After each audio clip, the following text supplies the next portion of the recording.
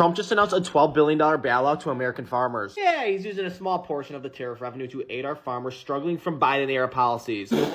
You just spew those BS talking points, don't you? What do you think you're doing? No, this is objectively a silent admission from the administration that tariffs have failed. Remember, his promise was these tariffs would open up new markets to our farmers with all these new trade deals, but instead they destroyed our old markets. China, for instance, previously the top purchaser of U.S. soybeans, responded to the tariffs by stopping purchases. Well, China has strategically targeted sectors dominated by Trump voters, but in actuality, we were hurting them more than they were hurting us, which is why a deal has just been made with China where they promised to buy 25 million tons of soybeans each year over the next 3 years, which is still below their 2024 level of 27 million tons. But also, despite China's exports to the U.S. declining, their overall exports have grown 5.4% this year, passing $1 trillion trade surplus. So it doesn't seem like China's hurting, but we are. You think China isn't subsidizing their key industries? That's all Trump is doing here. Under Biden, we had 40-year high inflation and the highest trade deficit ever. Well, under Trump, January to July, our trade deficit actually increased 23%. Well, a lot of companies were stocking inventory early this year before the tariffs took hold. If you look, though, at August, for instance, the trade deficit is down 24%. Well, because we're decreasing imports, that's for sure. Exports are flat. And I think Trump's ballot today is an admission that things are not going exactly as planned. Look, imports are down, but companies are investing trillions of dollars in the U.S. to start building here again. Trump's plan has always been a long-term one to revitalize U.S. manufacturing. And why are manufacturing jobs trending down, but ballots to farmers are trending up? Again, this is a long-term plan. You can't and just open up new markets like that or build new factories like that. Judge the Trump economy at the end of his term or even 10 years from now, not now when he's unwinding a global system that for decades has put foreign workers first over Americans. 10 years from now? All we have is now, bud, and it seems today is an admission of that failure of today. Oh, a family member of Press Secretary Caroline Leavitt is being deported. Good. Her name is Bruna Ferreira, and she is the mother of Caroline's brother's 11-year-old son, but Caroline claims she hasn't spoken to her in years. Yeah, and according to the prediction market Kalshi, Caroline has one of the lowest odds in the administration of leaving, so she is a favorite of Trump's, and by all means, this feels targeted. Caroline is literally the godmother of Bruna and Michael's son. If anything, this shows no one's above the law, but let's get into the details. Sure, so Bruna came to the United States in 1998 at age 6 to join her parents after being raised by her grandmother in Brazil. Oh yeah, she came on a tourist visa, which she obviously overstayed, which is illegal. Bro, she was 6, which is why she was able to get a work permit in 2012 under DACA, and after growing up in the U.S., she started 2 businesses, a cleaning service, and a Brazilian bikini shop. You said that a little too happy, but DACA just offers temporary protection, and she never became a permanent legal resident, which is why she is now subject to deportation. And that's just cruel, but then you hear about the details about how Bruna and Caroline's brother Michael fell in love at a nightclub, got engaged, and had a baby together, and then they broke up, and since then it's been a rocky relationship where Bruna claims Michael in the past threatened to get her deported, and now his sister certainly has the power to influence that. Bruna's being treated just as anyone else would be, and she's not exactly the model mom. In 2022, Bruna's mom picked up her son without Bruna knowing and returned him to Michael because Bruna left the kid with a strange man in a rundown house with rotten food in the fridge and trash piled up. Okay, there's 2 sides to every story. Bruna claims she left her son with a babysitter at a house she was a caretaker of while she was doing another job interview. She never faced charges for that or anything. Meanwhile, Michael Leavitt is the one who has 2 underage alcohol possession charges, a disorderly conduct charge, and a DUI at 19. Okay, I mean, those were all when he was young. Bruna is the one who, 1, is here illegally, and 2, has a previous arrest for battery. Bro, she never faced charges for that and had the case dismissed. She was 16, and it was over an $8 dispute outside of Dunkin' Donuts. But since this whole debacle started when Bruna was arrested on November 12th on the way to pick up her son from school, the White House has been trying to downplay her relationship with Caroline and paint Bruna as a bad mother with all these nonsense one-sided stories. It's just cruel. They've just been sharing their perspective, and look, Bruna is still in custody under normal removal proceedings. She is being treated like any other person here illegally would be treated. You get your process, but you don't get to make a foolery of our immigration laws. Well, now we have another 11-year-old boy who is an American citizen who is without his mother, who is about to be sent to a country she hasn't been to since she was 6. Oh, are you arguing that we should start making exceptions whenever someone has a sad story? That's not how the law works. I'm sorry, bud. I mean, I just think we're living in such a merciless time where even a Leavitt now may grow up without his mother because of this ruthlessness. No one is above the law, even if you have relations to the press secretary. I think it's the opposite dynamic at play here, Bob. And that's where we're at with that one, and we are live. Yo, this is Set with Set Media, guys, and I'm back with another one for you. All right, guys, we're about to get into Trump's engagement with the press at his roundtable, and then we're going to get into some news about China because, I mean, well, good news for China. They hit $1 trillion in a trade surplus, and we're going to go over how. And then, of course, we're going to get into a complete media analysis. But all right, guys, let's get right into it. By double tapping that screen, and let's go. So quickly with tariffs to these countries that are illegally shipping. It's solved. Your problem is solved in one day. That's why we have to win the Supreme Court case. In one day, that problem's solved. It's so unfair. They go out of business. They put everyone out of business. That's what they did to our car. We lost more than 50% of our car industry because of that. We lost our chip industry, went to Taiwan because of that. If you had a president that said, no, you can't do that, it's 100% or 200% tariff on chips if you make them outside of the United, we would have never lost our chip industry. But we're going to have 40 or 50% of it back very shortly because they're all coming in now from Taiwan. They're building chip companies. But it's the same thing with rice. Thank you, Dawn, very much. Well, thank Really you. nice. Well, it'll be good. We'll Thank you. get it solved very quickly. We just need the countries. We just give us the names of the countries. Yeah. Tariffs They again. own the It solves largest the problem in 2 minutes. Yeah, they've bought the largest brands at retail too, right? So they have an incentive to subsidize their products so that they can keep it on the Yeah, who shelf. did that? The Indians own the two largest brands. All right, I'll take care of it. It's Thank very. I mean, trust me, everybody's acting is pretty much playing with duplicitous trade tactics right now. I mean, even India, well, India's being exposed for actually being the source of where all the fentanyl is coming from because of their very lax pharmaceutical laws. And we're going to get into that. so easy.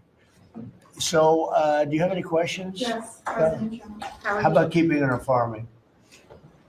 Your team answered all of my questions on Votes. farming, but I do. Do you have a farm Mr. question? President, in the interest of affordability with this aid package, I assume that that's something you want consumers to see before midterms next year. How quickly will that affect prices at the grocery store? Well, I think the prices are going to be going down already. I mean, the prices are way down. We brought prices way down from what it was. We inherited high prices. We inherited the biggest inflation in the history of our country.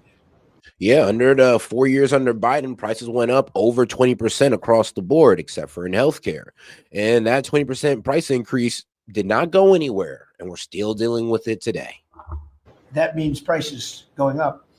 And we brought it down very substantially. Now inflation is essentially gone. We have it normalized, and it'll go down even a little bit further. You don't want it to be deflation either. You have to be careful. But we brought it way down. We had inflation that was the highest in the history of our country. They say 48 years, but I say the history. 48 years is pretty bad too, right? So we're solving those problems. We're bringing them way down, yeah. Would you consider MAHA incentives for farmers that go by MAHA guidelines? Well, a lot of the farmers like those MAHA guidelines, yeah. So, I mean, they do. We like MAHA.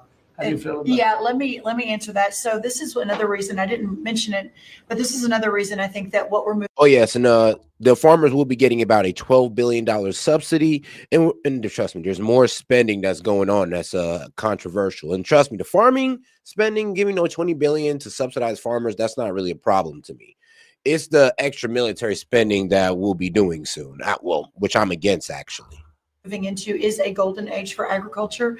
As Secretary Kennedy and I, and across our cabinet with the president's leadership, focusing on making America healthy again, the undergirding foundational effort in that is our agriculture industry. It is our farmers and our ranchers. So as the new dietary guidelines come out in early January, where USDA alone spends $400 million a day on nutrition programs, that's a whole other SNAP, fraud, et cetera. But when you think about what a market mover that is, as we begin to move the market toward more locally produced, American-made, healthier products, closer to the schools, the hospitals, et cetera, you again begin to open up so much of the market for the great products produced by these farmers instead of ultra processed foods out of a box. So there's a lot that's going to be coming on that as well. I'm really Mr. excited. President, I have a question. It's not related to farming, but if you'll entertain, I'm Kara from Lindell TV, Kara Cashno. Oh, God, let's not forget to double tap that screen and like the video, guys. Appreciate support, but let's not forget to double tap that screen. Let's get more people on the conversation.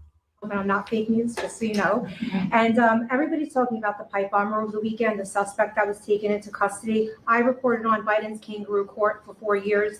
And this is an important question to me. Everyone knows that J6 was a Fed's direction to set you and your supporters up.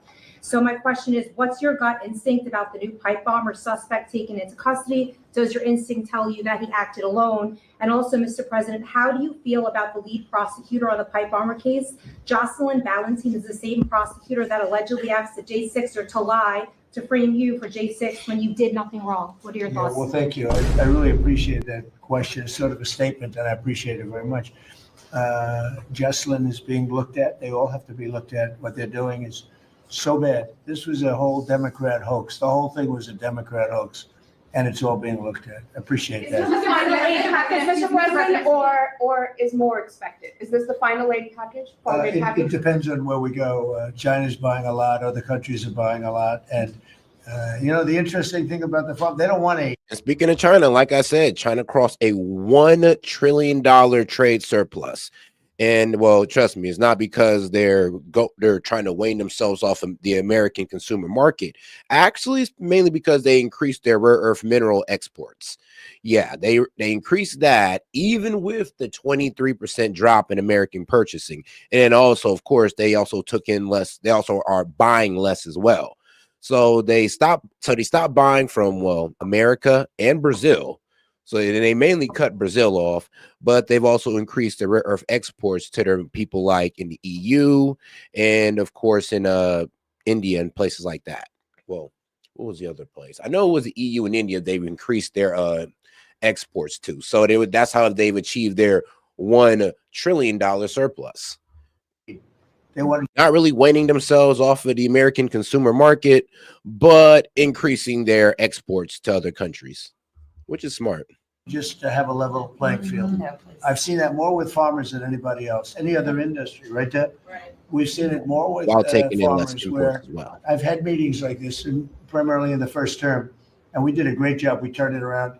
This is going to be the golden age. But the farmers don't want aid. They want to have a level playing field, because if they have a level playing field, they'll do better than anybody else. They're better than anybody else. Our product is incredible. Our machinery is incredible, right? I mean, we do have the best machines.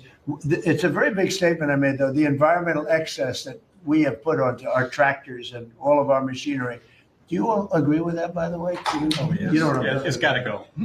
It doesn't do anything except make the machines break all the time. Yeah. And I must say, I like to buy old machinery. I said, buy old Yes. because it's better. The new stuff is terrible. It never works. Never works. Mr. President, you said you would have Here we go. no, Listen to Mr. this. President, you said you would have no problem with releasing the full video of that strike on September 2nd off the coast of Venezuela. Secretary I Hegseth now didn't say says, that. That's, you said that. I didn't say that. This is ABC fake news. you said that you would have no problem releasing the full bit. Okay, well, Secretary No. Trump didn't say that. Hegseth actually said that. So no, that was definitely Hegseth who said he had no problem releasing the full video for everybody to see. Hegseth, Whatever Hegseth wants to do is okay with he me. now says it's under review. Are you ordering the secretary to release that full video? Would you Whatever like he to see that decides there? is okay with me. So every boat we knock out of the water, every boat, we save 25,000 American lives. That was a boat loaded up with drugs. I saw the video. They were trying to turn the boat back to where it could float. And Now, now the admiral that ordered this double tap strike, so they struck the boat flipped over, and then the two guys who survived the strike were also obliterated as well in the second strike. And what the admiral has said is that yes, he did consult military lawyers, and that the guys who survived were not trying to actually radio any backup. So that's all we got so far. we didn't want to see that because that boat was loaded up with drugs just like everything else. But every boat we shoot down, and I don't know if you know, we're 92 or 94% down in drugs coming in by the sea. And we're trying to find who are the 6%, because I don't know, people aren't liking to drive boats right now loaded up with drugs. But think of that, every single boat we shoot out, on average, we save 25,000 American lives. Do you feel okay about that, Cord? Keep us safe. Okay, I know my man. What about you, Bill? Are you okay with I'm that? totally fine with Are you that. committed to releasing the full video? Didn't I just tell you that? You said that it was You're up the to most Secretary Hegseth. obnoxious reporter in the whole place. Let me just tell you, you are an obnoxious, What does it mean? a terrible reporter. And it's always the same thing with you. I told you, whatever Pete Hegseth wants to do is okay with me. And I just have a quick question. I ain't gonna lie. Lately, Trump has been tearing up the mainstream media. There's at least 20 House Republicans who Quiet have people. either said they're going to retire or not run again. Do you And have any Democrats concerns also. about the And Democrats Right. also. Do you have Well, any? why don't you mention them? How many Democrats are going to retire? Do you, How many well, Democrats? Well, that's what I was gonna No, ask. no, Do but you why have don't you any tell me the number of concerns? Democrats too? You Well, tell are me you about. concerned about the narrow margins? And No, I'm not concerned. I think we're going to do well. Among them, and We will have the National greatest Candidate economy. Blakeman, who you know as well, is considering running for We're going to have the governor. greatest economy in history. How many Democrats are retiring? How come you only know the Republicans but not the Because I Democrats? came here to Hilarious. ask you a question No, about. no, you're your head of- unprepared because you should know the Democrats. You're totally unprepared. Go ahead. Okay, well, can I ask a quick Who follow-up you with? about, Who you with? I'm with New York Newsday, and I also have a quick follow-up. Congresswoman Elise Stefanik is among those who is running for She's New York great. governor. She's great. Bruce Blakeman, who you also know. He's is now also tech- great. Are you planning on making any Well, I'll endorsements think or about having it, any but choices? he's great and she's great. They're both great people. We have a lot of great people at the Republican Party. Go ahead. Can I get back to farming? Yeah. So you talked about the profitability issue, the machinery playing a role in that. I know Right. fertilizer plays another role now. A Right. lot of that, the way I understand it, it comes in from Canada, different countries like that. What are we doing to bolster domestic fertilizer production to help make that more affordable? And then I think that will Well, transition one down of the the things, pipeline. a lot of it does come in from Canada. And so we'll end up putting very severe tariffs on that if we have to, because that's the way you want to bolster here. And we can do it here. We can all do that. I mean, we definitely make our own fertilizer here. So, yeah, putting tariffs on Canada's fertilizer would boost fertilizer sales in America. Yeah, but I would say what you do, you put very severe tariffs on from coming into other countries. You'll be making your own fertilizer. Right? In fact, Secretary Burgum, this cabinet is so remarkable. Instead of just seeing each other every month, we're literally talking every day, multiples of times a day. But our Secretary of the Interior, I and Secretary Besson and others, we have a whole plan in place, including the reshoring of fertilizer and the opportunity to do it in America.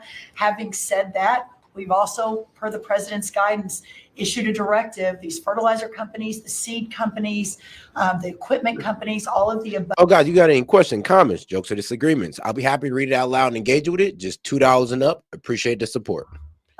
As our farmers have struggled year over year, the meat packing companies continue to make, a lot of money hand over fist, a lot of foreign owned companies. So that's why the president has been very unequivocal in saying we got to figure out why all these input costs are skyrocketing and all of our farmers are struggling, which we're going to do. So That is when a they great take question. when and they very take important. like fertilizer out of the country, all of a sudden we don't do it anymore. Then they start charging and sending the very high prices from other countries.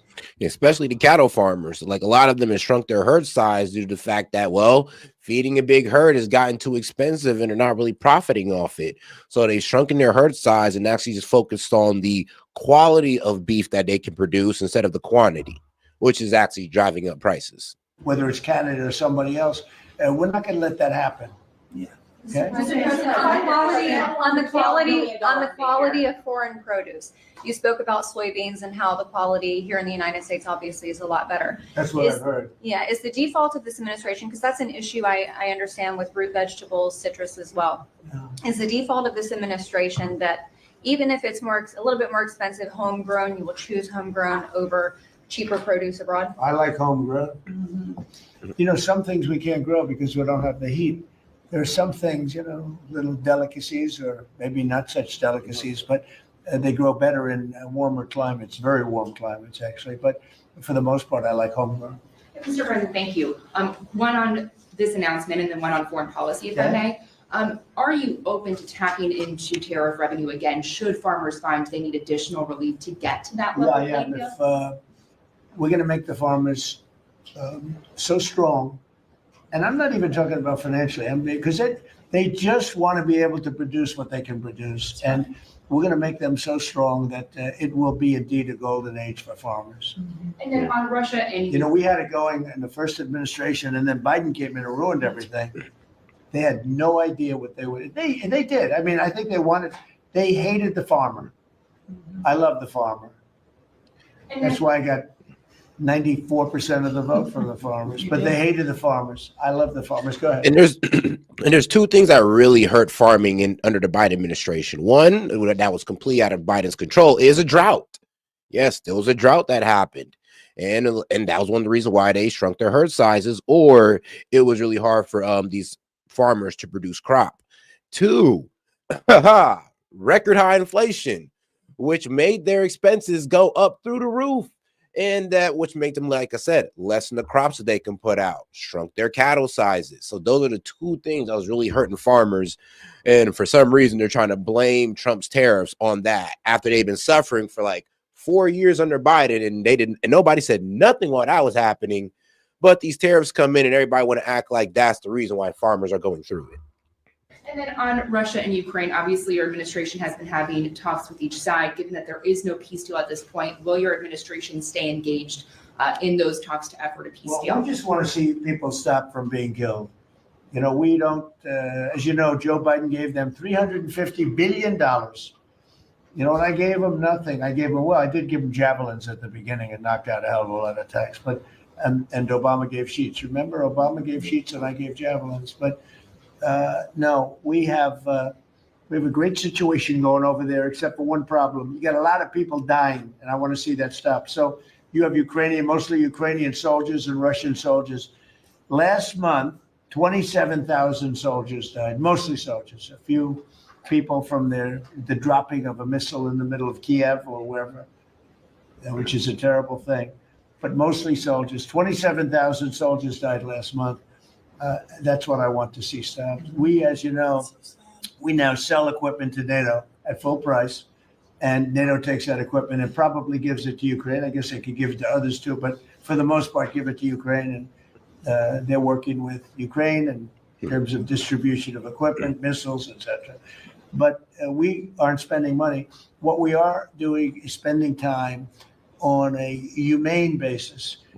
We want to see if we can stop the killing of 27. It would have never happened. This war would have never happened if the election weren't rigged. And here's the thing that Ukraine and Russia don't want nobody to know, is that the only way to come to a peaceful resolution is to pretty much give Russia whatever they want. Now, it has been reported already that Ukraine and Europe are standing on, they're standing on 10 with this one, said they would not give up any land to Russia. The problem is, though, is that, the land that they don't want to give it to Russia, Russia already have. So if Europe is not willing to get into the fight to help Ukraine take that land, Russia will continue to occupy that land, and they might even gain more land, because what's being reported is that Russia has already moved in, about on 86 fronts and already taken about 86 different regions. So, villages. So I'm not really sure how long the Ukrainians can keep on sitting here thinking that, or being delusional about defeating Russia, or at least pushing Russia back off of their land. And it's not looking likely, to be quite honest with you. If I were president, this war would have never happened. If you could pick about the soybean purchases, you've talked a lot, obviously, about China's soybean purchases. Some lawmakers from North and South Carolina have raised concern that U.S. tobacco farmers were told that China would not purchase flu-cured tobacco this year. Has that come up in your conversations at all? But we're doing well. The tobacco people, because of the deals I made, they're doing very well. But that could be, if it's the case, I can get it solved very quickly. Do you know how you settled on this $12 billion or $11 billion plus $1 more billion figure? We looked at how they were hurt, to what extent they were hurt. We did a very, steady progression of charts, and we figured out a very exact number, and it was about $12 billion. Okay. President Trump, if you had one Christmas wish for America besides making American farmers great again, what would it be?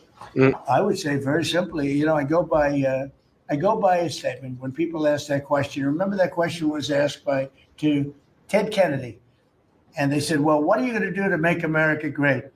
And he couldn't answer the question. I have a very simple: we're going to make America greater than ever before, and we're going to do it through a series of tariffs, intelligent taxes, and incentives.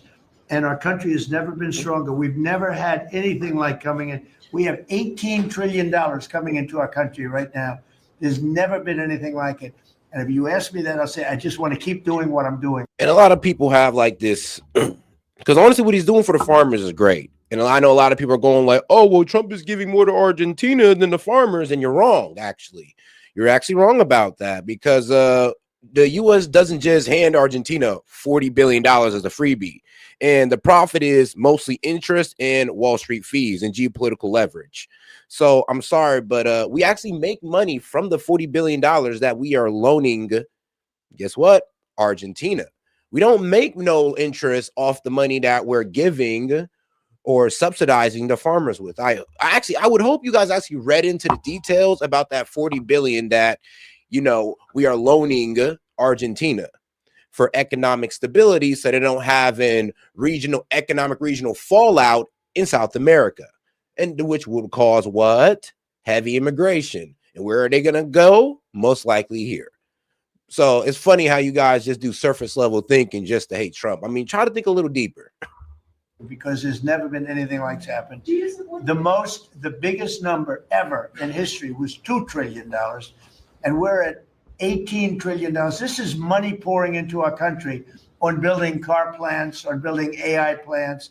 We just want to keep doing exactly what we're doing because nothing like this has ever happened in the history of the world, not just our country. There's never been, Scott, would you say that's right? There's never been anything like the investments coming into America. So this is a record year. Record year. Do you support the Paramount deal, sir? On healthcare, Mr. President, 22 million Americans are expected to see their healthcare insurance premiums start to rise by the beginning of next year. You're talking about because Obamacare is so bad? Yes, well, sir, because the Obamacare subsidies are expiring. Are you going to do because anything? Obamacare is so bad. What is the Republican plan? Are you going to let that happen on your watch? What I'm going to do is, I know it's about to sound like a dickhead comment, guys, but some of y'all are a bit too. I'm not responding to it unless you send it in a super chat. Put some money behind what you're saying, and then I'll actually dismantle it. Otherwise, I'm not answering it. You know, unless you're like a member or something. if the Democrats go along with it, which they don't want to because they want to make the insurance companies very rich, okay? I want the money to be paid to the people to go out and buy their own healthcare instead of paying to the, you know, the insurance companies, their stock has gone up 1,700% in a short period of time. Did you know that? 1,700. You wish your corn went up, right? Yeah, but the insurance companies, stock has gone up by 1,700%, 1,800%. They're taking in trillions of dollars. I don't want to pay the insurance companies anything. And I know a lot of them, but they're owned by the Democrats. And the Democrats have, Obamacare is a setup to make insurance companies rich. And I want to pay the people, and I want the people to go out and buy their own health care. All right, let me break this down for you, because like I said, a lot of you guys are actually pretty dumb when it comes to this 40 billion loan to Argentina. It's really a package with two big pieces to it. Now we got the $20 billion currency swap. It's a credit line from the U.S. Treasury. Now the U.S. gives Argentina access to the U.S. dollar. Argentina's central bank gives the U.S. pesos and promised to pay back the dollar with interest. We've already made money from this, just off the interest alone. So that's what I'm saying. You guys sound pretty dumb because you don't know what you're talking about. We're not bailing them out by just giving them a free $40 billion. And you don't even understand the plan behind it, because it's for economic regional stability in South America. Because if that whole region goes out, that's bad for us as well. So guess what that is? It's about America first, because trust me, America is not going to do so well if all of the South American economy falls out. I would hope that you would know this, right? It's important to me that you really know this. And that's what we want to do. And that's what the Republicans want to do, because Obamacare is a disaster. And I said it 5 years ago, 4 years ago, 3 years ago. It was always a disaster. It's bad health. But shout out to my man Jay. He says, poor Dems don't know how the world works. Nah, facts. He said, don't know how the world works. Those deals don't mean 20 trillion instantly into USA bank accounts. Stop thinking like children because you hate Trump. Literally, the man says we got 17 or 20 trillion dollars investment. Where is it at? Like, why is it in the Treasury? Do you not know how investments work? Like saying anything at this point. Healthcare that's too expensive for people. And now your premiums, and you said it better than I said it. You said the Obamacare premiums are going to go up. They're going. And shout out to my man Daniel Castro. Castro, he says, "Fuck out of here, you broke crybabies. If you don't like it, move on. No need to tell everyone you're too cheap to comply." Literally, just like $2 and up $5 just to try to sit here and prove me wrong. I will literally engage with your argument. I promise, but I'm not doing it for free because some of y'all arguments are just too dumb. I'm just like, all right, no, I can't do it. Not today. Maybe tomorrow, but not today. Way up.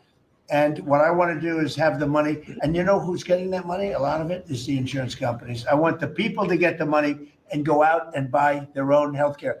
And everybody wants that. Right? Okay. Oh, and another thing that you didn't know about the Argentina. Oh, yeah. The other 20 billion, that's not from us. No, actually, it's not from us. It's from private banks and sovereign wealth funds. You didn't know that either, did you?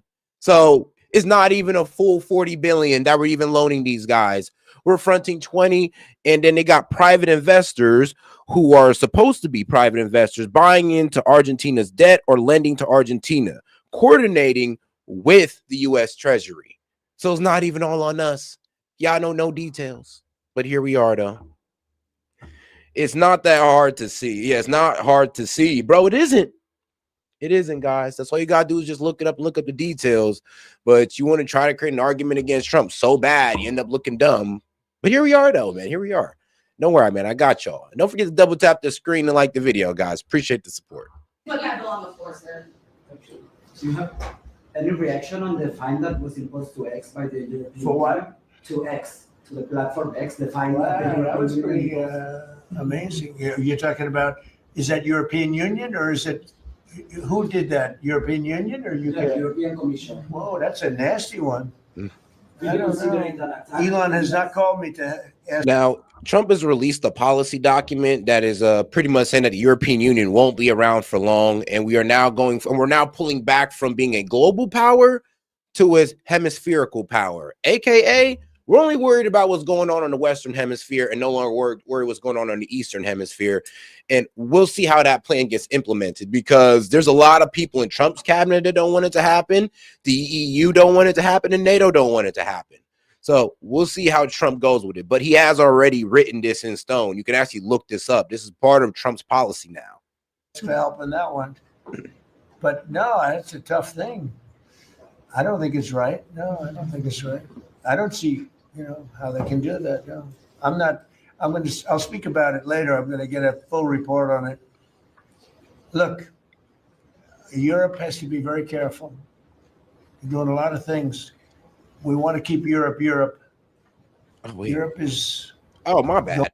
My bad. Shout out to Jay. He's like, it's not that hard. See, I mean, no, literally though, it's not that hard to send in $2 to have your argument heard. Like, it's not that hard. And don't worry, I got you. I'm not going to be a dickhead about it. I'm not going to do you like, Dean Withers or Get a Job Parker. I'm actually going to engage with your argument. Going in some bad directions. It's very bad for the people. We don't want Europe to change so much. You're going in some very bad directions. That was a big thing. You directed a review of the childhood vaccine schedule, possibly to match what is on par with peer nations in Europe. Would you support ending federal mandates and just making those recommendations for schools? You're going to have to say it again. As far as the vaccine Louder. As far as the vaccine schedule for children, would you support ending the federal mandates and making it optional for schools? Well, we're looking at a lot of things having to do with vaccines and with the different. I think we take like 88 different shots, all wrapped up in one big glass of stuff like that, and we're going to be reducing it very substantially. Do you support the Paramount? It'll be safe, bid? but we're going to be reducing it very Do you substantially. support the Paramount bid for Warner Brothers that I came don't up this know morning? enough about it. You spoke about Netflix last night, saying you have concerns about them. I know the companies very well. I know what they're doing, but I have to see what percentage of. And shout out to my man Daniel Castro. It's like it's hard because they have to turn down the TDS. Yeah, I know, right? It's really hard to do some deeper thinking into this stuff, or actually look more deeply into it instead of just trying to create an argument against Trump. Because trust me. You read a headline and it's easy to create an argument against Trump, but you actually look into that headline, you start seeing that it's either ridiculous or it's not really that hit against Trump that you think it is. But I mean, hey, y'all keep trying though. Y'all can keep trying. You know, I love it. All right, man. Hashtag. He said, hashtag death to the leaf. It's one side that doesn't want to end the life of pedophiles. Why can gays enjoy the body? Damn, the bodies they like to have sex with. Gay privilege? Whoa. Well, well, damn. He says one side that doesn't want to end the life of pedophiles. Well, I wonder where you're going with that actually, because you know, both sides, I'm not going to demonize the left and say that they don't want to, you know, take out pedophiles. The problem is that they don't realize that they're supporting the pedophiles in the trans community. That's what they don't realize. But, you know, that's just blissful ignorance on their part. But I really wonder where you're going with that one. But he says, why can gays enjoy the bodies they like to have sex with? Gay privilege. I mean, shoot, you're right. Hey, man, ain't nobody talking about a promiscuous gay man. Nobody ever hopped down on their ass. But Lord knows, let a guy do it. Man, our ass is cooked. We're a misogynist, womanizer. We're the worst of them. It's tough. But shout out to my man Jay Swag, Jay the Hawk. He said, hashtag death to the leaf. He says the left lost. Oh, death to the left. Okay, death to the left. He said the left lost the first civil war and built systematic racism such as affirmative action, destroy the matrix, carry every day. Dang, destroy the matrix, carry every day. I ain't gonna lie, my man low-key cooking. It's like, if you think he not cooking, I'm sorry.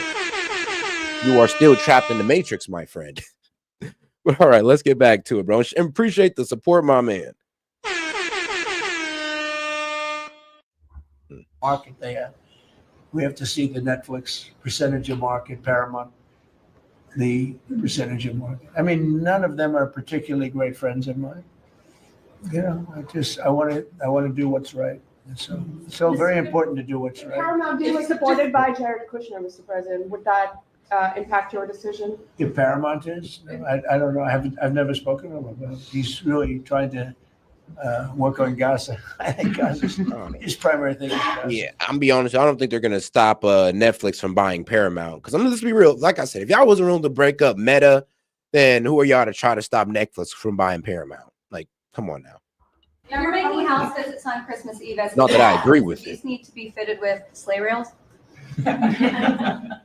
You want to answer that question?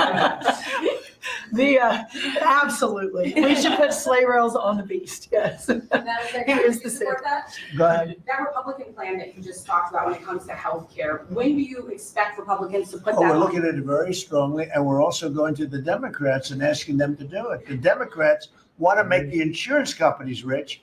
They're all paid off by the insurance companies. There's a tremendous amount of the insurance company funding goes to. And yes, there are people who's also paid off by the insurance industry on the right, but the left, I mean, look, the way they're like showboating or they're shaking ass in a circle for these Obamacare health subsidies that go directly to insurance companies and they still raise their premiums. I mean, come on now. Come on. Y'all can't say they're not holding water for these guys. It's a little too obvious. Like they could have hit it a little bit. Shout out to my man Jet, though. He says TDS, whiny toddler adults, and woke equals broke a loss. Oh, damn. Broke a loss. Democrats. Broke a loss. Why don't you ask that question of the Democrats? Because I would love to do it. I'd love all of the money to go to the people. They go to the people. You know, I put that out 2 weeks ago. It became #1 viral. People love it. I want the money to go for healthcare, to go to the people and let the people buy their own healthcare through an account. They can buy their own healthcare. And everybody loves it, except for the Democrats. And you know why they don't? Because they're paid off by the insurance companies. Okay, what else? Yeah, Alina Habba says she's stepping down as U.S. Attorney for the District of New Jersey. Yeah, the fact that they're not willing to like bend on a plan that actually, you know, don't give billions of dollars to the insurance industries and actually find a way to actually help the American people better. Like I said, it does kind of lean into that point. And I'm not saying that Republicans aren't on the same thing, but at least they're bringing it up. They're like the Dems didn't even want you to know that where these subsidies were going. They just honed down on the point that without them, your insurance premiums are going to triple. After the courts disqualified her. Which is true. And shout out to my man Jay Swag, Jay Hawk. He says gay privilege is they get to enjoy the bodies they use for sex in locker rooms. And as a straight man, I can't do that to women. Illiberal is not equality. Man, well, I mean, shout out. They even second the locker rooms as a straight man. I cannot do that to women. I would hope you wouldn't want to, my friend. But yeah, I get what you're saying. I get what you're saying. There is some gay guys. Well, let me be real with you. Most guys, the guys who turn trans, well, they were originally gay. If they just wanted to take it one step further and just be like, all right, well, instead of being a guy that like guys, I want to transform myself to a girl who like guys. It's crazy, but I mean, we let them live their life, right? As long as they don't, push it on children, it's all good. Let them live their life. Have any comment on that? Well, she's not disqualified. You got a blue slip thing that's horrible. It's a horrible thing. It makes it impossible to appoint a judge or a U.S. attorney, and it's a shame. And the Republicans should be ashamed of themselves that they allowed this to go on, because I can't appoint a U.S. attorney that's not a Democrat, because they put a block on it. So if you appoint in Virginia or in New Jersey or in California a U.S. attorney or a judge, I mean, a judge situation is ridiculous. The only people that you can get by are Democrats, because they will put a hold on it. Mm-hmm. If I put up George Washington and Abraham Lincoln to be U.S. attorney in New Jersey or to be U.S. attorney in Virginia, we have Democrat senators, they will not approve them. Yeah, because they're trying to stop the prosecution of Letitia James and James Comey that was throughout only because the prosecutor wasn't confirmed by the Senate, and Pam Bondi just gave her a stamp of approval without being approved by the Senate, so the case was thrown out. And they tried, and they tried to re-prosecute Letitia James, and the grand jury said, "No, we're not doing it." So now it's all at a standstill, and let's be real, like, this is Pam Bondi's fault. This is why Pam Bondi should resign and take Cash Patel with her. Gentleman's agreement that's lasted for too long, and it doesn't make it, especially in light of what's going on today, it means you can't appoint a Republican U.S. attorney, and we don't play the same game with them, but they do.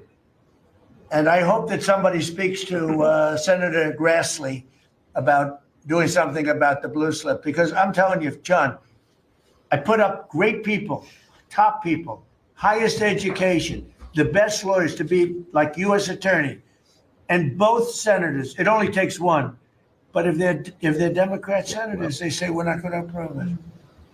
I had a couple of them say, "Why don't you appoint Democrats?" All because Senator Grassley, with his blue slip stuff, will not let anybody go by. By the way. And shout out to my man Jay Swag, Jay Hawk. He says, "I wanted to be a woman when I was 3 and 13. Thank God my parents didn't mutilate me, or I would be dysfunctional and suicidal. Hashtag death to the left."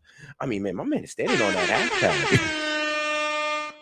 I don't like the leftists either. I'm okay with the liberals, but not the leftists. And people got to understand, those are two different people. Trust me, two different. The Democrats have violated the blue slip provision on numerous occasions, but we don't do it.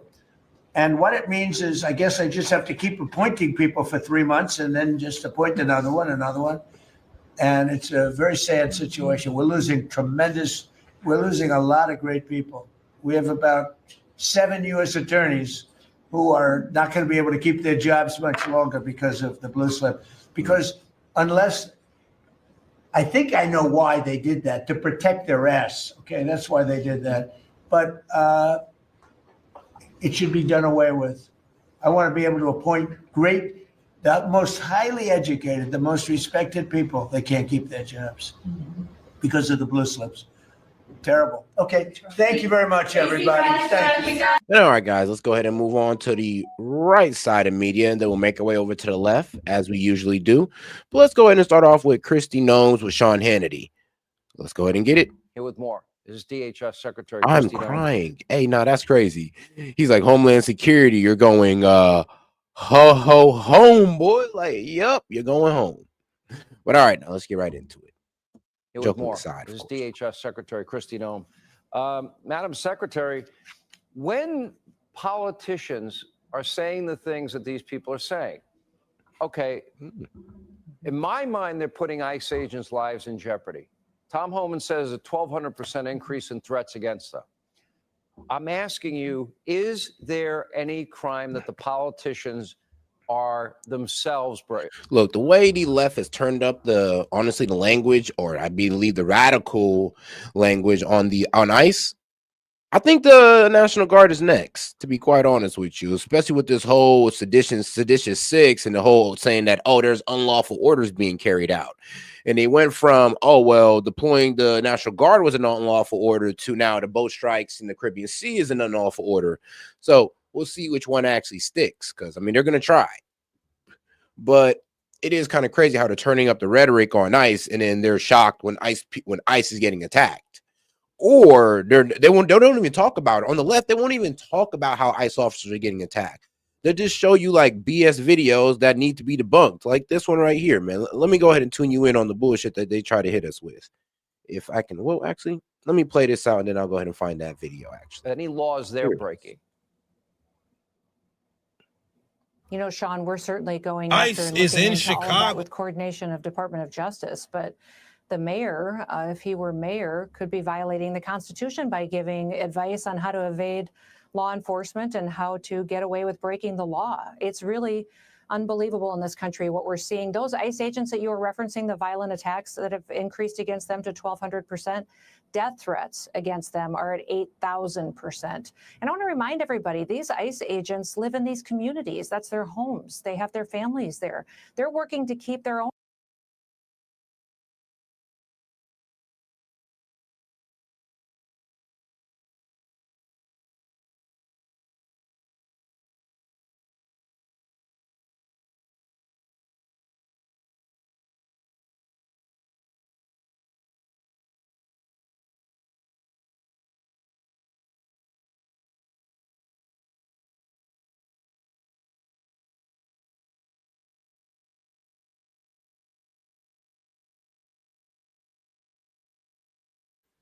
Kids safe so that. But check out this video here of how duplicitous the left is.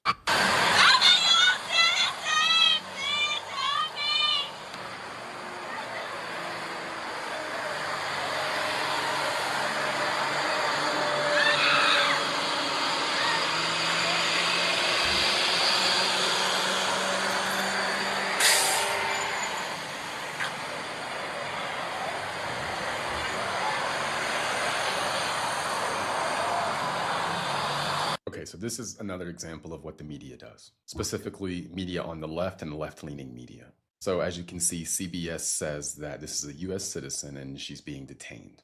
And it's because she wouldn't comply with ICE and identify herself. Again, as I said before, if you play stupid games, you win stupid prizes. But what CBS doesn't tell you is that she was in her boyfriend's vehicle, who is in the country illegally. And that is why the vehicle was stopped. So she's in her boyfriend's car, who's in the country illegally, who does not have documents to be here. He's not here legally. And then when they stop her, she refuses to comply with them. What did you think was going to happen? But also I find it interesting that CBS did not note any of those things. They just noted that she's a US citizen, and look how it started. Because you also have to remember this, on TikTok, the vast majority of people do not watch the whole video. Your watch time is very high at the beginning of the video, and then it drops off over time. So more people saw them detaining a US citizen than anything else. Later in the video, to CBS's credit, it does say that she wasn't complying, so she got detained for not showing her license. Again, but what they don't tell you is she was in her boyfriend's vehicle who's an illegal in this country. And that's why the traffic stop happened. They don't tell you that part. So if you see people trying to spread this video saying this is what they're doing to US citizens, make sure that they understand the context. She didn't comply with ICE. She should have complied and identified herself. And her boyfriend is in the country illegally, and that was his vehicle. So anyway, just a reminder, I have.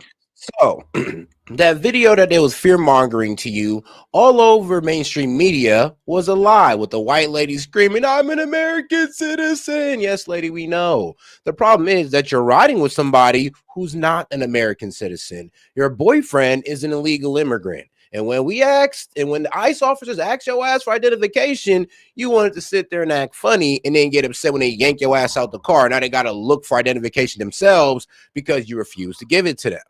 And then, of course, there's the bystanders on the side that want to make everything look way more dramatic than it is and start filming at the exact right time just to make ICE look like the most evil group of people in the world. Like, Beautiful timing. Chef's kiss, honestly. But all right, though, let's go ahead and get back to the video.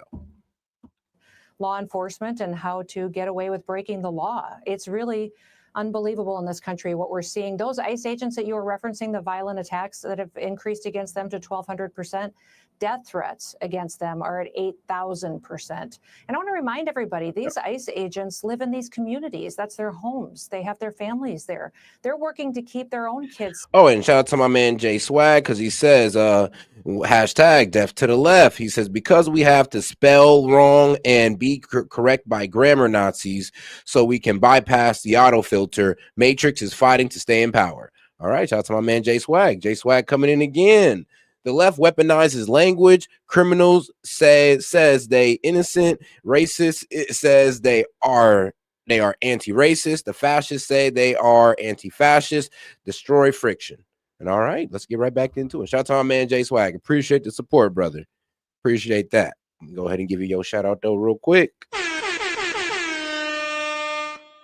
Safe, so that they can go to school, they can go to church and go to work every single day. So they're there doing God's work to protect this country and enforce the law. And these politicians, if they don't like the law, then go frickin' change it. Go change the law. That's your job, is to actually. I mean, here's the thing, though. You really got to think about it. I honestly think that the left or the Democrats literally use these illegal immigrants as political leverage. Think about 4 years Biden was in power, right? He did not create no new immigration law, no mass amnesty program, or anything for these people. He had 4 years to do so. F it. He was letting more in without creating no way for these guys to actually become naturalized citizens. Actually, he let more people in instead of taking care of the people who are already here 10 years illegally. If anything, if I was Biden, I'd have just took care of those we already got here, you know, instead of just using them as political leverage for today. Because that's what they used as. Like, you guys were getting outraged about these guys getting removed who've been here for 10 years illegally. You know, the Dems could have did something about this a while ago. You know that, right? But they didn't.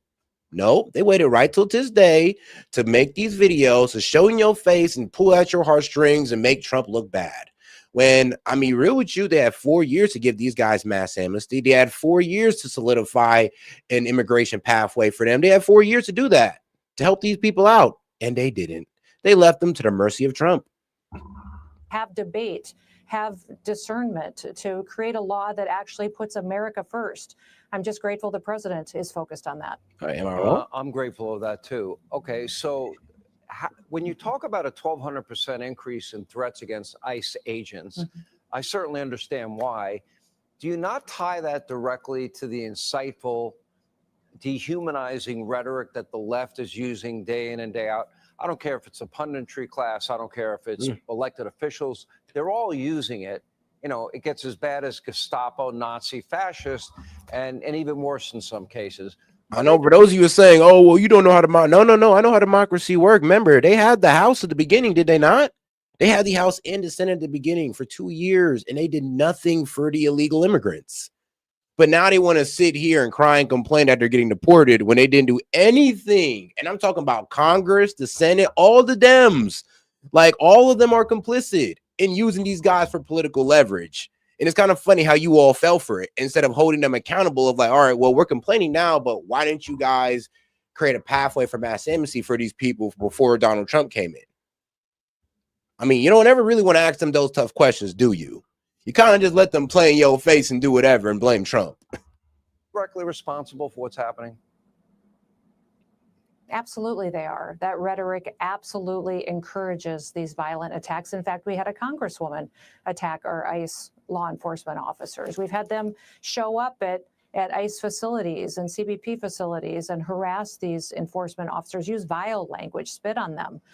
So yes, it absolutely does. They're supposed to be leaders. They're supposed to be examples that we can point to, and we wouldn't raise our children to do the things that they do. We would be ashamed of our kids for acting the way that these grown adults act that are supposed to be some of the best in the country that lead us and protect our Constitution and our country's freedoms. Yeah, well, I can. And shout out to my man Jay Swag. He says, don't wear Patriot colors. They target you. Wear black to hide in them. We don't randomly assault them, so you're safe. Be mindful of false flag patriots.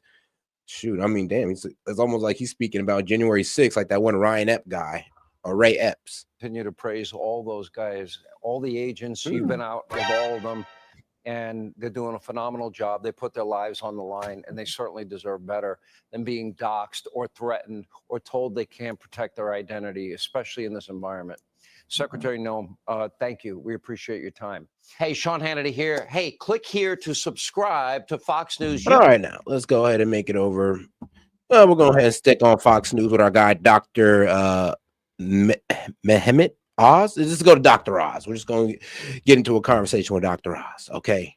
As we speak, a historic level of fraud. You know what's so funny about this guy, bro, Dr. Oz? It's crazy how everybody was trying to discredit this man when he's probably the most qualified for the job. When they try to literally say, oh, he's not a real doctor and all that, that's how I know the TDS was real. I was like, bro, did y'all even look this man up before you said that? Obviously not. And taxpayer theft is now being uncovered. Guess what? In Congresswoman Omar's Minnesota, we're told the amount stolen could be in the billions. Facts. The administrator for the Centers for Medicare, Medicaid, Dr. Mehmet Oz, is on now, and he has been tracking that fraud, and he's here to explain it. All right, Dr. Oz, you know more about this than anybody. We know fraudsters in Minnesota, over $1 billion. I'll give you one example. If you look at the autism program in Minnesota, 2018, we spent $3 million. Now, 2023, the last year we have numbers for, $400 million. Okay, and how much of that is going into the Somali community? Has that been institutionalized? They've weaponized fraud and corruption. Talking with the CMS team that I'm blessed to work with, they say they've never seen anything like this as an abject dereliction of duty. Yeah, yo, and check out this clip, man. It's actually pretty crazy. A $250 million fraud scheme. Already 77 people, many of them Somali immigrants, have been charged in one of the largest taxpayer-funded scams in U.S. history. Minnesota, home to the largest Somali community in America, has become the center of this massive investigation. This is the Feeding Our Future scandal, a pandemic-era scheme in which defendants allegedly stole over $250 million meant to provide meals for low-income children. Instead of feeding kids, prosecutors say the money went toward luxury homes, high-end cars, jewelry, overseas transfers, and an entire network of shell companies. According to the DOJ, the conspirators submitted fake invoices, fabricated meal counts, and even staged photos to make it look like they were serving millions of meals that never existed. In some cases, they claimed to feed more children than lived in entire neighborhoods. A federal jury found Amy Bach, the founder of Feeding Our Future, and Salim Ahmed Saeed guilty of conspiracy, bribery, wire fraud, money laundering. Federal officials say more arrests may still be coming.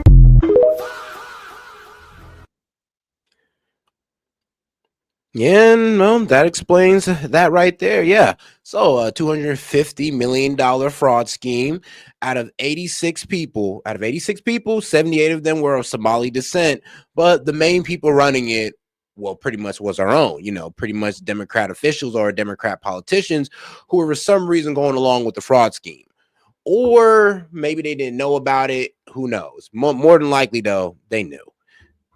And I think what happened, and just becoming clearer now, is that the Walz administration knew there was a problem. Whistleblowers were saying, this money's being stolen. You gave a great number with autism. I can regale you with a bunch more. But nobody wanted to rock the boat because it turns out Somalians overwhelmingly vote for Democrats. They felt it would look bad for them to go after these people that they knew were guilty. And it was the Somalian community, in fact, that it finally came forward and said enough is enough. And we see people buying luxury cars, shipping money back to our home country, maybe even to terrorist organizations. And it was with that urging, we finally found out what was happening. But here's the deal. President Trump's not going to tolerate this. Understandably, no American should want their tax dollars being siphoned off to Somalians living in Minnesota, who then ship it over to Africa or other places where it can be used for purposes that it was not designed. They're taking away the benefits that our most vulnerable desperately need when they steal from autistic children or from homeless people, people with substance use disorder. So we made a very clear line in the sand. By the end of this month, we need some type of a written plan from Governor Walz's team Every week we want audits. We're demanding this. And by the end of January, if they have not cleaned up this disaster, this mess, then Governor Walsh will start looking for loose change under his couch, because we are going to shut down funding of these programs, the 14 additional programs, besides the one for transportation that we already, rather for housing, that we already shut down. Well, 2.6 million, what was originally proposed, now it's over 100 million? Damn. For that one program, but you add them all. And Sean, here's the thing. These programs were designed for the sickest of the... Oh, guys, let's make sure we double tap that screen and like the video, guys. Appreciate support, by the way. But let's get more people in the conversation by double tapping that screen. And let's make sure to tap that icon up there and subscribe to the channel, guys. Appreciate the support. Sick people who are vulnerable. Imagine what happens if you're a child with on the autism spectrum, mom and dad are barely keeping things together, and all of a sudden every other kid on the block and every kid in the Somalian community. And shout out to my man Jay. He said, "Why is children always involved in dem scam?" Yet it is kind of effed up to be playing on autism and then be trying to look and say your kid's autistic, and we're gonna go ahead and split, the government funding for that kid. You go and get a nice little $400, and we'll go ahead and take the rest, and we're gonna go ahead and keep doing that. And they build themselves a nice sum of money, enough for them to go get nice houses and cars and all that good stuff. I mean, the scam was working well until they got caught. I mean, thank God they got caught, because, yeah. FBI, open up! Community has autism. And all of a sudden, you've got these massive increases in expenditures. You can't get access to care. And now we've got to come in and clean it up. What happens? These kids get hurt. The same for homeless people who desperately need housing short term when they get out of a hospital. What about getting transported to a clinic to get your dialysis? And it is effed up. Scamming on the guidelines of feeding people is effed up. It's like, yeah, so we're giving you this government money so you can go out there and feed people in the community. And instead of doing that, you pretty much write up a bunch of meals that you never gave out, and we send you this money, you go buy luxury cars and mansions. Like, are you effing serious? Like, with money that's supposed to be, to feed children or feed people in the community, that's really effed up. That's going to go away, Sean, because the Somalian community figured out a way of hacking the system. And then when they weaponized it, nobody was watching. And Sean, this is the part that gets me animated. It's not just in Minnesota. It's the worst that's ever been in Minnesota.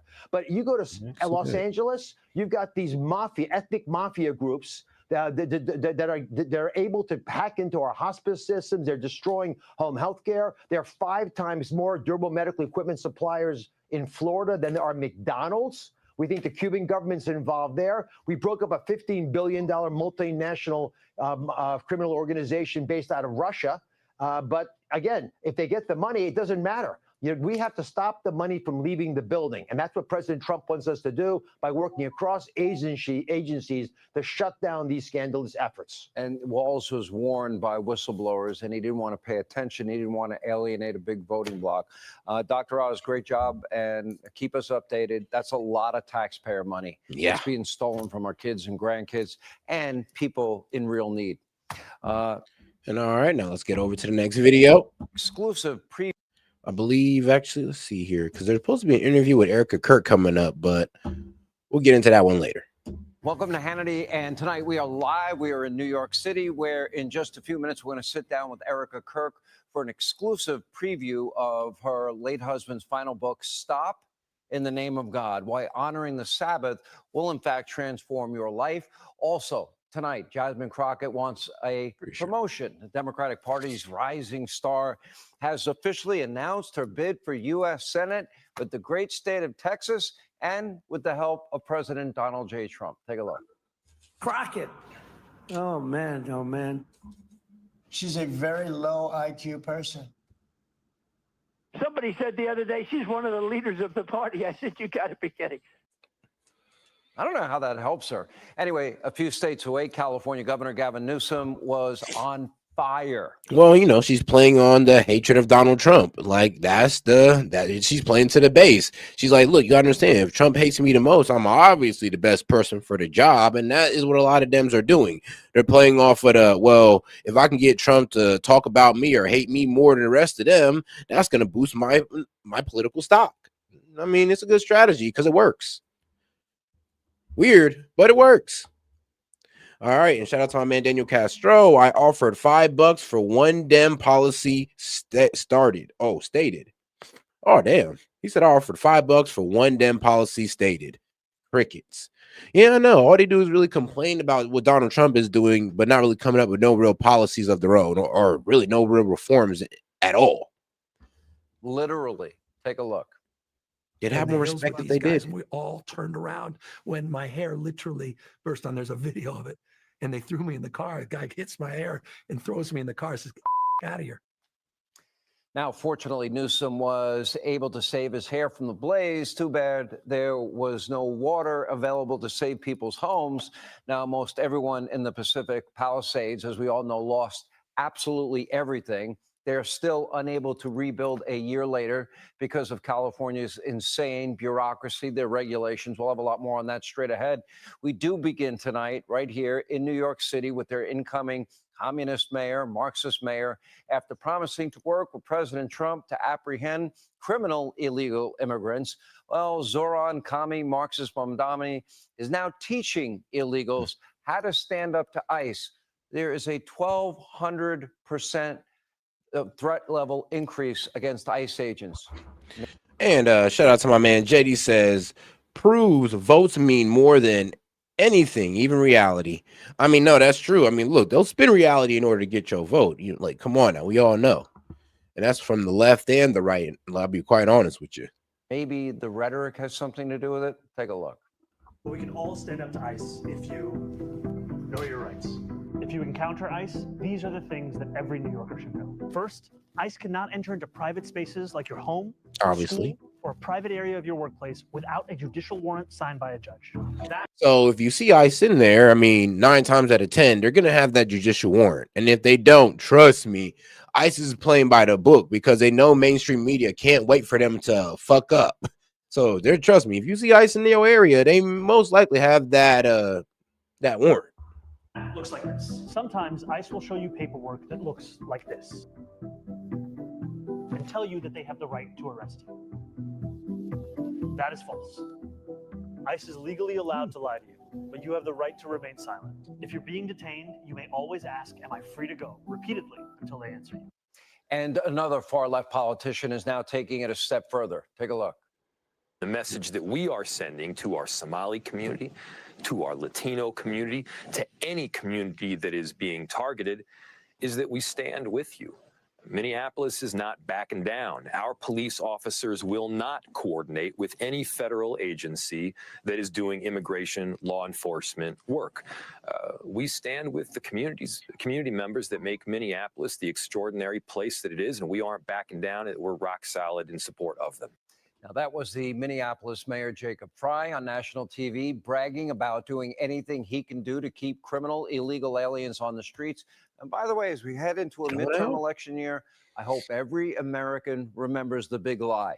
The border's closed, the border's secure, and all the hard work that Democrats are putting into protecting even those criminal illegals, allowing them to run free in your town, in your city. And meanwhile, in the deep blue state of Illinois, nearly 1,800 criminal illegals have been released this year as state officials ignore ICE detainers, even for violent felons. This includes individuals linked to homicide, assault, home invasions, even sex predators have been released onto the streets, which is pure insanity. And of course, thanks to Joe Biden, there are millions of all of these unvetted illegal immigrants, many with criminal records. Well, they're living all across the country. And with the election safely in the rearview mirror, the New York Times is now finally reporting that Biden's own advisors warned him that his border policies would create chaos and a lot of suffering. But Joe's inner circle just didn't seem to care, as Biden himself. I mean, here's the problem. The man had no border policies. He just left the border open. He didn't enforce immigration law whatsoever for 4 years straight. So that's the reason why we had so many encounters at the border and so many people who made it in.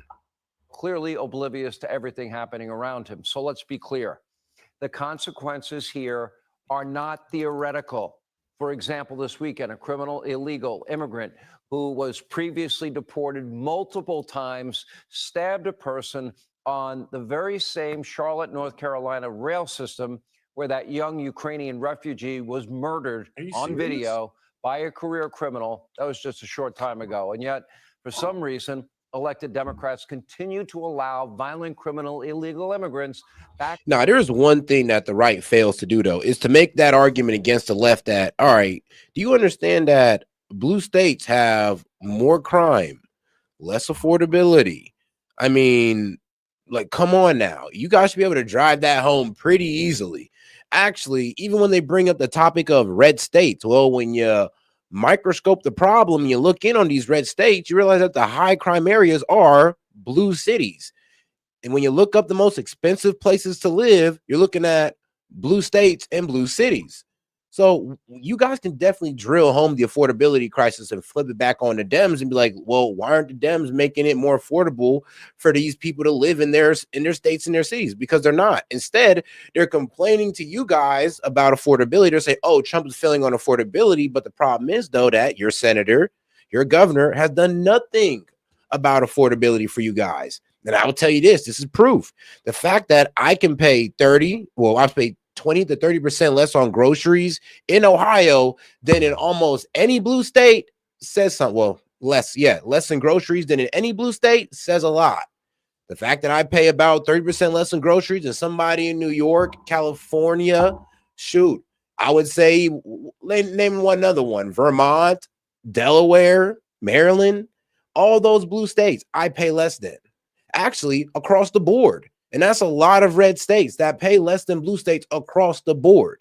So it's funny how Republicans just can't make that easy argument. And it's people that Mark Levin had to make it for them, of all people. Out onto your streets, putting all of you and your families at risk. Meanwhile, President Trump's DHS, well, they have a holiday message for those criminals. Ho, ho, ho, you're going home. Hey, Sean Hannity here. Hey, click here to subscribe. All right, now let's get into this Erica Kirk interview and let's see what she's talking about. Let's see what the young lady's talking about. All right, Charlie Kirk's final book that he finished only 1 month before his assassination. It is now out in bookstores around the country. Stop in the Name of God, Why Honoring the Sabbath Will Transform Your Life. By the way, you can get it. Go to 45books.com. You can get a copy. It's also in bookstores around the country. Now, the book takes on the machine that we kind of look at it as modern life. This, all day. You ever see somebody at a dinner table? They're like, everyone's looking at their own phone, right, Erica? We'll talk about that. It's a never-ending distraction for everybody, which which we all seem to be addicted to. This book is encouraging all of us 1 day a week to turn this off, to turn off electronics, learn to be present with our significant others, with our loved ones, with our children, and truly rest 1 day a week. God created the world in 6 days. He rested on the seventh. And to do that in the name of God and honor the Sabbath. Erica Kirk, the CEO of Turning Point USA, joins us now for this interview. It's so good to see you. I got to spend time with you earlier today. I loved it. You stuck with me twice. We're stuck. Our whole team is all stuck together. Oh yeah, it's all good. Mikey taking a million Right. videos over there. Before we talk about the book, which is really, I think, can transform people's lives. Absolutely. How are you doing? How are the kids? Doing the best you could expect. God is good, and we have the most amazing Turning Point USA family. They've rallied around myself, my children, and chosen family is everything. And then of course we're blessed with our family itself. But people like you, Ainsley, it's priceless. It's priceless. You go through this period, and they have the shock of something like this happen. Right. All right. I don't think this is going to be too much of an informational. They're going to give her a softball interview, and they're not going to go over any real details on her political views. So we're going to go ahead and get over to the next video. But shout out to my man Jay Swag. He says, people complaining about Texas has more crimes than California seem to forget that California refuses to prosecute most crimes like theft, assault, drugs. And you do got to remember, they were the ones actually telling people, well, it's not theft unless you steal over $900. Thank God they reversed that, but they were definitely on that, which is absolutely insane. But all right, now let's get into this. Who Knew What and When is Minnesota-based journalist who's been covering the fraud since, I believe, 2018, if I have that correctly, Liz, but it's Liz Collin. And I know that she's also spoken to a lot of people who've been hard to reach. We've asked for a lot of people. And the last part of his chat, go fuck yourself. Of Minnesota, you managed to accomplish getting in contact with these prosecutors. Let's talk about exactly what's going on.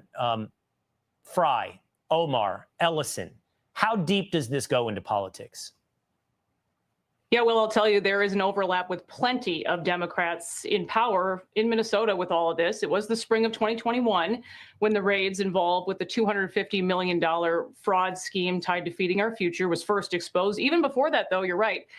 There was a suspected $100 million fraud tied to overbilling at dozens of Somali-owned daycare sites in Minnesota. That was making news back then. So the question of who knew what and when, you laid that out. Congresswoman Ilhan Omar, she held several events at the restaurant named in the Feeding Our Future fraud, including hosting her congressional win in 2018 at that very restaurant. So she knew one of the owners very well. Salim Saeed is his name, who has since been convicted.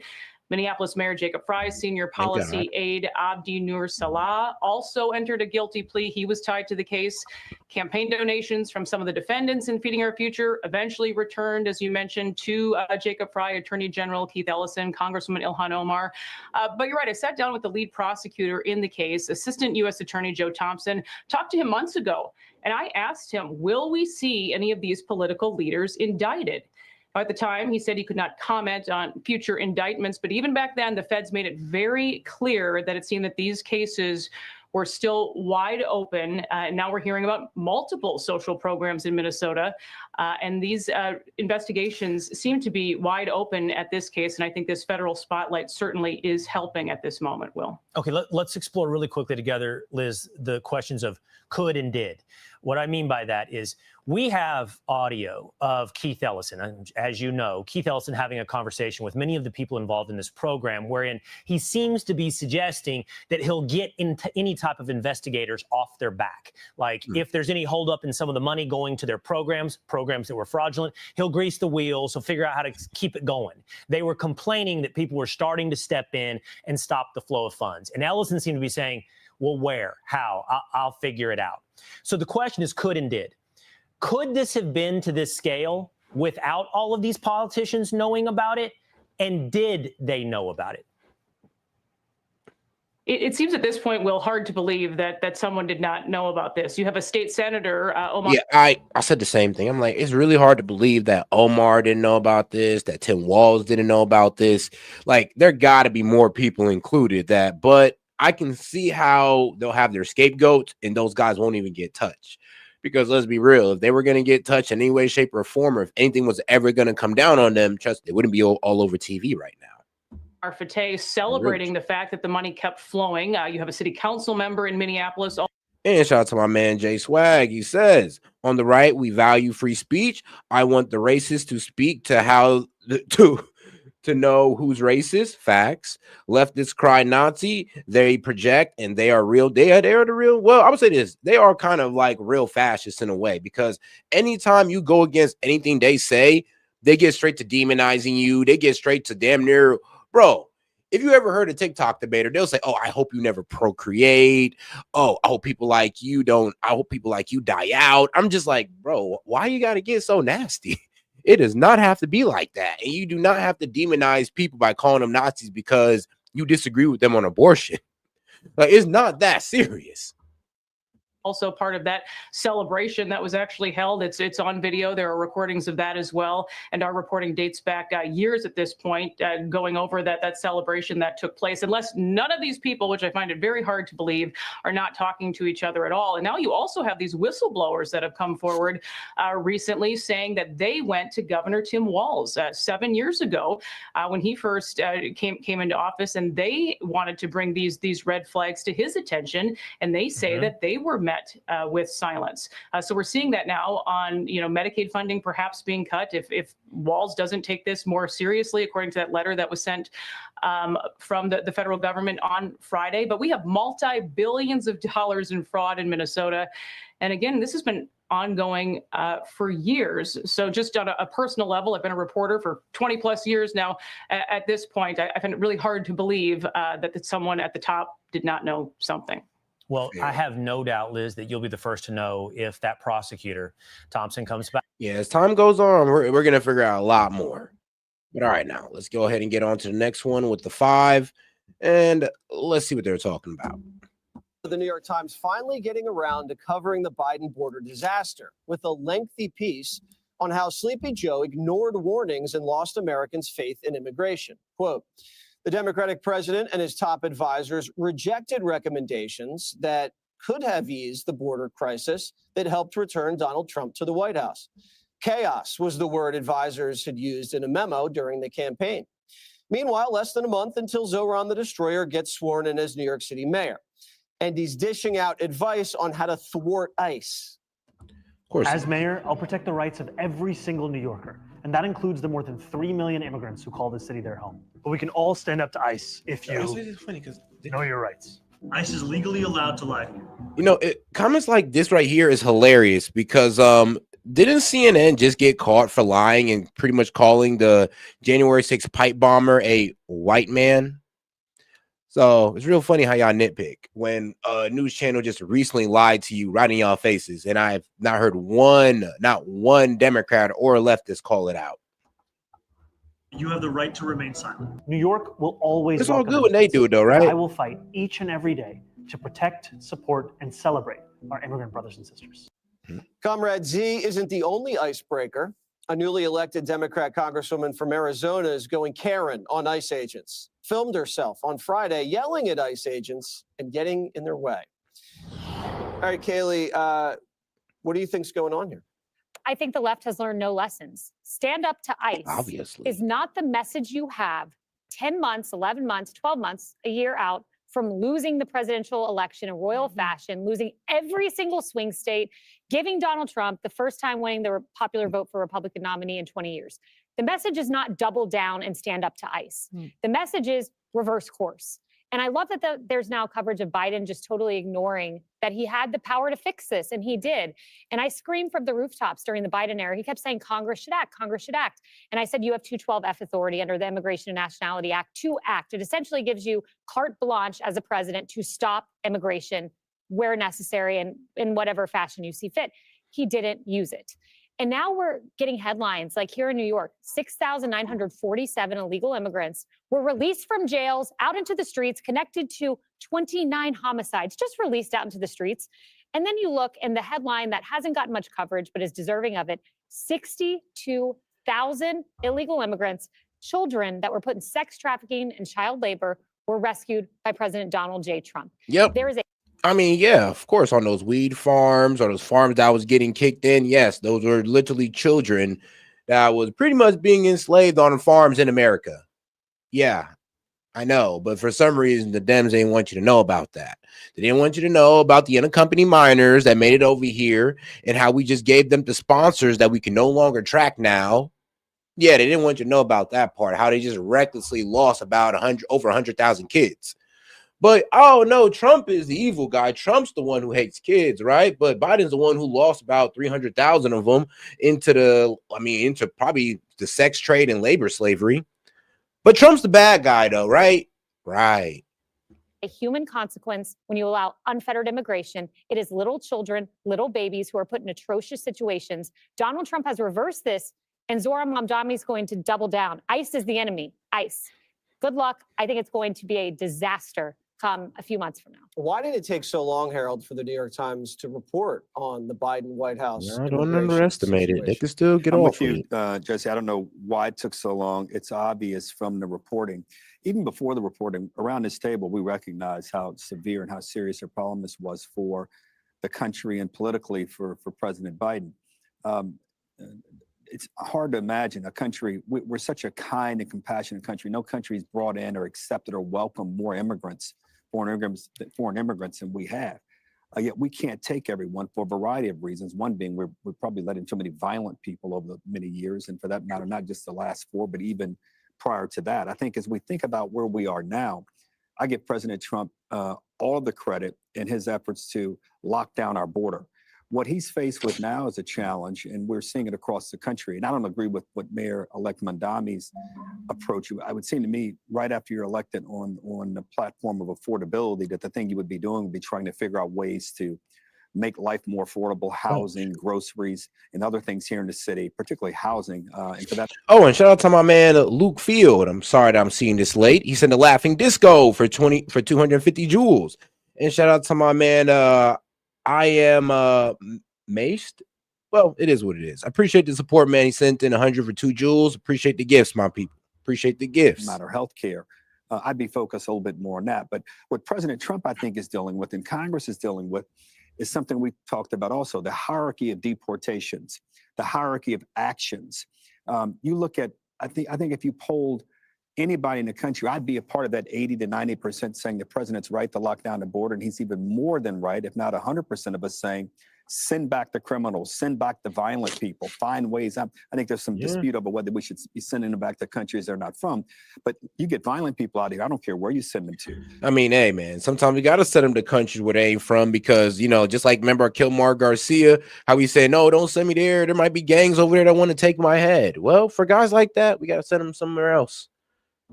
The challenge now is what are we doing with people who have been here for a period of time, who are working, who are raising families? And I think that's where the debate and dispute is. And hopefully Congress will enter that conversation. But you asked a basic question. I don't know what took the New York Times so long to do this. I applaud them for doing it. But I think maybe if some of this had come out earlier, the outcome of the election would have probably been the same, to Kaylee's point, but it might have forced or catalyzed some legislative action from Democrats and Republicans alike in the Congress prior to the election. Dana P. Well, I do not applaud them for writing it 5 years late. In fact, I would like to join a class action refund lawsuit as a subscriber, because if it's all the news that's fit to print and they didn't see fit to print it until later, and now the way they print it is, it's almost worse. So they write a memo to Biden during the transition, during the campaign. It's like, well, you know, if we do this, this could really cause a problem. And now those very people who ignored the memo, including Biden, are now having this little butt covering exercise in the New York Times saying, well, gosh, you know what? That really was bad, wasn't it? But they're saying that Biden was the responsible one. But so did he ignore the memo or did he want this? And I think that if you say that he wasn't really controlling things, that the people that worked for him, that were operating him like a transformer, they did want the chaos. And now we are paying the price. I mean, obviously they wanted this. I mean, let's be real. Even in their own arguments, they expose that they literally wanted mass migration, even if it was undocumented. Because, like, shout out to my boy Sid. As much as I like Sid, this man is what he's wilding, in my opinion, when he says, "Oh, well, because of our low birth rate, we need to bring in immigrants." And I'm like, bro, that's actually just how they want you to think. So.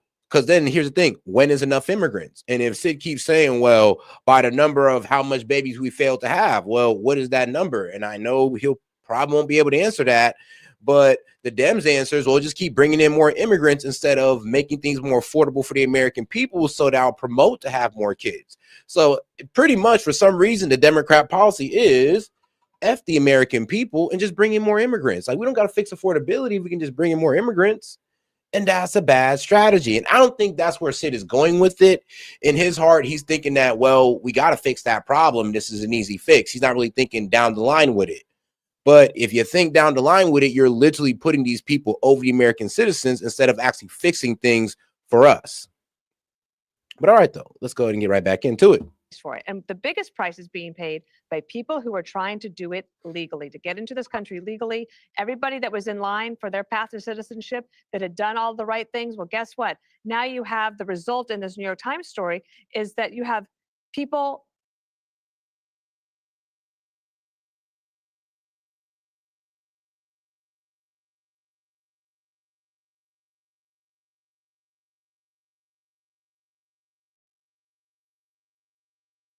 in America, American citizens, declining their support for people who are doing the process legally in terms of getting more immigrants into this country. Now that push is even worse. So you have legislators like Dick Durbin now, he just introduces the DREAM Act again. And you think, well, what Republican's going to come forward and want to do that with you when you were complicit in the chaos theory of the Biden administration? So I think the New York Times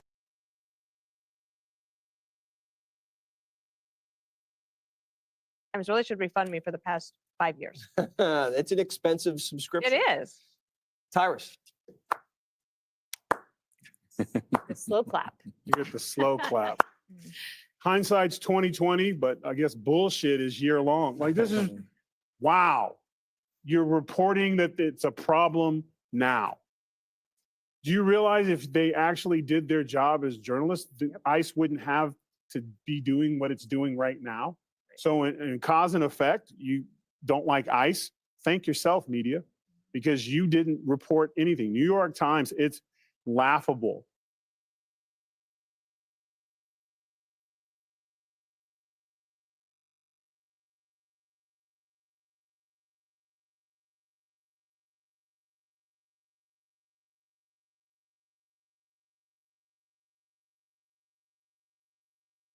Brand new in our politics lead, Texas Congresswoman Jasmine Crockett is getting into the Texas Democratic primary for the U.S. Senate with the help of President Trump. Sorry, guys. I said we're about to go ahead and get into the left side of media with Jasmine Crockett preparing to run for Senate because she's about to lose her congressional seat, which is hilarious to me. Because guess what? The Supreme Court said that, yo, Texas, you can go ahead and do all the redistricting you want. It doesn't matter. Just do it. You know, the Dems did it all for race, man. Y'all can do it too, bro. F what they talking about. The Supreme Court is behind the Republicans on adding those 5 seats. So, like I said, it is a beautiful day in Washington, D.C., but it is a terrible and dark day. Well, beautiful day in Washington, D.C. for the Republicans, but it's a terrible and dark, gloomy day for the Democrats.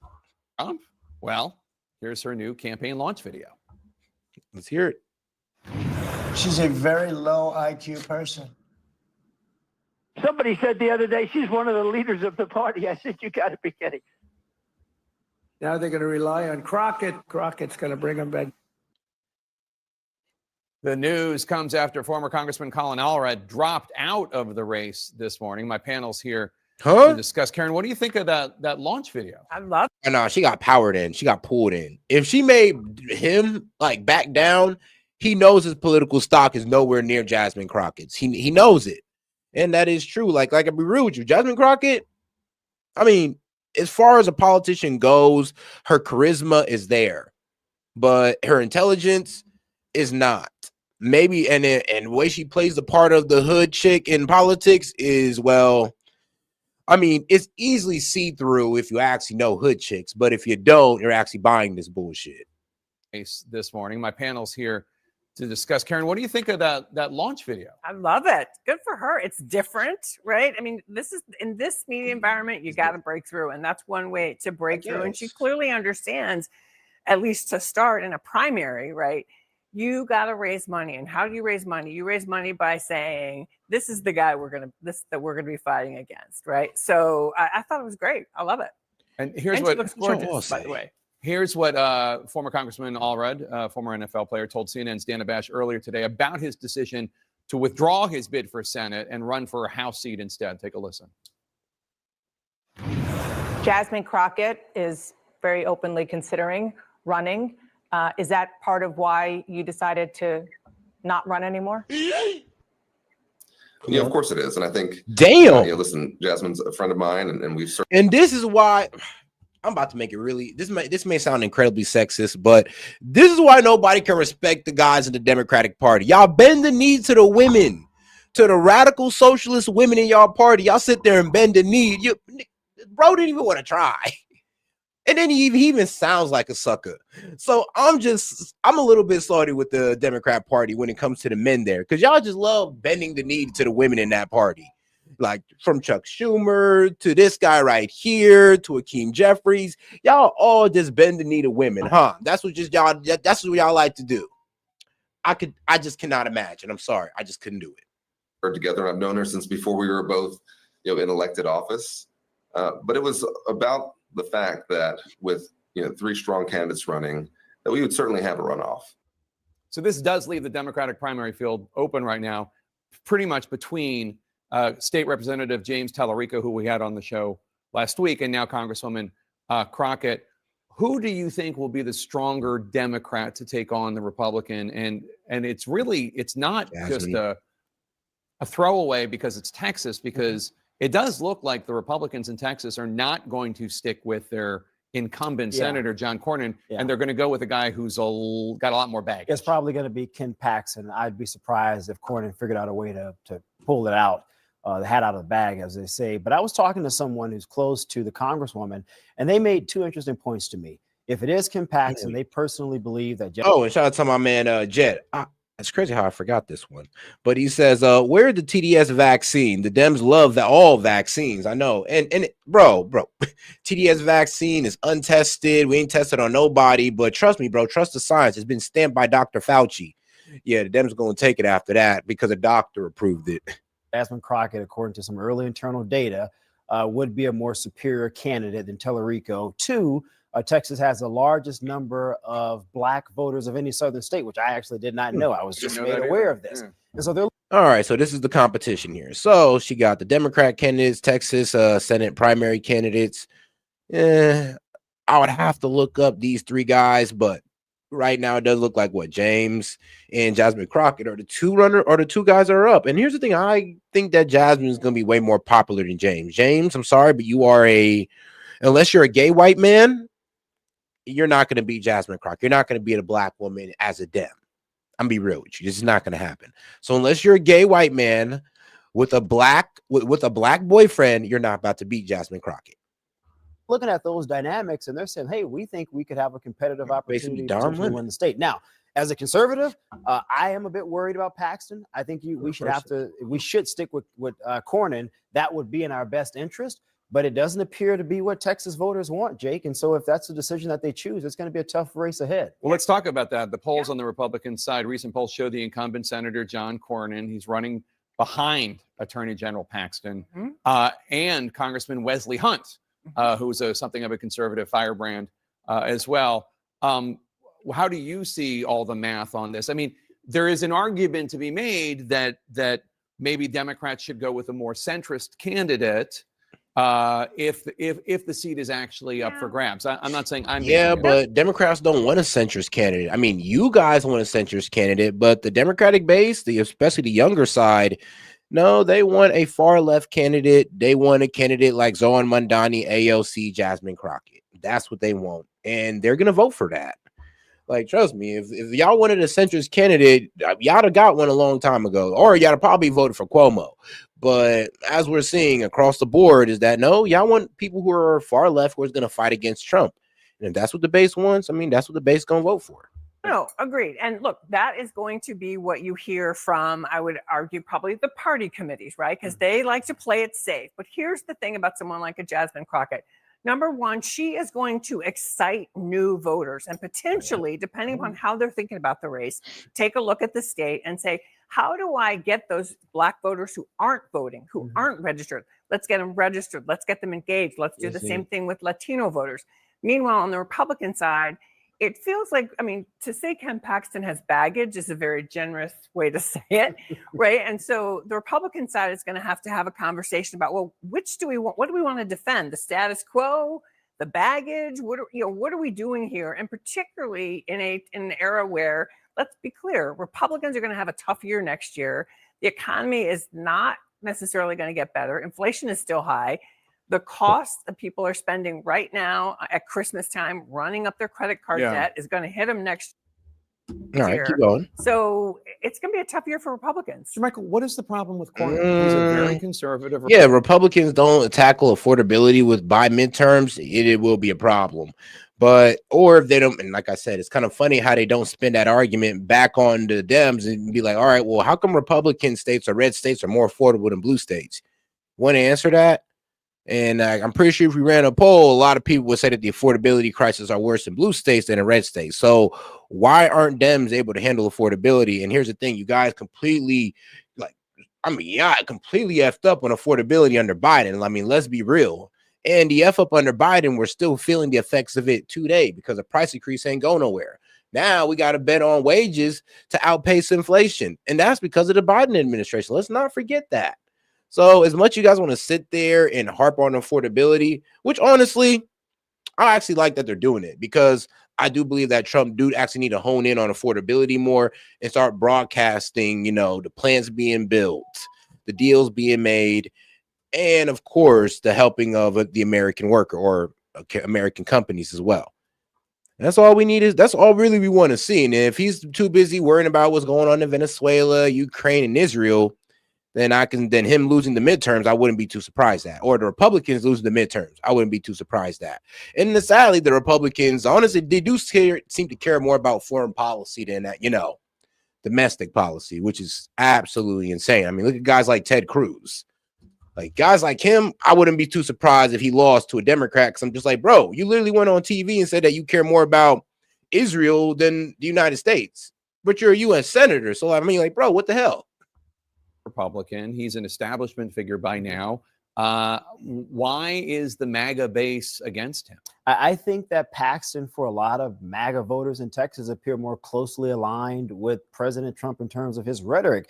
But I will add, even individuals like Chris LaCivita, co-campaign chair or co-campaign manager of the president's recent presidential campaign, he's even been on X talking pretty relentlessly about the need for Republicans to support Cornyn over Paxton and over the congressman. I mean, I think he's even said a couple of weeks ago the congressman should just get out of the race all together. Wesley Hunt. Yeah. And so it shows you that even those close to the president recognize the importance of this seat. They don't want to give Paxton the opportunity to lose the seat to someone like Jasmine Crockett. And I know there's a lot. No, Edwin. If here's the thing, you're right. Trump did do spending, but Biden add substantially on top of that. If you actually look at the consumer price index under Biden and how it went up 20%, you'll also can compare that to the money supply going up 20%. And when the money supply goes up, yes, that is inflation. So the fact that Biden sat there added on to the crazy spending that Trump had to do because of COVID. This man was doing reckless spending outside of COVID. So no, we're not passing the blame. We're giving you the proper blame we're giving Biden the proper blame that he deserves because it shows all in the charts. Like, I'm sorry, but I know you guys want to sit there and pass the affordability crisis on to Trump, but prices skyrocketed under you guys. Inflation was at an all-time high under Biden. So you can't sit there and say that, oh, well, you guys are just trying to pass blame on Biden. No, we're just trying to take the spin off of what CNN is doing. And the spin is that, oh, well, blame Trump for unaffordability, even though we're the reason why you're dealing with the prices today. That one could say about the congresswoman on my side, but I do not underestimate her at all. I think she is very articulate in terms of her political skills, and her ability to mobilize voters, Black and Hispanics, is something that as a Republican strategist, I am watching. Where are Democrats on whether they have any shot? I mean, the pipe dream of turning Texas blue or winning a statewide federal office out of Texas for Democrats, it's repeated and frequently fails. We'll let Mo walk into this. Yeah, he can do the history, but it's been like 3 decades since they won a statewide race in Texas, a Senate seat in Texas. This does seem like a prime opportunity. The Republican side is messy. Bro, are you dumb? Are you dumb? If the tariffs were the reason why things were so expensive, that would reflect it in the consumer price index time over. Instead, there's a base tariff of 10%, but prices have not went up by 10%. If you actually been looking at the consumer price index, it's been going up by 0.3% month over month. So you don't even know what you're talking about. And if you actually understood tariffs, you would actually see how the supplier can eat the tariff, the importer can eat the tariff on the profit margin or on their overhead. And you can actually see that being reflected through pricing already, because if that was true and it just went straight down to us, then why are we seeing a 10 to 15 increase in pricing? And if you say we are, then you're lying because you haven't been looking at the consumer price index. Like I said, they think they know something, but they really don't. Jasmine Crockett has They can't even tell me what a tariff is. high name recognition. She also has a lot of remarks that Republicans are excited to use against her. Cornyn, earlier when she was talking about it, Senator Cornyn was already goading her to get in, saying, run, Jasmine, run. So I think she's divisive. They can paint her. They want to paint her as like too far left. She kind of really popped on the national stage when she did that bad built bleach blonde. Well, yeah, we can watch that. Let's take a look at that. Let's take a look at that moment, just because it helps explain, especially in kind of our celebrity political culture, part of why Jasmine Crockett has stood out on the stage. Here is the confrontation between her and Marjorie Taylor Greene. I think your fake eyelashes are messing up. No, what you're ain't reading. nothing. Hold on. I'm just curious, just to better understand your ruling. If someone on this committee then starts talking about somebody's bleach blonde, bad built butch body, that would not be engaging in personalities, correct? What now? Oof. That was a great moment in life. Ooh, I ain't gonna lie though. Now, Jasmine Crockett, like, look, bro, that's one thing you don't want to do is try to come at a black woman with jokes. Go joke for joke with black people with a black woman. Oh my God, you're setting yourself up for failure, boy. Ill-built butch body. Ooh, damn. And all she had for her was those obsessively long eyelashes. Last year's Which Congress. do look crazy. Look, she went viral after that. Biden, I remember, sent out a fundraising email with like BBBB as the subject line. They used her after the debate in the spin room. So that kind of launched her on. But if they ever got into a fight, Marjorie Taylor Greene versus Jasmine Crockett, I got my money on Marjorie Taylor Greene, bro. She is pretty cut. On the national stage. But there is a lot of comments that she has made about immigration that are just going to be easy to pound her with. I actually was surprised that she's strong enough that Colin Allred gets out because she gets in. That actually caught me by surprise today. I thought, I didn't see that was an obvious, she wipes him out. Yeah, I mean, I think it's interesting. I found it interesting she was willing to admit to me that she was out in the field with an internal poll, and she basically said, look, if this poll comes back in my favor, I'm going to run, and if it doesn't, I won't, which is actually how these decisions get made, but people rarely say it in public. I mean, Mo, what do you think her chances are? I don't know. First, she's got to get, Allred's out, but she still has a competitive primary here, right? James Tallarico, state legislator, is still in this race. I don't know about James Tallarico, man. Like I said, if he's a straight white man, it's not going to work out, man. That man got to be gay, married to a black man. All right. That's the only way he's going to beat a black woman as a Democrat. That's the only formula for a white man in the Democratic Party. I'm sorry. You guys are kind of cooked. I mean, unless you're Gavin Newsom, and which you're not, I don't know. You're going to have to go the gay route. But shout out to my man Jet. TDS equals Dems sniffing elites farts covered chairs. Oh wow. TDS equals Dems sniffing elite farts covered chairs now. I mean, hey, bro, they've been holding water for the corporate elites. Actually, bro, these leftists will literally hold water for the corporate elites as long as it's going against Trump. Like, they'll support communist China as long as it's going against Trump. Actually, F it. They'll probably go fight for China if it meant going against Trump.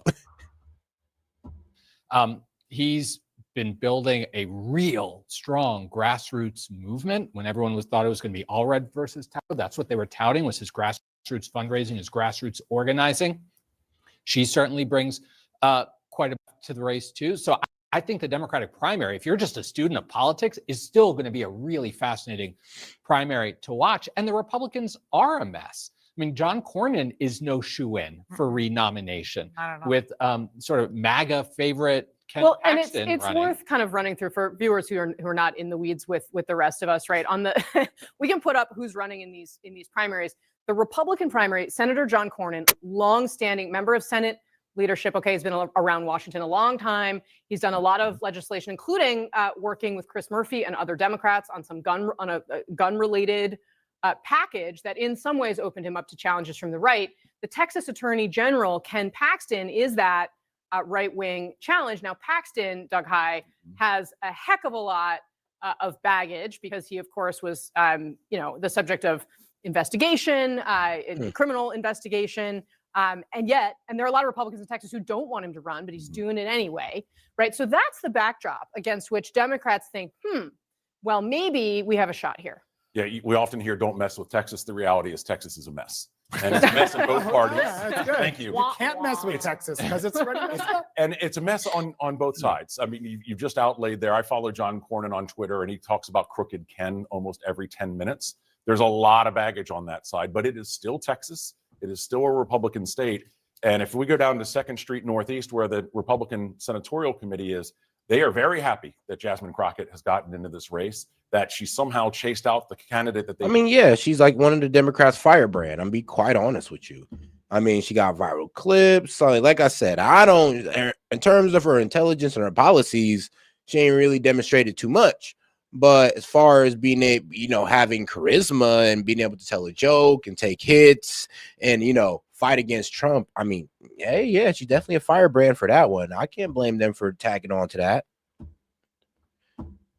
All eyes are back on Republican Congresswoman Marjorie Taylor Greene after the Trump loyalist turned critic spoke out in her first sit-down interview since announcing her resignation from Congress. Here's what she said about her colleagues in the GOP and President Trump. I think they're terrified to step out of line and get a nasty Truth Social post on them. Yes. Hey, and shout out Nurse Terry. Hey, appreciate the support. She sent in a happy poo for 10 joules. Appreciate the support, sis. I mean, and let's be real though. She kind of got a point with that one because it's kind of funny. All the never Trumpers are now so-called Trump's biggest supporters. Like all the never Trumpers are the ones literally holding water for Trump the hardest. And I know you're thinking like, Seth, what about you? Aren't you MAGA as well? Yeah, but I can call out Trump on BS. The problem is that guys like Ben Shapiro, Dave Rubin, Mark Levin, like all these guys that were never Trumpers are the ones holding water the hardest for this man.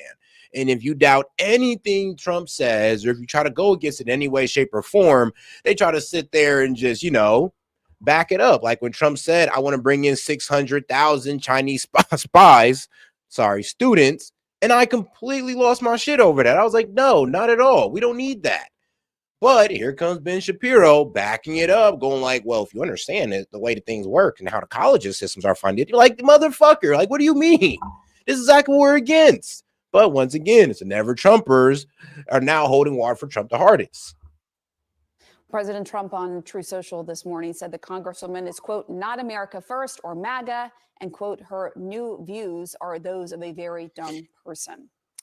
So let's go live now to CNN's Arlette Saenz on Capitol Hill. Arlette, what else did the Congresswoman say? Well, Pamela, Congresswoman Marjorie Taylor Greene is not holding back in talking about criticism of President Donald Trump and her fractured relationship. It really is a remarkable turn of events when you think about how Taylor Greene was one of the president's most ardent supporters up here on Capitol Hill. But slowly there has been a dissolving and fractured relationship between the president and the Georgia Congresswoman. One thing she also spoke about in this interview on 60 Minutes. Nah, Gator, you wild. Gator, you wild as hell for saying that. My man said, bro, F those dead babies, bro. Stem cell research, bro. That's what I want to see. I'm like, man, bro, that's a bit effed up, but okay. That's where you're at with it. Was the president's frustration with her for being one of 4 Republicans to sign on to a discharge petition, which forced a vote on the House floor to release the Jeffrey Epstein files in full. And she talked about in this interview her conversation with President Donald Trump on that issue. Take a listen. Now, she has also broken with her party on a host of other issues, including on health care and Speaker Mike Johnson's decision to keep the House out of session throughout the government shutdown. Whoa, bro. Bro, where are you in life right now? He's ain't it funny how you see every issue he and the Republicans prioritize seemed all negative, impact minorities. Dog, the tariffs were impacting billionaire business owners, and you guys were complaining about that. Like, what are you talking about? Actually, we're talking about, bro, what about the farmers? I mean, are those all minorities? Aren't those most of those guys white guys? So what are you talking about? I mean, y'all literally make no sense with your criticism of Trump. Like, y'all literally say the opposite. Like, this guy was literally here arguing for the farmers, and then will turn around and say, oh, isn't it funny how Trump only hurt minorities and people of color? Okay, you know what? Delusion at its highest. Delusional at its highest. Now, Marjorie Taylor You gotta Greene love surprised guys like many that up here on sometimes. Capitol God Hill when bless. she announced she will be resigning from Congress in the coming weeks. And one thing that she said in this interview is that she has no plans to run for political office going forward after leaving Congress after just a few short years. All right, Arlette Saenz, thank you so much. And we just want to note that Congresswoman Marjorie Taylor Greene will be on the show here in the Situation Room with Man. Wolf. And shout out to Jay. He's like, well, Gator got that big pharma stick firmly up it. I'm like, dog. Bro literally said, like, bro, I don't care if we have a million dead babies or a million lives that was taken out because of abortion. Bro, look, think about stem cell research. I was like, bro, that's probably one of the most cold-blooded things I've heard. Like, damn. And he said, oh, they're just tissues. Well, what are those tissues made up of? Cells. And if you ever were in biology, what were cells referred to as? The building blocks of life. So isn't anything like what a cellular structure or cellular tissues would be considered life? I mean, if you actually went to biology, you would know this, right? Tomorrow. Looking forward to that interview tomorrow with her. Okay, I want to give people some context for kind of a collection of greatest hits, some of the things that Green has said in the past. Let's get to it. Anybody else? Should the defense secretary? What country are you? Wait, what country are you from? The UK. Okay, we don't give a crap about your opinion and your reporting. Let's go. You know we're here about just AG. I don't think you know what you're. Little communist from New York City. That's right. Yeah, lock her up too. That's a good idea. She better show up. If she chickens out, then she shows exactly who she really is, a scared little girl that is pretty stupid and doesn't know anything. So what's the gossip in lawmakers circle about this rebrand? Well, I'm really going to miss serving with Representative Taylor Greene. Look, I think she's actually right. Our politics are toxic here in DC. And I think that we have to do something about acknowledging that it is what it is, that we're the ones that created it and that we're the only ones who can change it. So I actually think that we have a responsibility, and I think in the minority of the conversation on the Hill with my colleagues on this. I think we have to accept Marjorie at her word and say, I hope that you've come to this place where you think that you've contributed and you think it's wrong. But I also believe like your actions have to follow your words now. Don't just say it and then be confrontational in an interview about it. Show me with your actions, both the rest of your time in Congress and then outside of Congress. I was struck by she was pushing back a little bit on the rebrand there. I mean, trying to deflect with Leslie Stahl. The reality is I was in her district a couple weeks ago talking to people. She's still figuring it out. So I think this whole idea of a rebrand, I think we're probably just gonna have to wait and see what's next. She definitely wants to be part of the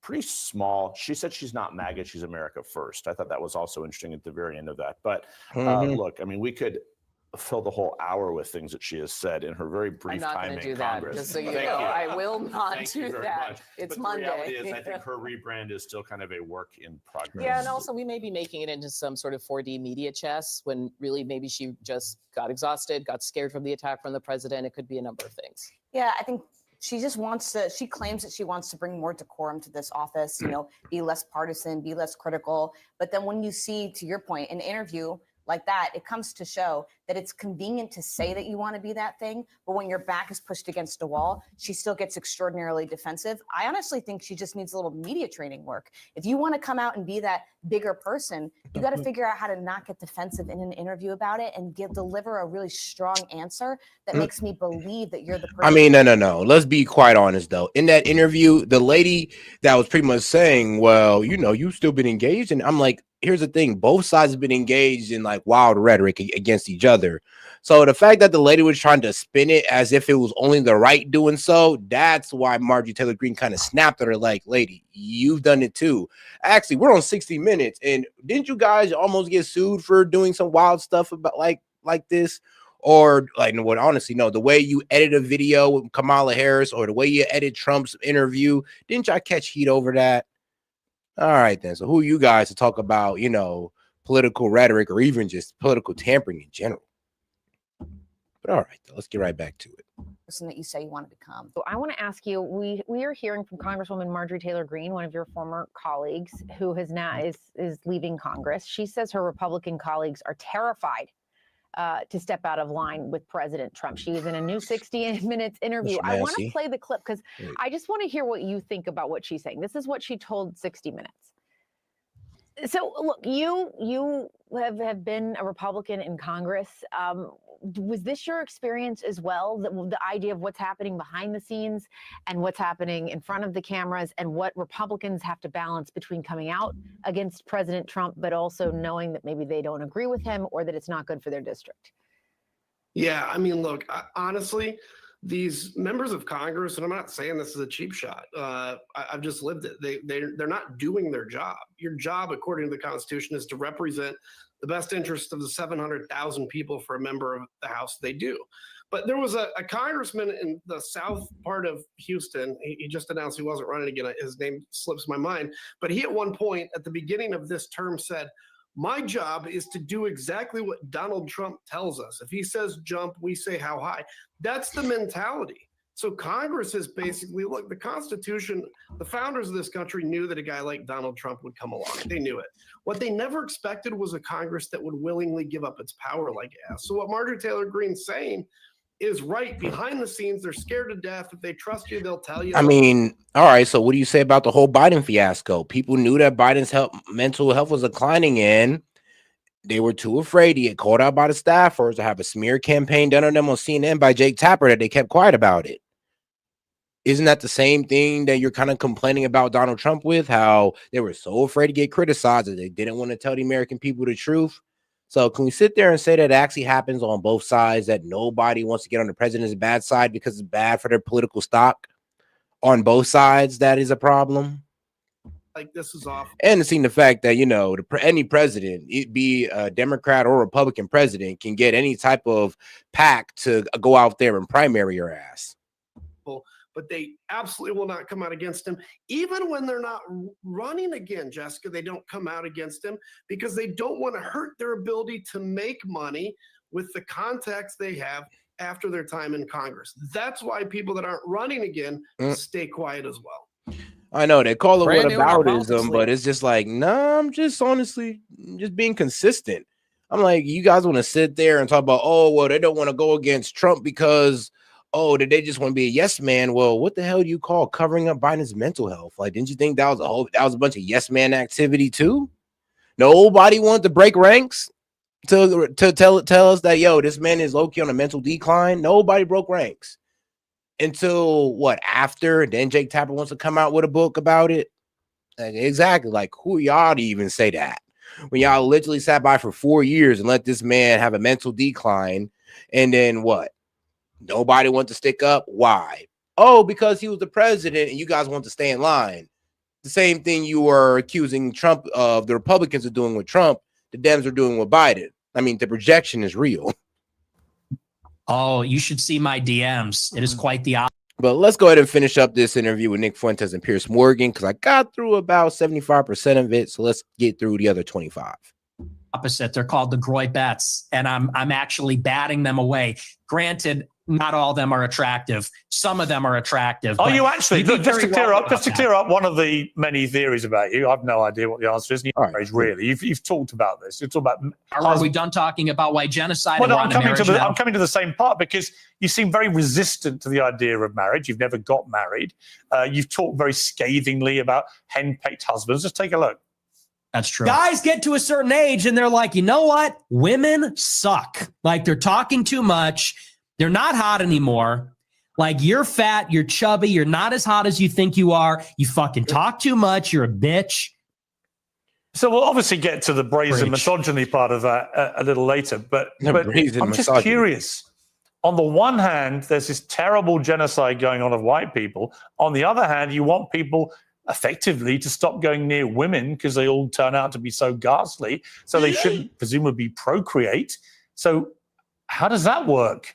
I mean, aren't you, with your rhetoric, actively encouraging men not to associate with these ghastly women, therefore not have any more children? Therefore, you are contributing, Nick Fuentes, to the diminishing white population.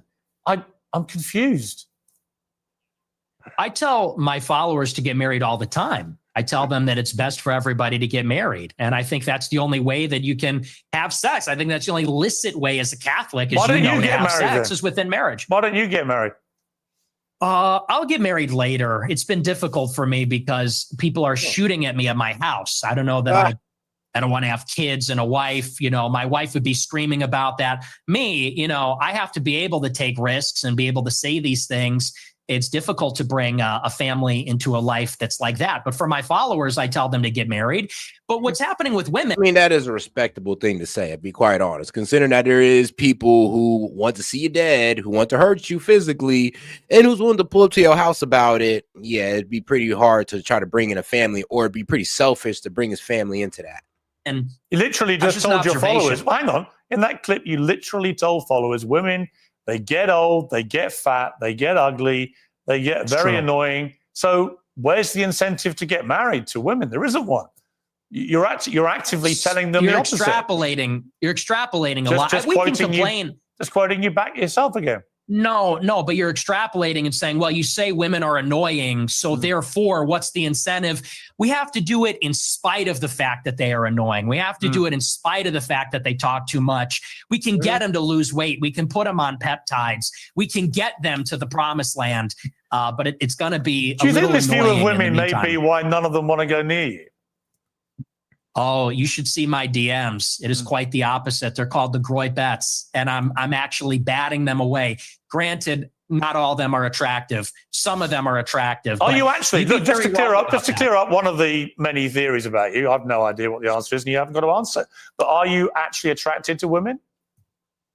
I am attracted to women. You're not gay? No. But I will say that women are very difficult to be around. Okay. So there's that. And do you think they should have the right to vote? I do not. No, absolutely not. They should stay at home? Yeah. Well, yeah, absolutely. So basically, you're just a misogynist. Bruh, come on now. And like I said, I think I said this yesterday as well. Like, I don't like how you're trying to like bag on him for being a virgin. And I'm just confused. Like, hold on. So as a man, you get condemned for going out there messing with multiple women. And now you're getting condemned for saving yourself for marriage. And now they're trying to frame the kid as gay for saving himself for marriage. Really think about what we're saying right now. Like, I mean, I want you to imagine that this was your son and somebody's bashing him for saving himself for marriage. How would you feel about that? I mean, and thing is, I mean, are we willing to do the same thing to women too? Like, oh, come on, man, what's wrong with you? What, you can't get a man? You haven't had sex and you're 26? I mean, I thought that was commendable. I thought we were supposed to champion people who do that, not sit there and try to bastardize them or sit there and try to down them just because we don't agree with their opinions. But shout out to my man Jay says, nah, he's attracted to the dick. Well, my man Jay's not convinced. He said, nah, bro, he's definitely gay. Well, it is what it is, I guess. But inside out Tove, appreciate the support, sis. She says,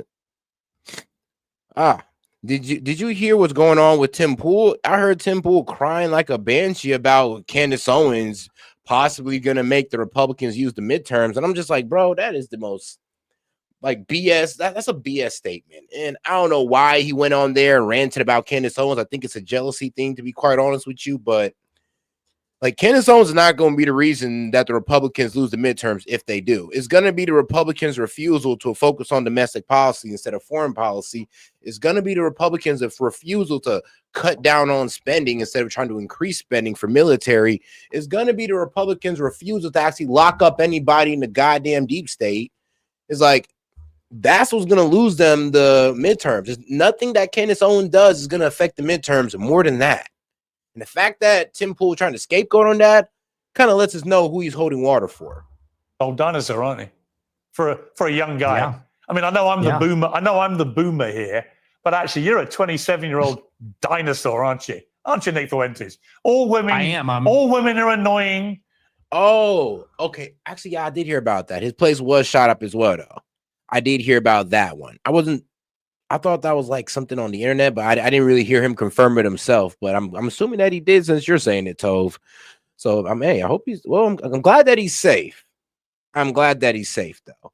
He may be shutting down. Man, he better shut down on that location if that's the case. I mean, here's the thing. I feel bad for the man because bro got wife and kids and all that, and his wife and kids live at that location. So for it to get shot up, it's probably very nerve-wracking for him.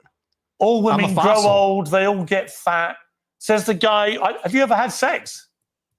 No, absolutely not. Wow. Says the guy who's never got laid. What? That's the Wow. thing, though. You boomers, it's Do you think always you're an get expert in laid, women, free love. given you've never got laid? I mean, yeah, we are going back to the Stone Age. You're absolutely right. This, you know, you're talking about empathy, and your kids are empathetic, and they would never laugh at a joke about the Holocaust, and you're a misogynist. You're a simp yourself. You're totally henpecked. That's the problem. So Let yeah, me we are play, going let me back to the play way things were. another clip of yours about women. A lot of women want to be raped. And when I say raped, I mean like, that sounds bad when I say it like that. But there's like a lot of women that really want a guy to beat the shit out of them. But also they have to pretend, but part of it is they have to pretend like they don't. You think women want to be raped, do you? That's what the studies show, Piers. That is what these statistics But that's what say. you believe, They is have it? fantasies. They have fantasies about it. I don't think that they want to actually get raped, but there's a study out there. Get ready for this. It says 62% of women have rape fantasies. And if you read anything that they're reading, if you watched what they're watching, what do you think 50 Shades of Grey is about? What do you think Twilight is about? I mean, that's just true. You think women want to have the shit beaten out of them, as you said? Yeah, and it's very disturbing, but it's true. Do you think your views on women might change if you actually... No, it is true. I mean, let's be real. Actually, I remember there was a study where they was hooking up like little electrodes to women just to study what turns them on. And what women says they turn them on, like the women will say one thing, like, oh, I'm turned on by this. But when you hook them up to the, you know, the little electrodes that track their arousal, they're not attracted to what they say, but they're usually attracted to what they don't say they like. So, I mean, if they say, I know it, let me not go too far into that example. All right, let's say this. She says she don't likes to get hit, but you show her a video of some girl getting hit and she gets turned on by it, strangely enough. But she'll sit there and tell you that, no, I don't like that. But you show her a video of it and you see signs of arousal. That's just how women are, sadly. Ever had a relationship with one or had sex and actually had a proper relationship? I mean, people say the reason you're so angry about women is you're basically an incel. Well, I'm not angry about it. You sound very angry. You sound very, very angry about women. They get. I mean, come on, Pierce. You're trying to sell it. I said this yesterday to my Pierce. You're trying too hard to sell that he hates women. And he doesn't even sound angry. He just said it so plain and simple. Like, he didn't even sound like Myron Gaines when he said it. Like, he wasn't even yelling. I'm passionate. It's an issue. You're I'm not passionate. about. You're sounding very bitter about women, as if women have done a terrible disservice to you. But when? I mean, wanting women to lose weight, be more healthy, and less annoying is hating women. So, well, what are you saying? We should let women just gorge themselves and, you know, destroy their bodies and lose out on attractiveness, and that's loving women? So letting women destroy themselves is loving women, but helping women self-improve is hating women. Got it. You don't have relationships. You don't have sex. When are they doing these terrible things to you that's made you so hateful towards women? I'm really curious. Was that? I don't think that was a hateful clip. I think I was laughing. I said they want men to beat the shit out of them. And that's just true. I mean, when you look at the state of modern women, all they do is lay in their bed, doom scroll. They're chilling out. They're getting a little fat. It is what it is. I don't know what the average weight is, but they're getting a little heavy. And any guy that is playing the field these days will tell you that. I mean, and I know a lot of the Chads. I am an incel. I'm friends with a lot of Chads. Like, if you are playing the field, I will not say like myself, because I ain't going to screw myself over like that. But if you are playing the field, come on, bro. You know what this man's talking about. You know what he's talking about, to be quite honest with you. You know how annoying women could be. You know how women low-key don't even give a F about their weight. Most of them don't give a F about their weight no more, and it's kind of crazy. Especially in my community, they really don't give a fuck about their weight for some reason. Not all of them, but majority of them. I do live in a community where about, I would say, what, 70, like maybe like 75 to 80% of the women in my community are overweight. And honestly, we're starting to see that reflect across all communities in America, where women are just becoming more overweight. And you know what's crazy? This is going to sound wild, but I do think that your weight plays into your character a little bit. I do think the more overweight you are, the more bad character that you have. So this is why I usually stay away from bigger women unless that ass is, I'm sorry. I'm sorry. But yeah, I usually stay away from bigger women unless the proportions are there, because usually the weight usually comes with bad characteristics. And let's be real, if she's heavy, I mean, I'm be real with you, maybe delayed gratification definitely isn't one of her things. Obviously, self-control isn't one of her things. So how do you think that plays into other things in her life? Ask yourself those questions. Like Bradley Martin, clavicular, they agree with me. You know, there's sort of like this alliance between the guys that don't have sex and I mean, Jet know what I'm talking about. The guys that get the most sex.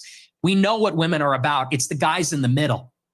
Guys like you in the middle. It's the beta male orbiters that say, she's amazing, you're a misogynistic pig, because I don't know what that is. I guess well, come on, let me desperate. explain to you what I think it is. I think when a 27-year-old guy who's never got laid, never had a meaningful relationship with a woman, says that women shouldn't be allowed to vote, they should stay at home, that all they do is fantasize about being raped and being beaten up, that's what they want, that they're annoying, that they get fat, that they get ugly. That's a misogynist. Now, you may not understand it because your knowledge of women is so incredibly tiny. I mean, dog, let's be real. If you talk to enough women, I mean, just talking to them, you'll know a lot about them. Now, I mean, as far as sexual dynamics go, that's a whole different conversation and just like mentally understanding women. But it is what it is. Shout out to Tove. She says, so fam, that works with the Catholic community, says Pierce is dangerously close to having a pension to be excommunicated, which is crazy. This is like, bro, you're Catholic. You should want your sons to save themselves for marriage. So the fact that Nick is doing that and you're joking, you're trying to call him a misogynist and you're trying to down him for being a man who's saving himself for marriage. I mean, would you say the same thing about your local pastor, Pierce? Because, you know, they're usually virgins and they usually save themselves for God. I mean, just like he's saving himself for marriage in a way, is like saving himself for what? Basically saving himself for God to do things how things are supposed to be done properly, which most of us fail to do, like myself. So I actually champion young men to actually want to take that approach. But actually, you are the embodiment of a misogynist. It couldn't be clearer. And if I was in a way, you have the deep-rooted misogyny of some of the actual boomers I know. Yet here you are, 27 years old. And most of the current studies show that a lot of men are really disenfranchised from society, no longer have physical relationships with women if they've ever had them, never associate with women, and build up instinctively misogynist views about women. And I fear you're in that position. I mean, let's be real though. Like, here's the thing. These women don't act like women like to act like they don't play into the misogynist views, like hypergamy or the divorce rate being so high, or even when it comes to these so-called the beta males and their girlfriends. Like, they actually be making some real valid points. I mean, you see what happened to Akash, right? I mean, bro, you see what happened to guys like Steve Harvey and all these guys that tell you, oh, you want to be in this type of relationship, but you find out that they're the sucker of the relationship. And we're actually looking in at a lot of relationships of our past and realizing that the men in our relationships are low-key, well, enslaved to their wives, which is tough. And if you're a wife that's dealing with a man like that, I mean, congratulations. But most guys don't want to be in a marriage like that or a relationship like that in general. You're just a bit of a lonely guy who wants to get laid and can't for whatever reason. And it's made you bitter about women. And I don't know where that's come from, but it's fascinating. No, see, here's the thing. First of all, you're very caught up in the labels. It's always, you're a racist, you're a misogynist. You said you were a these words mean nothing racist to me. Oh, hang on. Yourself, can I respond? You gave yourself the label. What is this? You said, I am a racist. I didn't give you the label. Okay. You said, Nick Fuentes, I am a racist. Calm down. Calm down. Did you or didn't you? It's okay. Did you? Yeah. Okay. But so here's I didn't give you the label. You did. Why are you yelling at me? Because you're trying to infer screaming at something that didn't happen. You said, I gave you the label of being a racist. No, you did. You said, I'm a racist. You gave yourself the label. You're going to have to tone it down a little, all right? You're going to have to bring it down a notch and relax. This is just an interview, okay? Please calm down. All I said is you're hung up. I didn't say you gave me that. Maybe I did. You did. But here's what I mean. What I mean is you're just hung up on proving you're a misogynist. Okay, you're a racist. Okay, you denied the Holocaust. And I'm not about the labels, You man. didn't deny I'm the just Holocaust. past that. As I said to you, look, Nick, I just wanted to go over the stuff that everyone uses out there about you and get you to respond. And we are getting, I think, a long way in this interview. Right? Okay. You didn't deny the Holocaust. You accepted there's been a Holocaust of at least 6 million Jews. I'm a maximalist. I'm a Holocaust. That is significant. I think it's more. You did admit you're a racist, and you have spelled out a thought process about women, which is the purest definition of misogyny that I've ever seen. And you said you're not gay. So we're getting somewhere. Yeah. Well, look, and I own the labels, okay? But I just don't care that much about them. That's fine. I feel like the whole, I'm not saying this is like a weird. I'm not saying you have to care, Nick. You don't have to care about any of it. I promise you. Right? That's not why I got you on the show. I wanted to give you a fair crack, which I think I have. We've gone over a lot of stuff. We've got a bit more to go on. I genuinely don't think I've ambushed you with anything you couldn't have been expecting. No. I don't think I've been overtly hostile. In fact, when you've asked me to calm down, I've calmed down. I don't want to have a hostile, angry, shouty match with you. I simply want you to spell out exactly what you've meant about all these things, and people can then be the judge of them. So let's take another break, and we'll come back and talk about Donald Trump, Tucker Carlson, Candace Owens, and others. But you've grown increasingly disillusioned. There we go. Okay, back with Nick Fuentes. You began your show in 2017, the same year as Trump was inaugurated for his first term in office. You supported him at that time, but you've grown increasingly disillusioned, I think it'd be fair to say. Let's play a recent clip from you about Trump. We played this game in the first term. We're 10 years in. And you still have these people, I hate to say it, but they're just like in denial. And they're like, okay, everybody, let's all go on Twitter and let's tell Trump, don't screw over your voters. Okay. Hey, Trump, don't hire John Ratcliffe in the CIA. Like, what are we doing?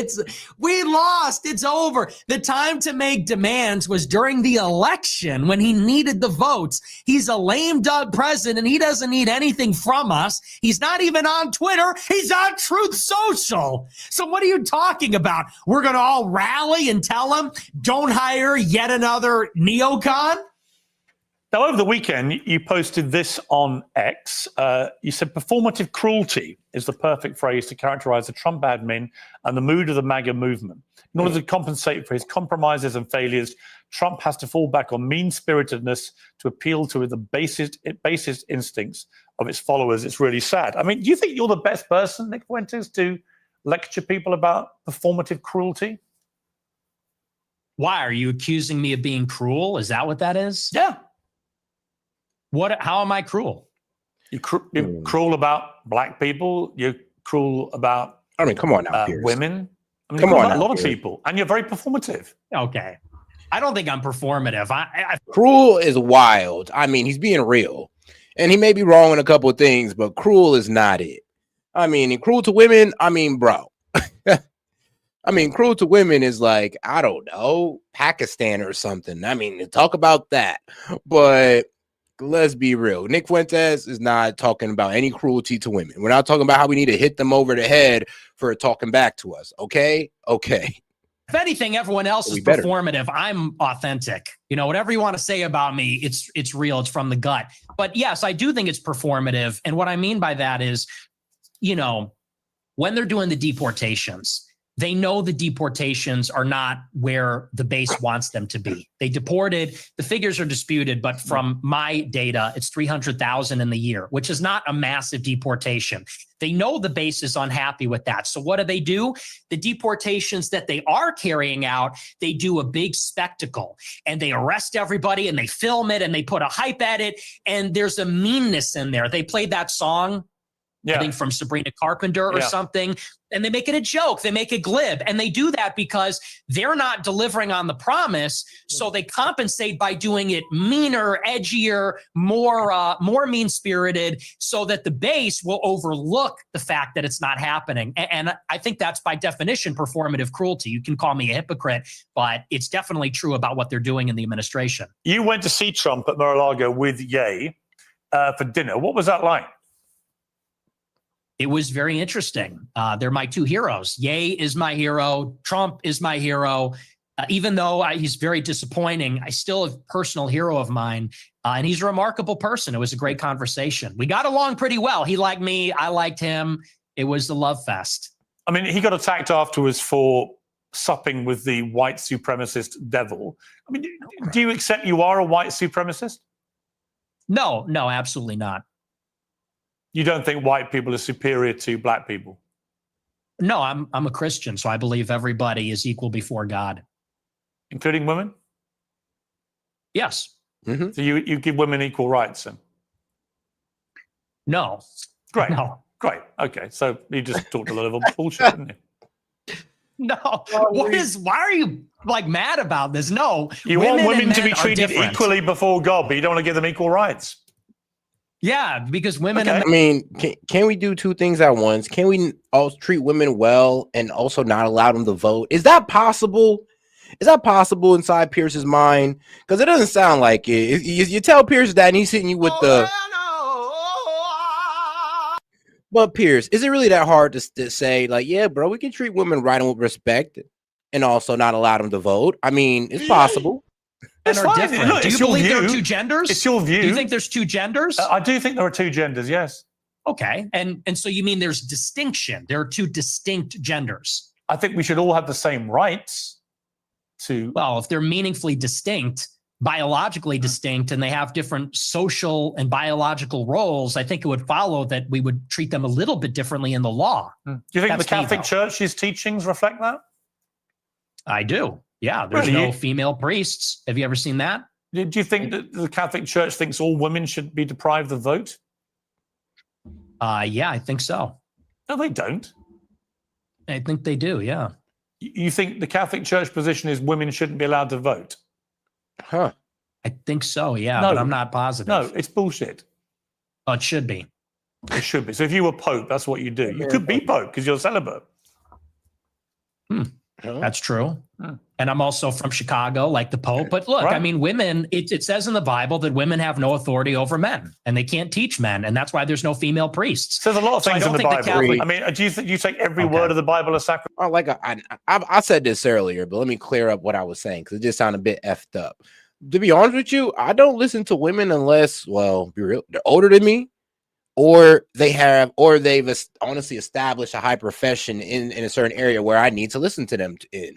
It's like, that's really it. That is really it. I'm really not listening to the opinions of, well, honestly, younger women, and unless I'm looking for some type of result there, unless I'm running a poll, doing a study, I'm really about younger women. I'm really not caring too much about what they got to say, and I'm really not taking no. Lord knows I ain't taking no advice for them. Lord knows I ain't taking no advice from no woman younger than me. Like, come on now. Older than me, all right, sure, I'll hear them out. But you got to be at least be like 6-7 years older than me for me to hear you out on that note. And I know it sounds effed up, but that's just the way I am. It is what it is. Well, yeah, it's inspired scripture. That's all of it. Is this now all of it is a sacrosanct. theological debate? Well, it is Catholic doctrine that women should not lead and teach. I mean, you're not interacting with what I'm saying. Why can't women be priests? They should be. Okay, well, you're not Catholic. That's not a Catholic I am position. a Catholic. It's not. Many things I disagree with the Catholic Church. Okay. I mean, bro, females weren't supposed to be priests. They weren't supposed to be leading the church. For some reason, we done turned around and let women start leading the church. And I mean, it does kind of go against the traditional teachings, but I guess we're trying to, put some feminism in there. Yeah, I don't know if that was the best thing to do, but I mean, hey, man, we'll leave it to the Christians. That's their ordeal. We'll let them figure that out amongst themselves. Well, that kind of is contrary because the whole basis of being Catholic is accepting. It's accepting the authority of the pontiff. You can be a member of a religion and disagree with parts of that religion. Perfectly reasonable. You could be, well, yeah, I mean, you could say Unless you're an that, but it wouldn't extremist. be true.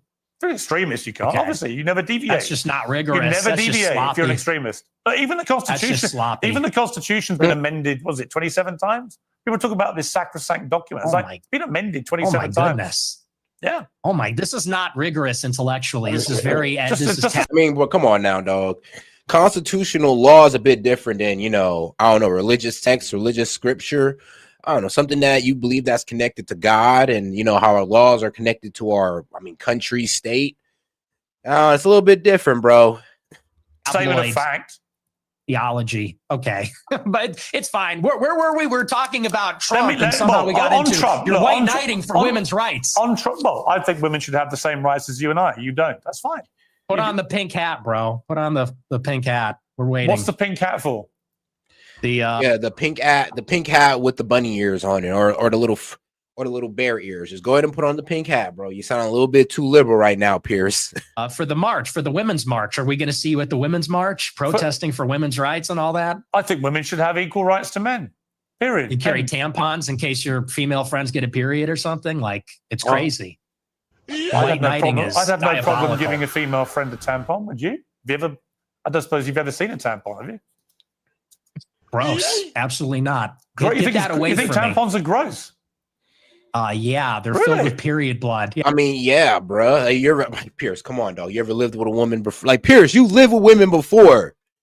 Like, every man who's ever lived with a woman know damn well tampons are no. Let me not go too deep into it, but we all know they just ain't the best thing to. No, I'm not even gonna do women like that. Look, they just aren't cool, right? They just ain't cool, okay? Especially when they leave it in the fucking trash. Like, son of a bitch. Excuse my language. I'm a little bit frustrated just from the memory that's going through my head right now. Yeah, it's kind of gross. Wow. Are you into that? You like that? Have you ever seen a lot of tampons? I don't think you've ever seen it, have you? I've seen them. I've seen them before. You've been that close to a woman? Really? No, I've seen well, it. At least he admitted. I mean, you damn near got to live with a woman to be that close to it. Look, I used to live with women, so I've seen them around the house. I bet you've seen videos, haven't you? Wow. What? What are we doing here, Piers? I'm not sure. You really hate that. I'm not sure. You're Nick. more impressed that I'm a misogynist than you are about anything. It's not very really. revealing. I'm actually more exercised about your blatant self-admitted racism than I'm about anything. But the misogyny runs a close second. Let me ask you about Tucker Carlson, because you had a long sit down with Tucker Carlson in which he was oddly, I like Tucker. We get on well. I was with him last week in London. But he gave me a harder time than he gives you. And then afterwards, he was more critical. And then you said this about Tucker. He's a handler. He handles people. That's what he does. He's a fucking liar and a handler. He goes around telling people, I don't know anything. I don't know. Oh, I know nothing. I don't even have a phone. I am just a clueless tourist. I just travel to all these countries and, I don't trust him. And I don't care, maybe that alienates me from people in the conservative movement. I don't care. I'm not going to be a part of it. I'm not going to be a party to whatever that is. Whatever that CIA bullshit is, I'm not going to be a part of it. So, now that I've heard enough from Tucker and I've heard enough from other people and I've seen enough, this guy's not who he says he is, not an ally. Stay the fuck away from me. You're weird, dude. You're weird. See, what would have been great is if you'd said that to him when you were sitting opposite him. Well, when I was sitting opposite him at the dinner and in the interview, he was nothing but nice. He was very nice to me and very cordial, and he didn't call me an anti-Semite, and he didn't even press me on it at all. And I thought he would, and I almost wanted him to. He was nothing but nice, and we had a great time. We had a really great dinner, really great interview, and I felt really good about it. And the next week on my show... Honestly, well, due to Tucker's questioning, he didn't really have to press Nick Fuentes on. He says, all right, you're a Christian, so you don't believe in, blaming a whole group for an individual, right? And he says, Nick Fuentes was like, yeah, that's against my beliefs as a Christian. And I was like, all right, then. And then Tucker carried on after that. Oh, I said, he really surprised me. He's great.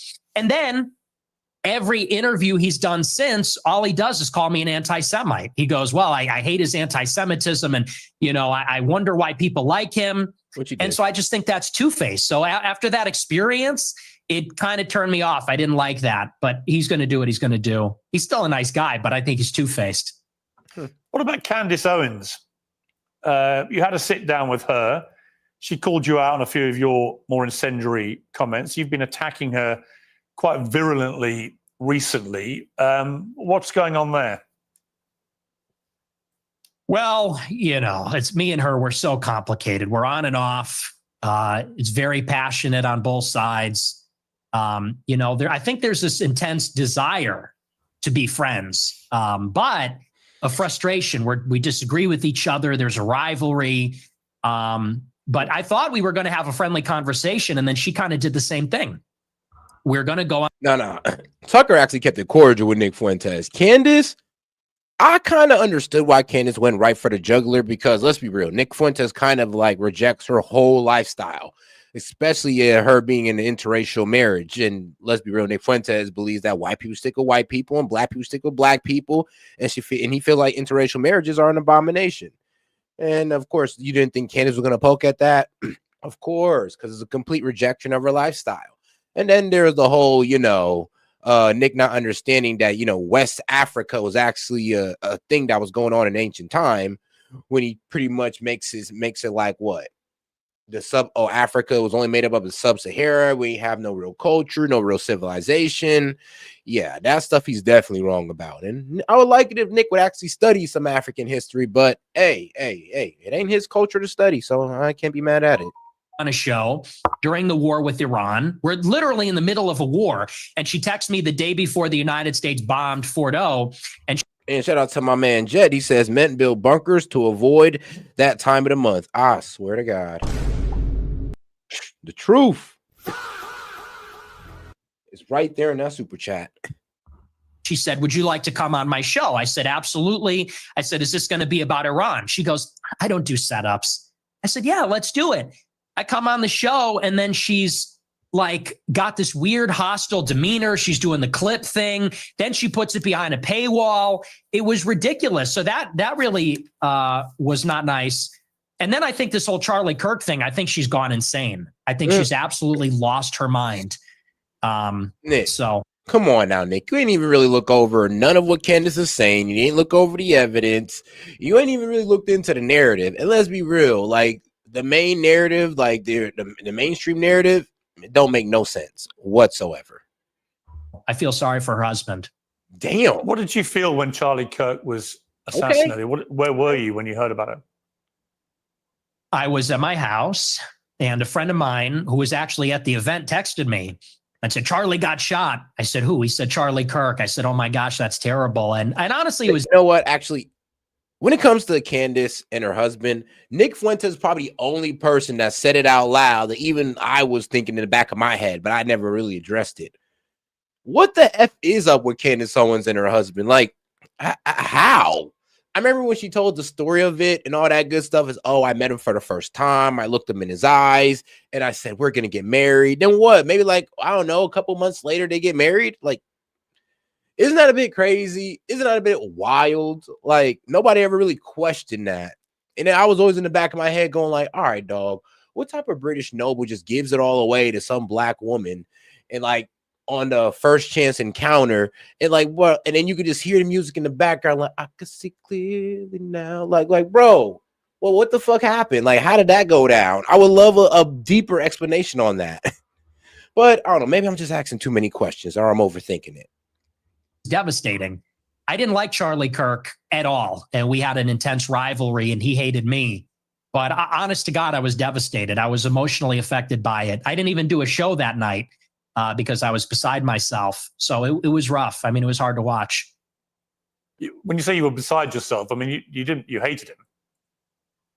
I don't hate anybody. I didn't hate him, but I really didn't like him. I intensely disliked him. And He called you vermin, didn't he? He did. Yeah, he hated me also. But you were still beside yourself when you heard what happened to him.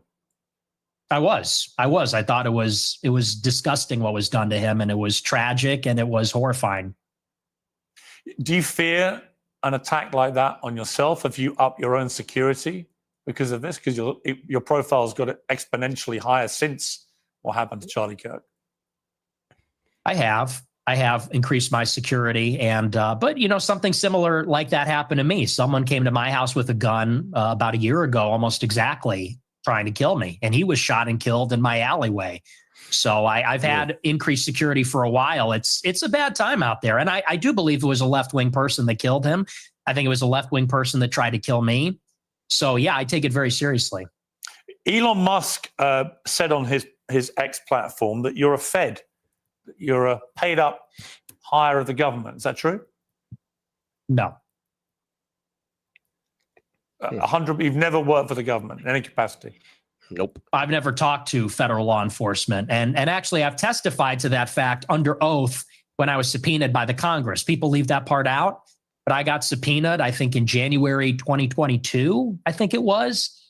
And I was deposed by the subcommittee, the House Select Subcommittee on January 6th. And they asked me, did you speak with any federal law enforcement? And under oath, I said, no, I've never had contact with them. I've never turned over devices. So no, absolutely not. There's been footage that's come out again this week. This is you at the January the 6th riots. Let's take a look. It appears we are taking the Capitol back. Keep marching until relax, never relax. Break down the barriers and disregard the police. This Capitol belongs to us. The police are evacuating the Capitol.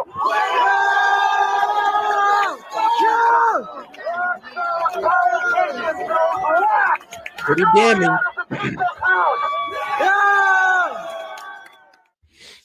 So you're heard there shouting down your loud hailer, break down the barriers and disregard the police. The Capitol belongs to us now. What did you mean by that? Please explain. I think it's pretty self-explanatory. The Capitol belongs to the people. Disregard the police. So you don't support law and order? No, I support law and order. But on that day, the police were brutal. The police killed somebody, Ashley Babbitt. And, they were throwing people off of the rafters. They killed multiple people. So when disregarding the police is the first step to anarchy, isn't it? Well, I think the first step to anarchy is when the government rigs the election, which is what happened. That is when the government loses its legitimacy and its enforcers, consequently, do also. Well, that's exactly what happened in 2020. There was no evidence the government rigged the election. You know that. You're a bright guy. Well, let's talk about it. You want to talk about the election of 2020? Yeah. I think Trump lost it fair and square. I think he fought the wrong argument about the stolen election. I've said to him, to his face, I agree. The argument he should have said is that the deliberate suppression of things like the Hunter Biden laptop scandal from the media, by social media, by big tech, was actually a deliberate attempt to subvert the result of the election. And that's a much better argument because it's undeniable. When the New York Post that had that exclusive were basically shadow banned off all social media for the 2 weeks before the election, that was an absolute disgrace. And if I was Donald Trump, I would focus on that as being my main argument that election was slanted against him.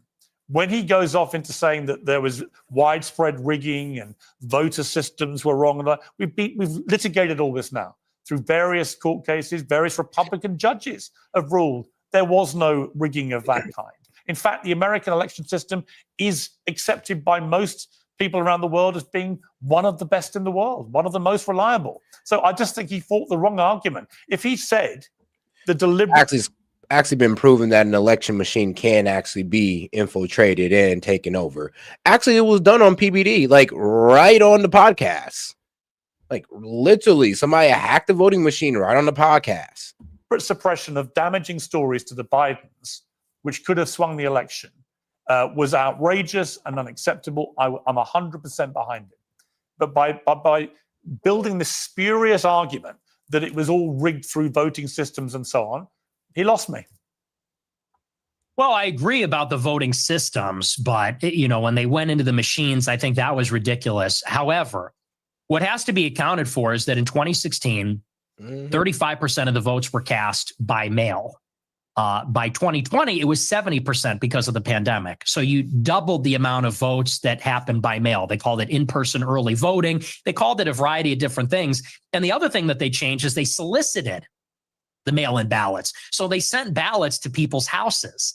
And once you do that, I mean, you have absentee balloting normally, but it's a process. You got to give your social security number, your ID. They send it to you. There's regulations in place. This is an election where they double the amount of mail-in votes, and they sent ballots to people's houses. And when you do that, you break the chain of custody.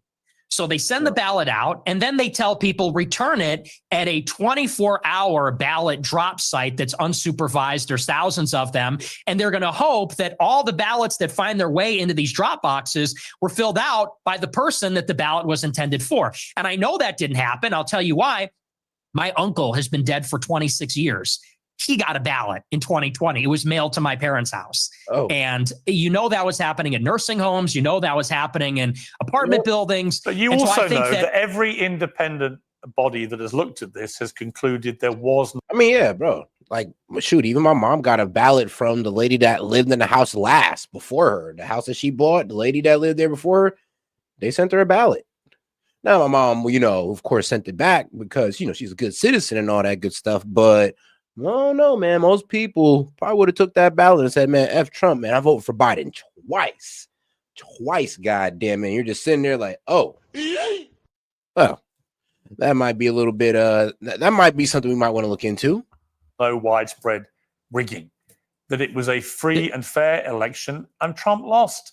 And the bottom line is he should stop going on about it anyway because he won back the White House in 2024. By your, as you have been so keen to tell me, move on, right? No one wants to look back too far.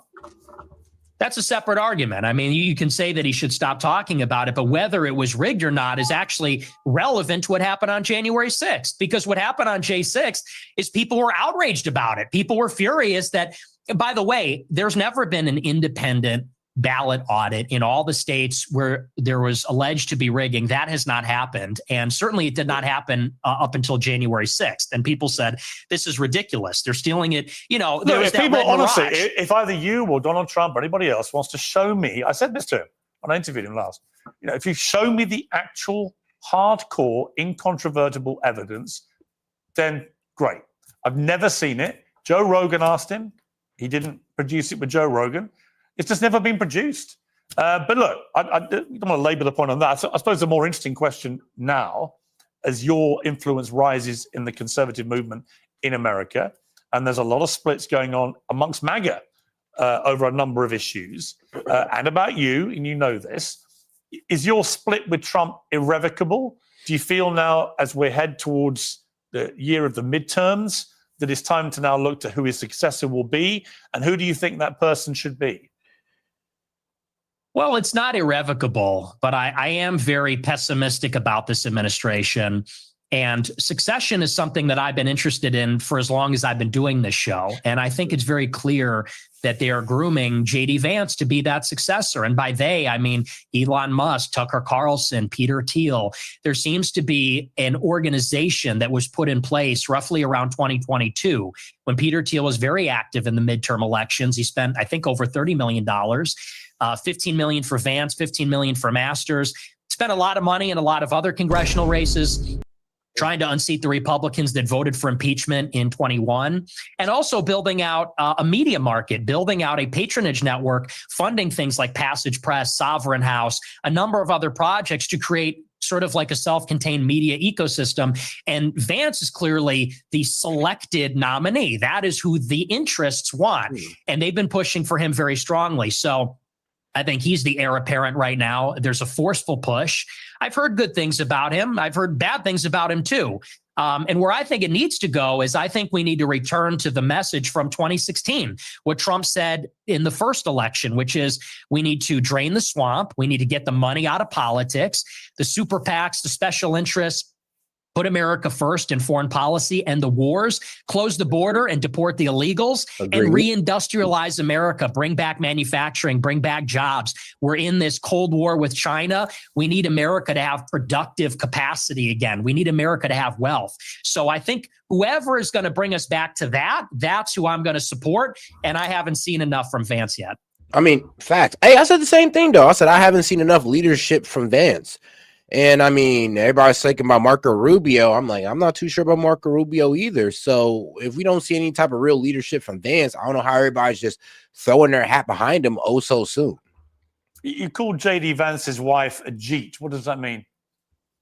It's a slur for Indians. Why would you use that? A jeet. Well, you want the honest answer? Because you're a racist? No, there's actually a different reason.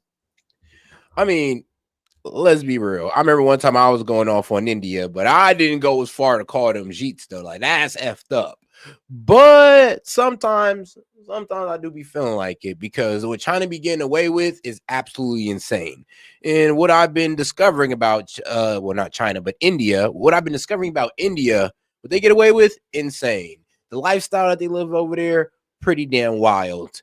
Oh, and what they're doing with fentanyl precursors in the pharmaceutical industry, absolutely duplicitous. But we'll get into that later. The reason why I said that, if you watch the whole show, did you watch that whole show? By the way? No, but you've admitted you use that slur. I'm just curious why you would use that about a woman with her heritage. I'll tell you, there's a really important reason why, and this is why context matters. If you look online at the people that are supporting JD Vance the most, they are racist. They're racist also, let's say. And they look at someone like myself. I don't support JD Vance. And they say, you're brown. You're a third worldist. They are gleefully participating in the cruelty. You could say the performative cruelty of the Trump administration. They say, you're going back. You have 100 days until you're being deported. You're going in a crystal. And then they tell us to vote for JD Vance. And so all I did on the show is I said, you have basically racist chuds that post memes about Indians all day on Twitter, memes about third worldists and Palestinians even. But then they want to turn around and support a guy who has said on Twitter, how dare you say I'm racist? I have non-white kids and I'm in an interracial marriage. And all I said is I just said that's a little ironic. I said that's hypocritical. And Vance is going to have to explain to all of his supporters who have gassed him up as the real mass deportation candidate. He's going to have to explain to them what's going on with that. What is with the contradiction? Because and you don't feel any accountability for the millions of young people that will hear you use that slur and think it's fine to use it. No, I think that's ridiculous. Okay. Let's take a final break and come back with a little kind of summary of how you think this interview has gone for you. Okay. If you're a fan of epic fantasy, Arthurian legend, or just Pendragon Cycle, Rise of the Crisp. Okay, next for Wednesday. We've been talking for nearly 2 hours. What is your view of how the interview has gone? I think it was great. Honestly, I think it was a tough interview. You're a tough interviewer. But I don't think there were surprises. I will not say it was an ambush, because it wasn't. I sort of anticipated that you would make some choices about how you wanted it to go, and I was fine with it. So I thought it was terrific. As a Catholic, you're probably aware the Jerusalem Post has recently called on the Pope to openly condemn you. Would it matter to you if the Pope did? He's an American Pope, obviously. It would be very disheartening, yes. They ain't going to stop him. Why? Because he's our spiritual leader. He's the head of the church. He's the vicar of Christ. So if he condemned me, that would be very disheartening. And it would depend upon what he would say exactly. But yeah, I wouldn't like that. I wouldn't like that at all. If he condemned you because you've openly admitted to being a racist on this show? Oh, this racist. I would be disappointed if he said that, because I think that word racist, it means something different to everybody. And so I think that's just silly. I think that's just semantic. Have you ever been in love in your life? No, like romantically, no. Yeah, never. No. Damn. Do you think that's part of the problem? What's the problem? why you are the way you are. Oh, and Come what's the on. way I am? What are you trying to say? I've given people 2 hours of the way you are. You're unashamed about a lot of it. I mean, come on, Pierce, say it. I don't think I have a problem. I think I'm cheerful, boisterous. Look, unlike you, I'm willing to be a little provocative. Well, I guess you're willing to be provocative, but I'm willing to be very provocative, and I'm a free thinker. And I don't like to be tone policed. I don't like to be told about, people are going to tone police and play moral cop about you can't make this joke or you can't make this statement. And I think that's just about being intellectually open. I'm a believer in openness, and I like ideas. I completely agree. I think you should be perfectly free to express yourself exactly how you see fit. My problem is how you see fit with some of the things that you say. And we've been through a lot of them. And I think people who don't know you very well will have been shocked in parts and surprised in other parts. But in totality, they can see you for what you are. I think we've got a lot nearer to what the real Nick Fuentes is in the last 2 hours than we probably have seen from your other recent interviews. Would you agree? No, I mean, the clip thing, we've done the clip thing. We've all seen the clip show. Everyone's seen the clips. You think you're the first one to do the ADL rap sheet. So here you said this, and then here you said that. I've been playing that game for 10 years. So this is honestly more of the same, to tell you the truth. Nick Fuentes, I appreciate you coming on Uncensored. Thank you very much. Thank you for having me. Well, my thanks to Nick Fuentes, and my thanks to the hundreds of thousands of you watching this special live episode of Piers Morgan Uncensored. As I said during the interview, I think it was firm but fair, but you can all make up your own minds if you like what you do. That was pretty fair. I mean, I'll be real with you. He's the only person that gave Nick Fuentes like real pushback, so I give it to him. I mean, even Candace didn't push back as hard as Pierce did, and I like that Pierce did so. And like that's probably the first time I've actually really seen Nick Fuentes' views like challenged to a certain extent. So hey, we'll see how that carries out. But from what I'm seeing all over X, it sounds like everybody's cheering Nick Fuentes and going, "Hey man, you killed it on that one." And I agree. Now, he did pretty well. All right, guys, let's go ahead and get into the next video. Zelensky meets with European leaders to discuss peace plan. Europe has signaled its continued support for Ukraine after President Zelensky gathered with his British, French, as well as German counterparts in London earlier today. Leaders working on, quote, complementing the US plan to end Russia's war in Ukraine. That is according to the French presidency. And this comes after a long week of diplomacy that yielded really no major breakthroughs. And as the gap widens between the United States and Ukraine after President Trump accused Mr. Zelensky of not having read the US-backed peace proposal. Meanwhile, as talks slowly grow. Yeah, he didn't read it because he already knew that it involved land concessions, that the certain parts of Russia will now, a certain part of Ukraine would be de facto Russia.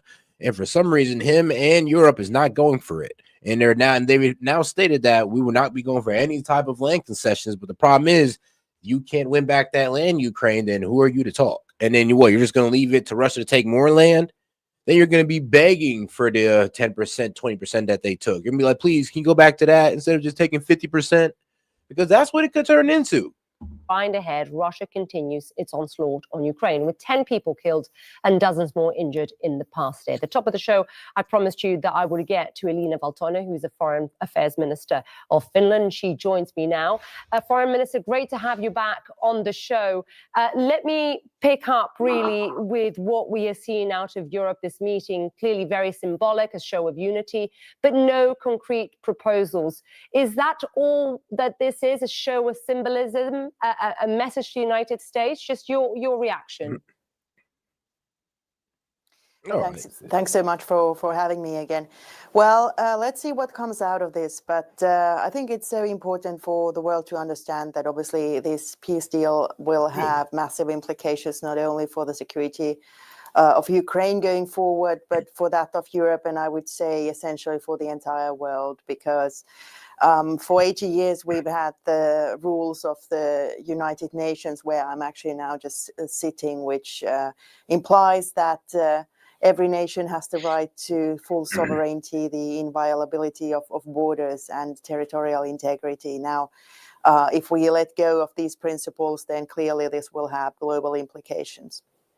The mood I Global sense, Foreign invitation, Minister, I of hope you course. don't mind me saying this, is just from our conversation that I had with our, I mean, I would want to ask her this. I mean, all right, so what are y'all going to do about it? Because you're telling Zelensky not to accept the deal. And I'm like, okay, well, can you think of a better deal? Or can you put boots on the ground in Ukraine so that you help them fight for a better deal? If not, then I'm not sure why you're holding up this peace plan or this peace deal. It doesn't really make any sense for Europe or Ukraine to keep dragging this out. I understand that Ukrainians don't want to give up land. I understand that NATO or the EU, they don't want to make Ukraine give up land, but it's kind of what have to be done because y'all been selling the fake story that Ukraine's been winning this. The peace plan is obviously exposing that they're not, because how else can Russia make such demands and have the U.S. agree to it if Ukraine is doing so well on the battlefield? Don't you think things would have been weighted towards Ukraine? Well, guess what? They're not. So since they're not, what does that tell you? That this whole time Ukraine has been losing ground. And now it's starting to become the reality. But sadly, Zelensky and the European Union don't want to accept that. correspondent who was at Downing Street today is somewhat somber. Even Chancellor Merz, I think he said he was skeptical, were his words, about the documents he's seeing coming from the United States. So I wonder where this leaves Europe diplomatically in terms of pressure points, because as our correspondent was saying here today, it feels like Europe has been sidelined. Just your take on this. I think Europe's strategy for the past almost 4 years has been exactly the right one. So we have been supporting Ukraine. We have been draining Russia's war machine through sanctions. And we have been ramping up our own defense and deterrence. And this is exactly the right strategy also going forward, whether there's a peace deal or no. I think the president, President Trump's goal of ending the killing, to stop the killing, is exactly the right one. And I think the next most important step to take in that direction would to impose a full ceasefire. Because that would show that Russia, at the end of the day, could potentially be interested in peace, which so far... Now, the problem is that Russia's saying that, no, look, we're going to take those regions. Ukraine's going to back the hell off those regions, and we're just going to, and that's going to be de facto Russia. That is what Putin's saying. He pretty much putting his foot down to the U.S. and the EU and just saying, look, ain't no ceasefire happening, and there is really no ceasefire that we're going to do.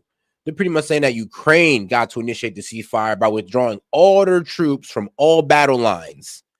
And that will actually get Putin to get down with a ceasefire. If not, then they're just going to keep on going.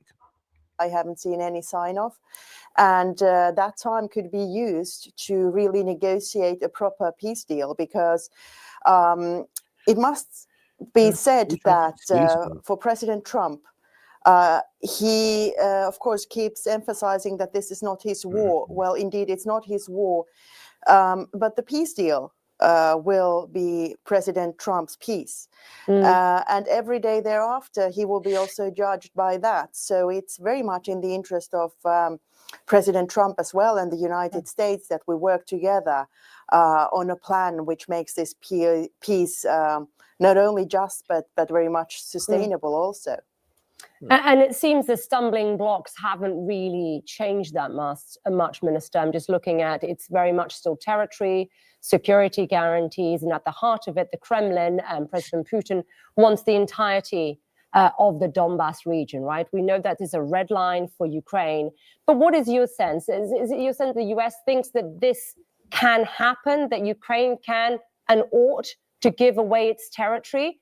I just wonder what your sense is from what you're hearing, because French President today referred to Europe having, quote, a lot of cards in our hands. So I'm just wondering what the strategy is here.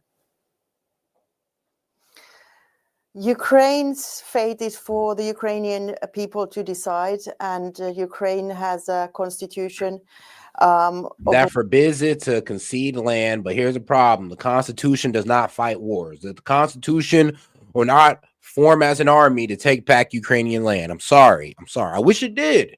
I truly did, but it don't. So you can sit there and talk about the Ukrainian constitution forbids the conceding of land. We get that. But the Ukrainian constitution isn't out there fighting on the battlefield. It's Ukrainian people, and sadly, they are the ones losing the land. Like, I might want to have, if y'all got to amend y'all constitution, so be it. Or it's either that or just all of Ukraine falls, then is what you're saying. Like, I'm wondering how far they're honestly willing to take this. Obviously, the president cannot by himself decide on, for instance, conceding land. And that certainly should not be in the... And that's the problem. This is what's going on here. See, all these regions, and even the regions that Russia's mostly taken over, they want Ukraine to back off all of it. Like, all of this, the empty space right here that Ukraine still controls, they want them to back off that line and let Russia have Kherson, let them have Zaporizhia, let them have the Donetsk region, Luhansk. Like I said, they want complete control of this side of Ukraine. And they're not moving. Like, literally, Putin's not moving on that. And the Ukrainians, they're like, well, our constitution says we can't give up no land.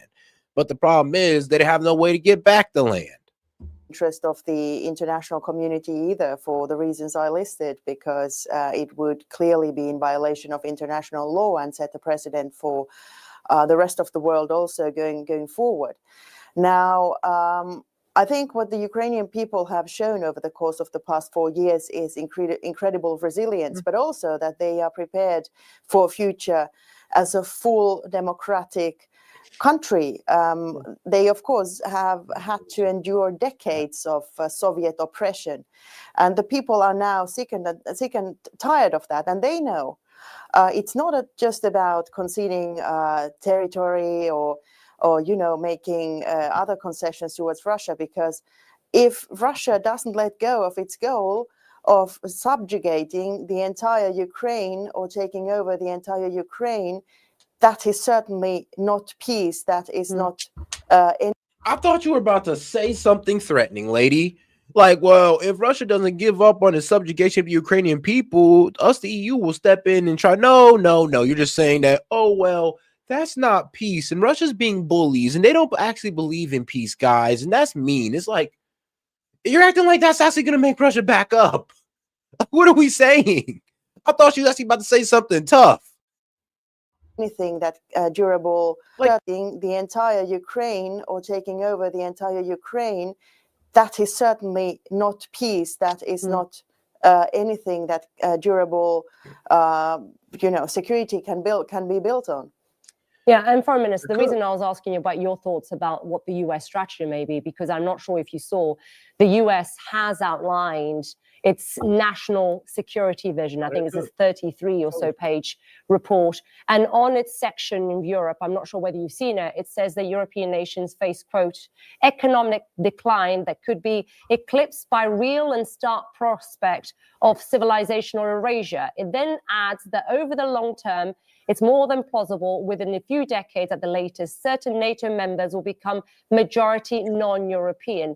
What do you make of this US national security vision? But all right, though. All right.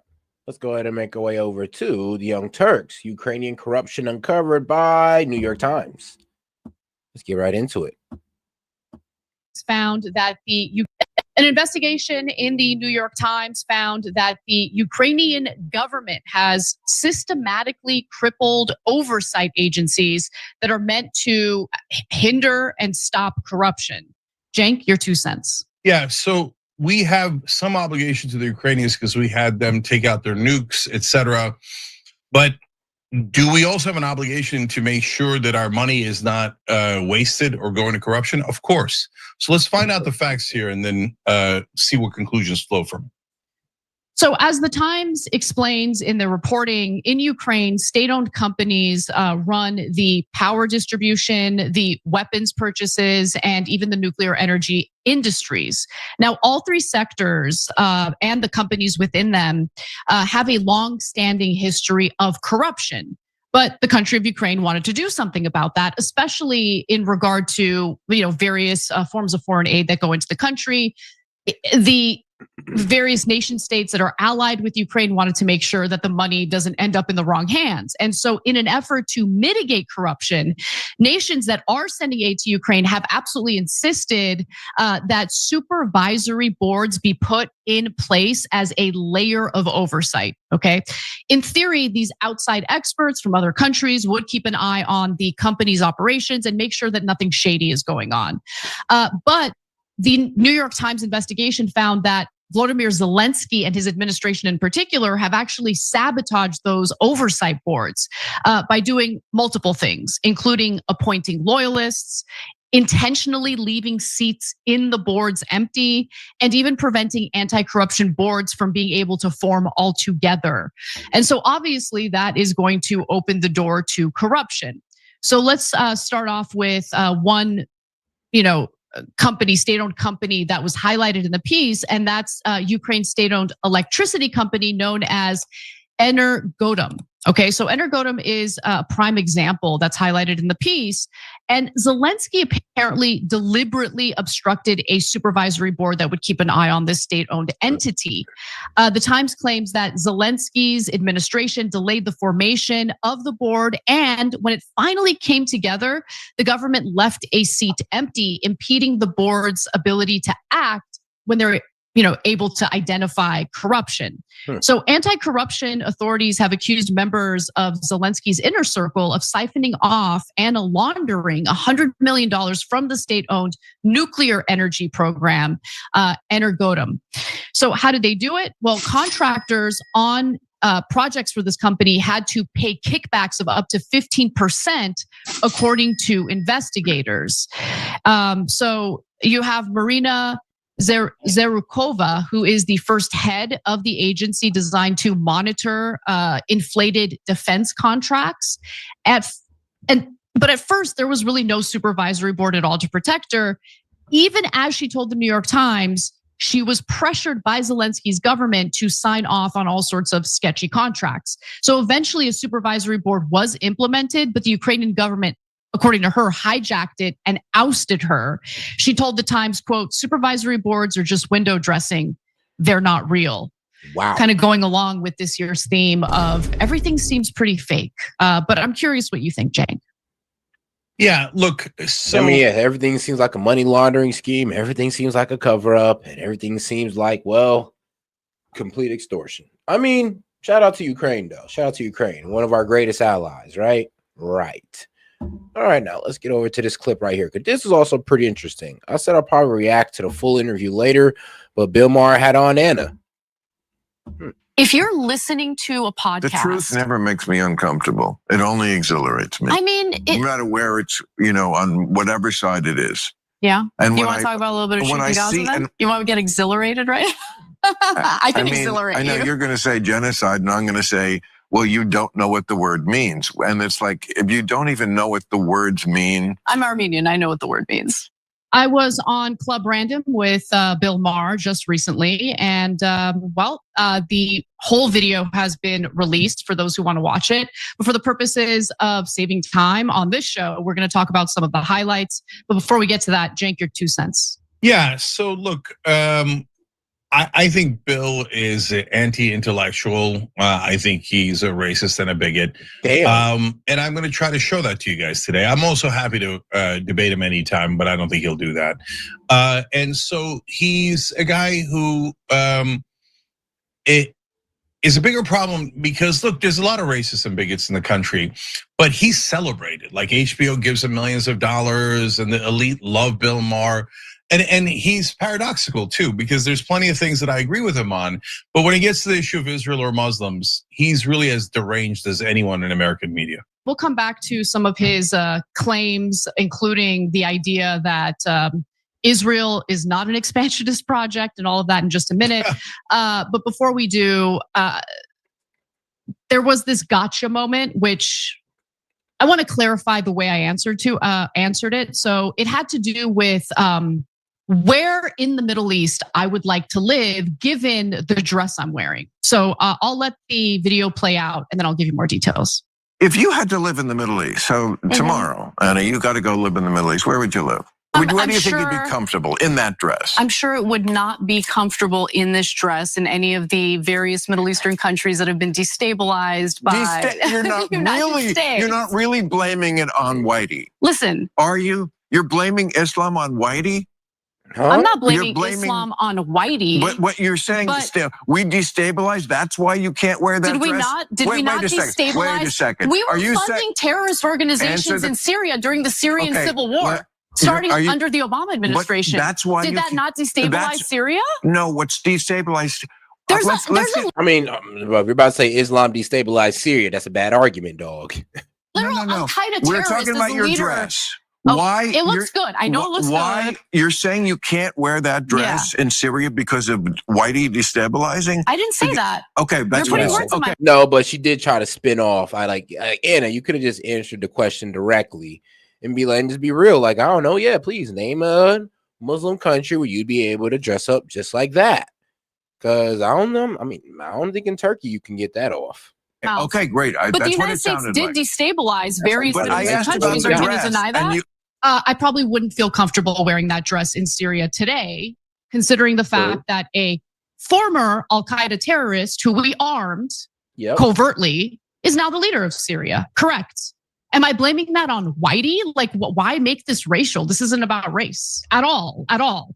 U.S. foreign policy does not equate Whitey, but funding and arming an offshoot of Al-Qaeda in Syria, was meant to destabilize that country, as we now see.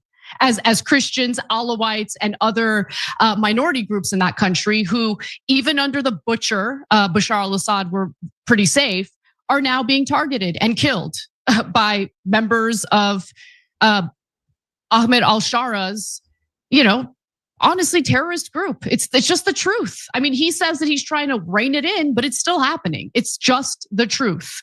But look, I didn't want to take the bait because it's so obvious that he wants me to say, like, well, obviously I would never want to live in a Muslim majority country. They're all dangerous barbarians. They're all animals. I'd want to live in Israel. But the fact of the matter is, I would rather die before I step foot in Israel. And the reason why is because of the apartheid state. It's because of the fact that they put Cenk's name on a missile that they then used to bomb children in Gaza, essentially sending a message. It might also have to do with the fact that IDF soldiers literally send me images of their weapons in an effort to scare me into silence. So no, I wouldn't step foot in Israel. I would actually feel a lot less safe in Israel as opposed to, I don't know, Beirut, Lebanon, Istanbul, Turkey.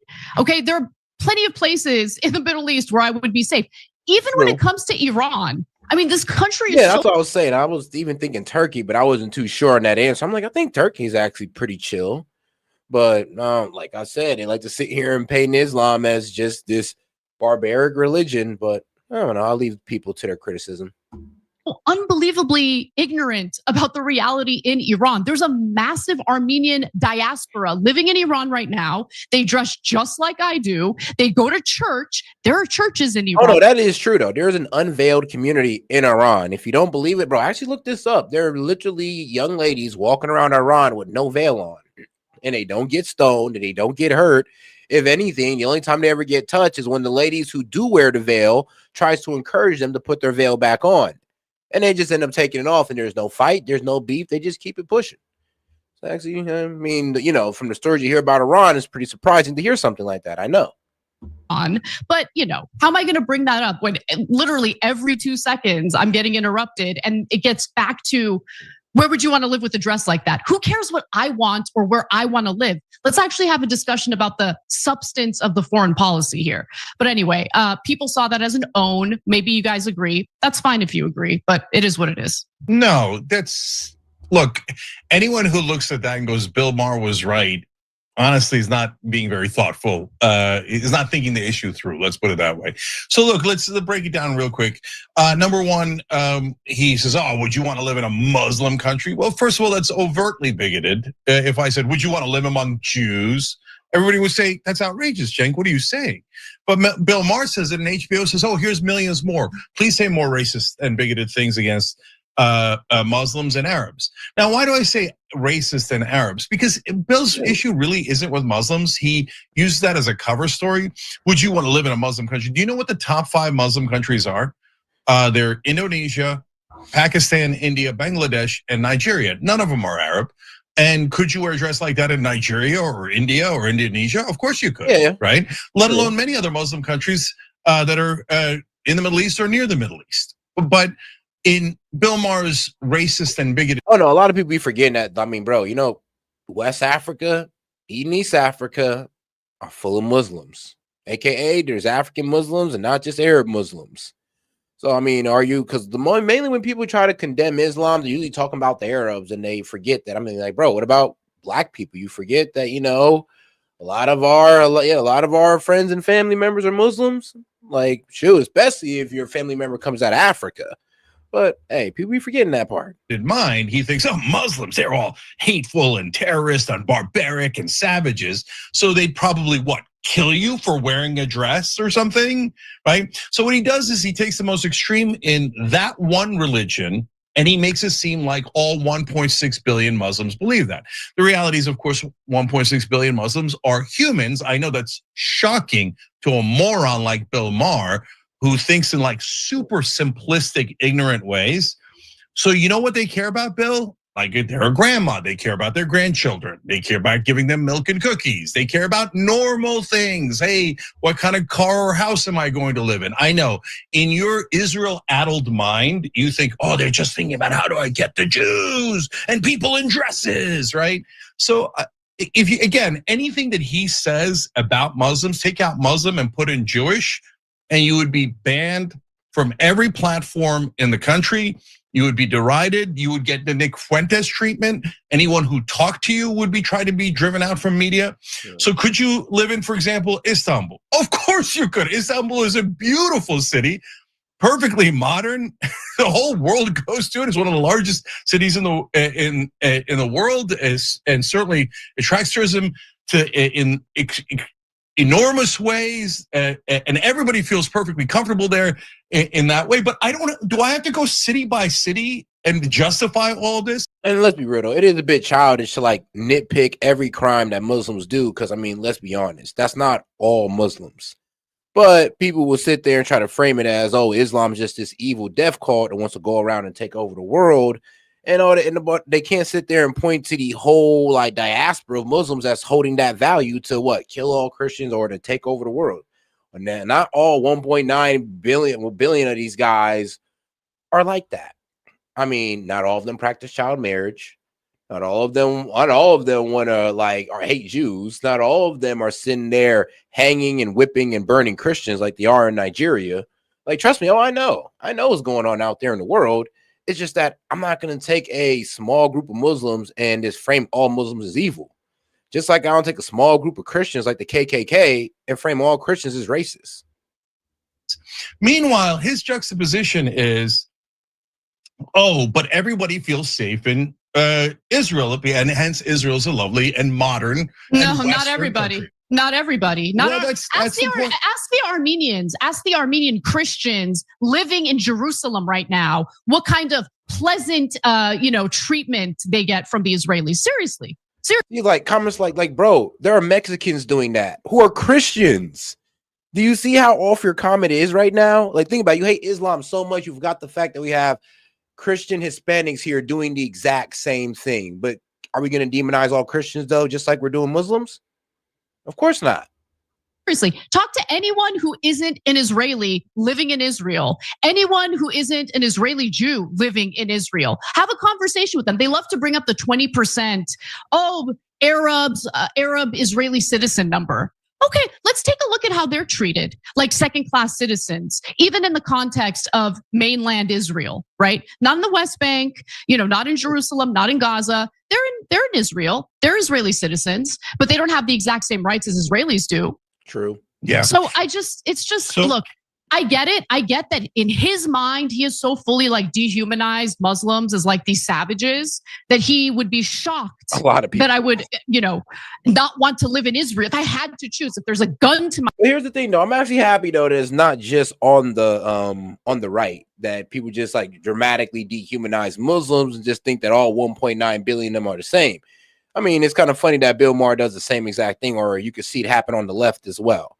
And I mean, let's be real, the left, I mean, they condemn us, and rightfully so. They condemn us about our language about Muslims, and rightfully so, because it isn't cool and it isn't right. I mean, we sit here and then we understand we're not supposed to do that to black people. We're not supposed to do that to white people. We're not supposed to think that almost every MAGA person is what? A fascist. Like, we understand that, but we don't understand that when it comes to Muslims.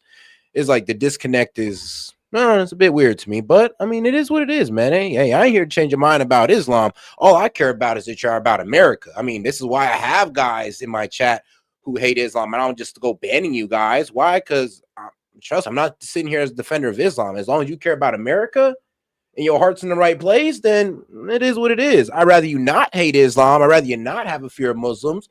But as long as you're America first, it is what it is. head and I have to flee to the Middle East, obviously you're going to want to go to Israel. No, I wouldn't want to go to Israel. The idea that I would be treated well in Israel is laughable to me. What, just so I can wear a short skirt and feel good about myself? That's the epitome of safety. It's just such a dumb question. And the thing that drives me nuts is that people like really looked at that and thought, wow, he really got her.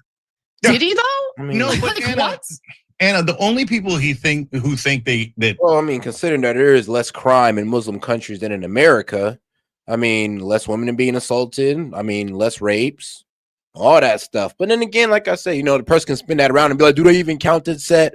Or, well, women don't even have rights, so how can they count rapes? And I'm just like, you know what? I mean, you got somewhat of a point. You're the people who also hate Muslims and have these stereotypically deeply bigoted views about Muslims. So but look, I want to address the second half of it. But living in Israel is great, is it? No, that comes from his privileged position as a Jewish American who kisses Israel's ass 24/7. So yeah, if you're one of those people, then yeah, Israel's going to treat you like royalty. But if you're a Muslim American journalist like me, the chance that Israel will murder me if I go there is significant. They killed Shireen Abu Akleh, who's a Palestinian American journalist. They assassinated her. And our government didn't even ask for any recourse. In fact, our government. I mean, shoot, yeah, a bunch of Israeli settlers killed an American citizen who's a Palestinian in the West Bank, and nothing's been done. They just, the IDF says to look into it and, to be continued till today. Government stopped an FBI probe of the Israelis murdering an American citizen just because she's Muslim, and our government says we're just as racist as Bill Maher. And in the last 5 years, the Israelis have murdered 9 American citizens. 8 of them were Muslim Americans, so our government did nothing. And so, no, I would never go to Israel. And not only that, Israel's the biggest terrorist organization in the world right now. Hamas's civilian kill ratio is abominable, terrible. It's at 67%, meaning 2/3 of the people that they killed on October 7th were civilians. That's why they're terrorists. IDF's civilian kill ratio is 83%. Yep. Significantly, which has been proven by Israeli sources. Yes, Israeli media proved that the IDF has reported of killing about, at the time of the reporting, they killed about 53,000 people. They said only 8,900 were Hamas, aka 83% of those people that were killed were innocent civilians, and only about 17% was Hamas. Worse than Hamas, and of course they've killed about 60 to 70 times the number of people Hamas did. So as a raw number, they're much bigger terrorists. As a civilian kill ratio showing intent, Israel is much bigger terrorist. So no, you're not safe at all in Israel unless you're an Israeli or you're an American that kisses their ass.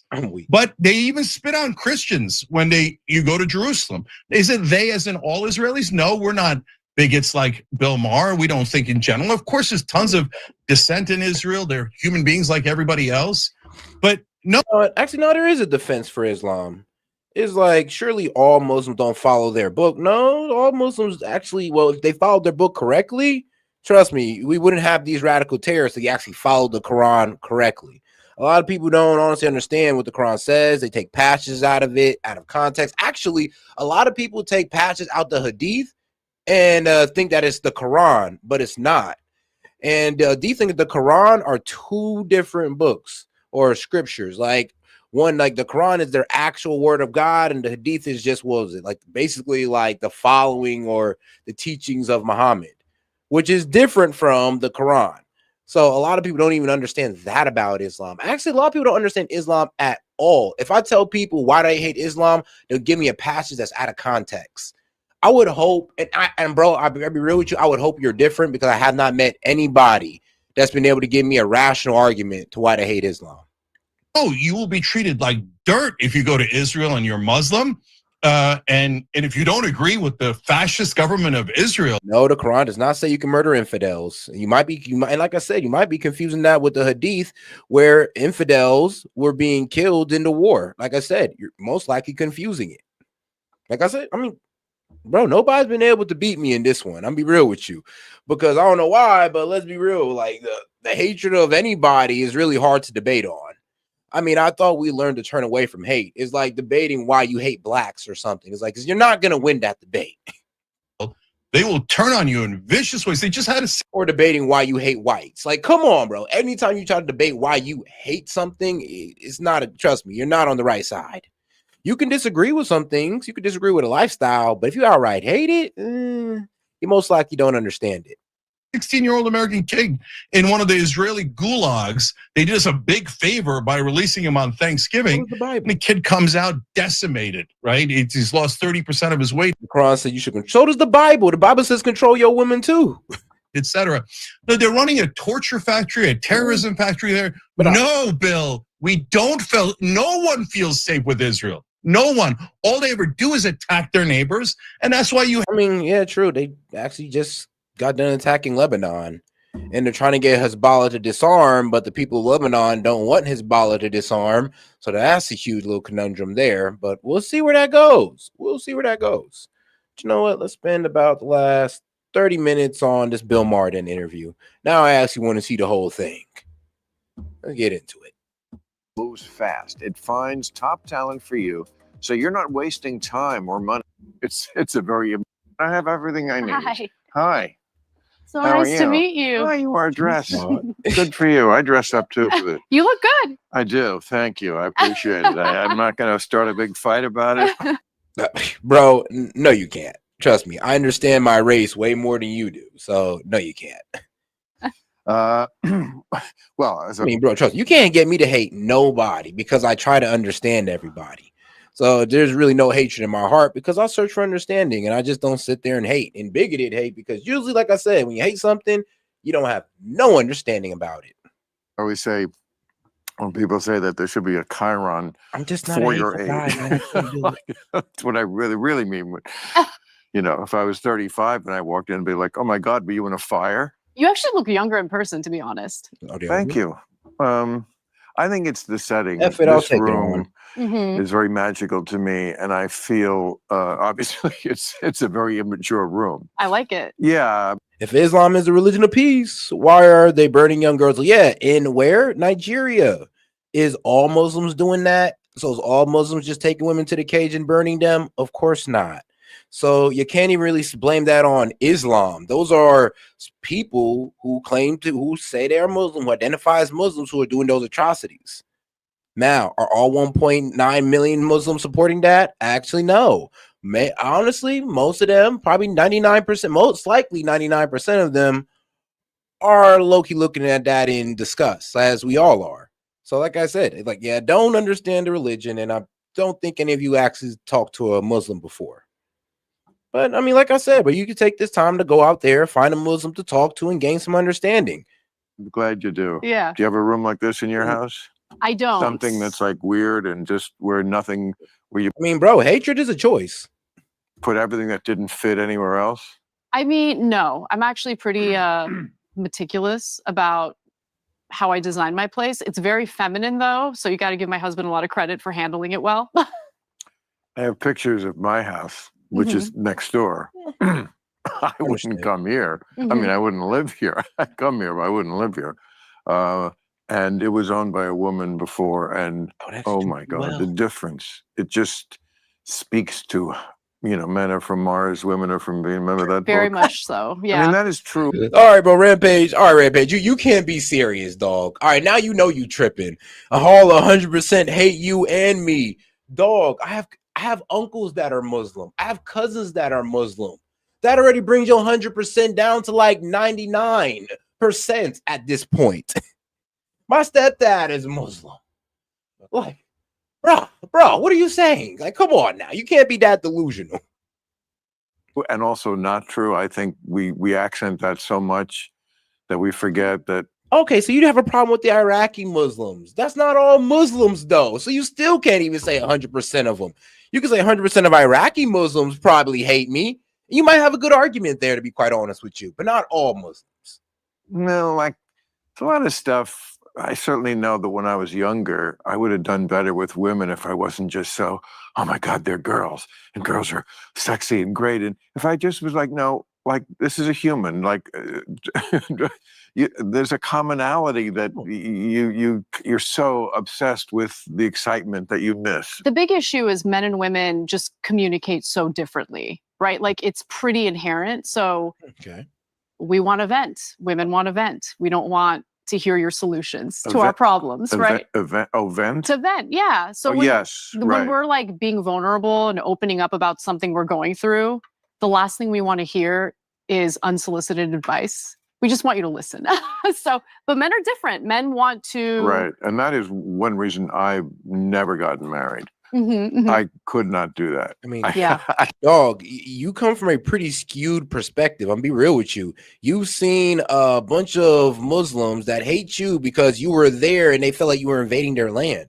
And dog, I appreciate your service, but you ever try looking at the other side and what they actually thought about you instead of just thinking that you were automatically the hero?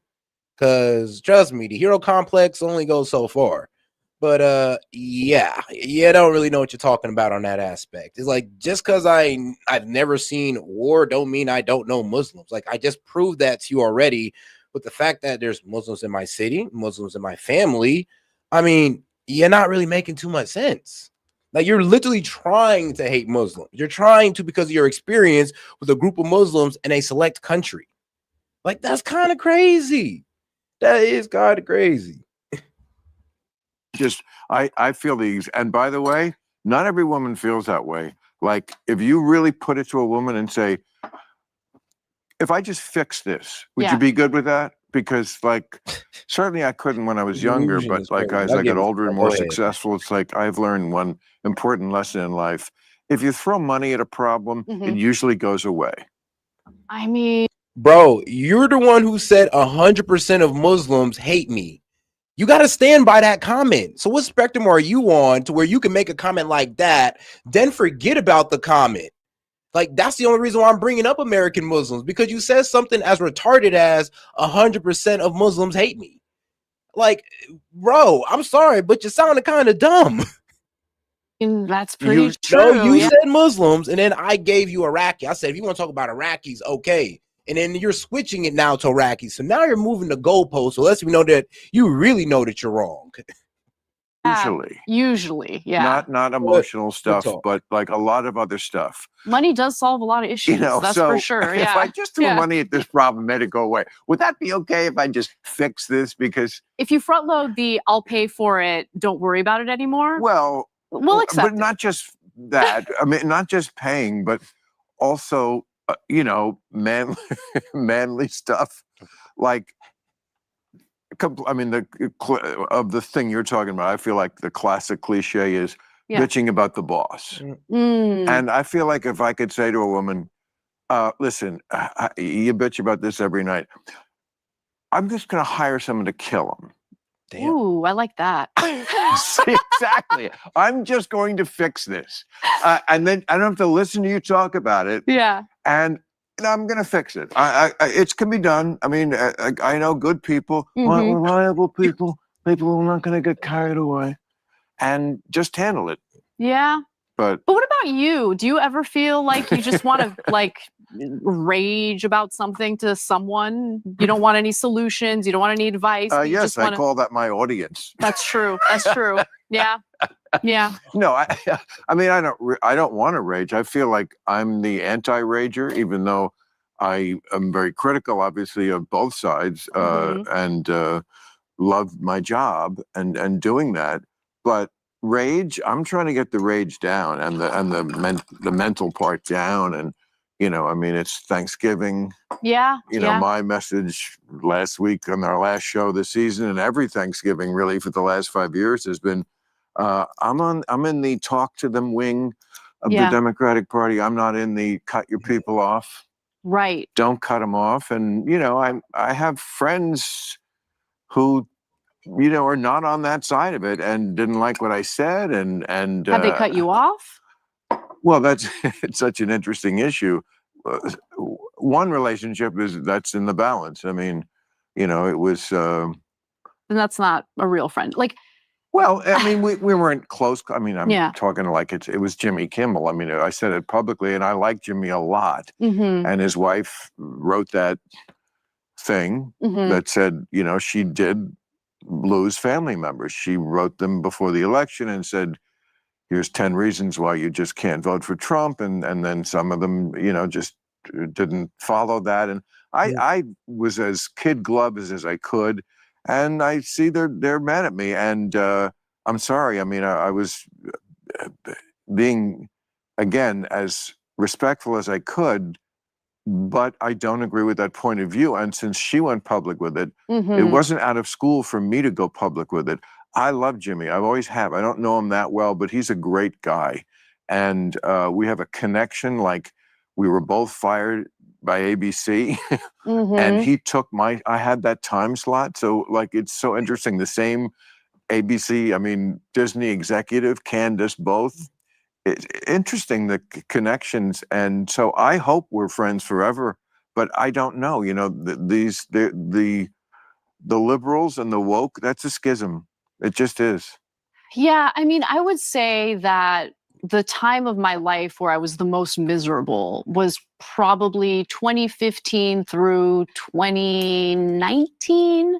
Before the pandemic. It was before the pandemic. I mean, wow. The pandemic was better for you. Things was got a little better. I mean, look, actually, I hate to admit it, but things did get better for me during the pandemic. I was Really? like, oh, I get to work from home. Like I'm exhausted. I'm burnt out. And it didn't put pressure on the marriage because lots of lots of people said that.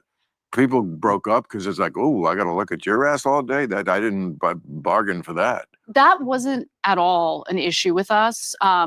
Revelations from bro. Did you read the Bible? Well, of course you did, but did you actually read the Quran at the end? Bro, they're waiting on Jesus just like you. Like, you didn't know that? Like, just like you, they waiting on Jesus to come back and fight the Antichrist. Just like you. What? So basically, if I was to hop on the side of Muslims, I'll be on y'all side as well. Which is hilarious. What you say when Revelation comes, whose side will you be on? Well, if you actually read the Quran towards the end, they actually said that Jesus is going to come back too. But y'all said y'all read it though. But y'all don't know that? Did kind of start to be. So my husband was a bartender when the pandemic hit. And so he obviously got laid off right away, which I was, understanding about. I think what started to kind of get in between us, although not to the point where it became a problem, was where I felt like I was working all the time, even though I was working from home. And he was a bartender. So like he doesn't really have any other options other than making a career change. Of course. So finally got to a point where I was like, you need to make a career change. And I'm glad I did that, even though it was difficult for me to do, because like being the nagging wife is not my thing. Right. But Where does that cell tell you to kill infidels in the Quran? Where? Of course, you don't know where. You just been told on Twitter. You read a Twitter thread about Muslims, and now you think you know about Islam because you read passages in a X post. No, I'm sorry, but you don't know that. Actually, it doesn't tell them to kill infidels. But I mean, like I said, if you can tell me where in the Quran it says that, I'll be happy to, prove you wrong. Hey, shout out to my man Guest Dude. He was understanding about it, and he then pursued what I think he was always meant to do, which is he's the head baseball coach at a school, and he was a professional baseball player prior to that. When his baseball career ended, that was when he came out to LA and started kind of like working at restaurants and stuff to figure out, what do I want to do next? And then he got comfortable. I think that happens to a lot of people. So COVID was like a bit of a crisis that we took as an opportunity to move forward in life in certain ways, if that makes any sense. This sounds like the kind of thing. I never got married, but I've never been a person. Oh, I do ask Muslims. Yeah, I ask them all the time. And yeah, they say y'all are tripping and y'all take everything out of context, and because you never read the Quran. They chant death to America. What about that? All of them? All Muslims chant death to America, or just the ones in Iran in the 70s? All right, then. I mean, you can't say all of them. Person, I think people have this misconception that I'm anti-marriage. I'm only anti-marriage for me. Mm-hmm. I get it, because I see so many of my friends who are married, and of course, most marriages do fall apart in some way, but I also know plenty of people who have had great ones and would be really lost without their spouse. And like some people, they're just, their nature is to be in a partnership. True. It's it's a seesaw thing. That's not me. Yeah. I'm a lone wolf. Always have been. If you know yourself and that's what you like, then go for it. I mean, it's all like, life is so I'm short. very social, but ultimately I'm a lone wolf. But this sounds to me like what a marriage should be like. Not nagging, but when you need that person to, you're on this teeter-totter together to get things even and balanced. They're there to do that. Totally. And that's great. I mean, if you're of that personality, I think most people are. Most people are always looking for, complete me, and some of that is cliche, but some of it is kind of true. I've seen people who were incomplete. I didn't realize I was incomplete until I met him. And there are qualities of his that I think I've adapted for the better. So for instance, he's just such a kind-hearted person. Yeah, gaming. Yeah, they believe he was a Messiah, though. They do believe he was also a prophet and Messiah, and that he will come back. And it's written in their Quran. So yeah, you got to go to their Quran about what their teachings are. And just like how people don't follow the Bible 100% through, you think people are following the Quran 100% through. I guess that is the faulty of religion, though. But yeah, every Muslim, both here and in the States, says that Jesus isn't the way. Yeah, they don't believe that Jesus is the Son of God. That's it. Like, they say that yes, he was born of immaculate conception and all that good stuff, but they don't believe he's the Son of God. That's it. But they do believe he's going to come back at the end of the world and come and fight the Antichrist. So yeah, I mean, if y'all disagreement is about if he's the Son of God or not, and y'all want to get hung up on that, I mean, that's on y'all. But when y'all both saying the same thing and the world's going to end in the same way, I really wonder where the beef is. It's absolutely ridiculous. To me, though, you got to understand, I ain't the most religious person, but when I look over this religious history, religious text, it just seems a bit goofy that people want to sit there and get mad about, oh, well, you don't think he's the Son of God, so they're the false religion. And I'm just like really, is it that serious? They literally believe the same ending as you, but you want to get hung up on that? I mean, all right, then, I guess. I mean, like I said, to each their own. Who sees the good in everyone. And so when I talk about the period of my life when I was the most miserable, I wasn't able to see the good in everyone, right? And so I was very much in the mindset of who you vote for demonstrates what your values are. And if I have determined that the person you you're right. No, you're right. That is the entire basis of Christianity.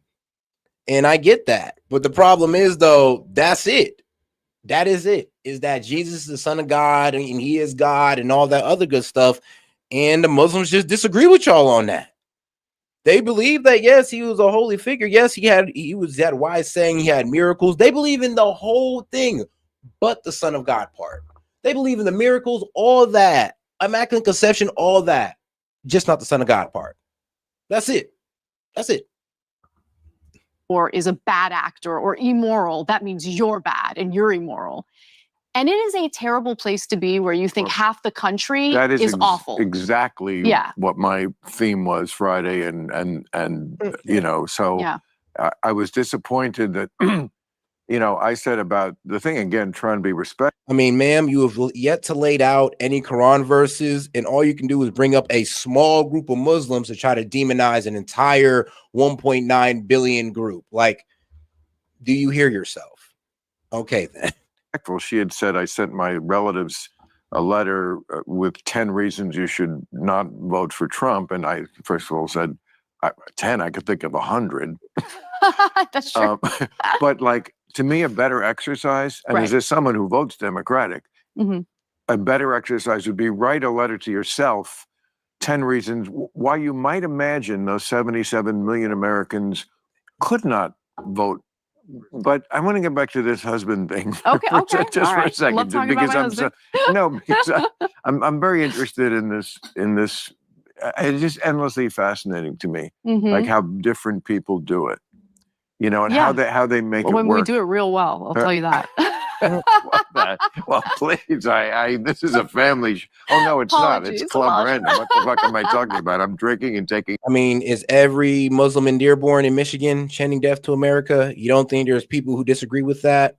Of course there are. But like I said, though, you guys are too blinded by your hatred of Muslims to see any difference in them, which is really insane, by the way, because it's like, I mean, no, what? Never mind. Let me not take it too far. I'm not going to assume that of your character. But it is a bit wild that people actually think like this still.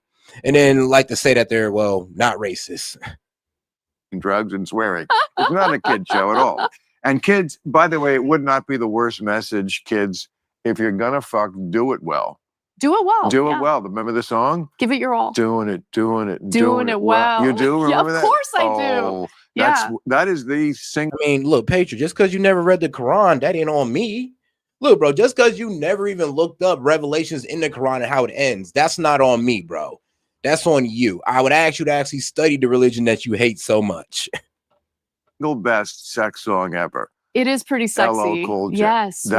It's actually, man, they don't make music like that anymore. They don't make that one anymore. They certainly don't. Yep. And it always, like, it was so sexy. And then when he got to the part when he says, I was raised out in Queens, she was from Brooklyn, or it was made the other way. I was like, yep. What is that?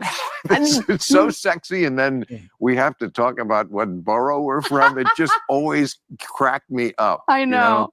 But yeah, it's like the beat of that song. Record. Yeah, the woman who's like singing in a sultry way and moaning at the same time. Yes. So sexy. And the lyrics.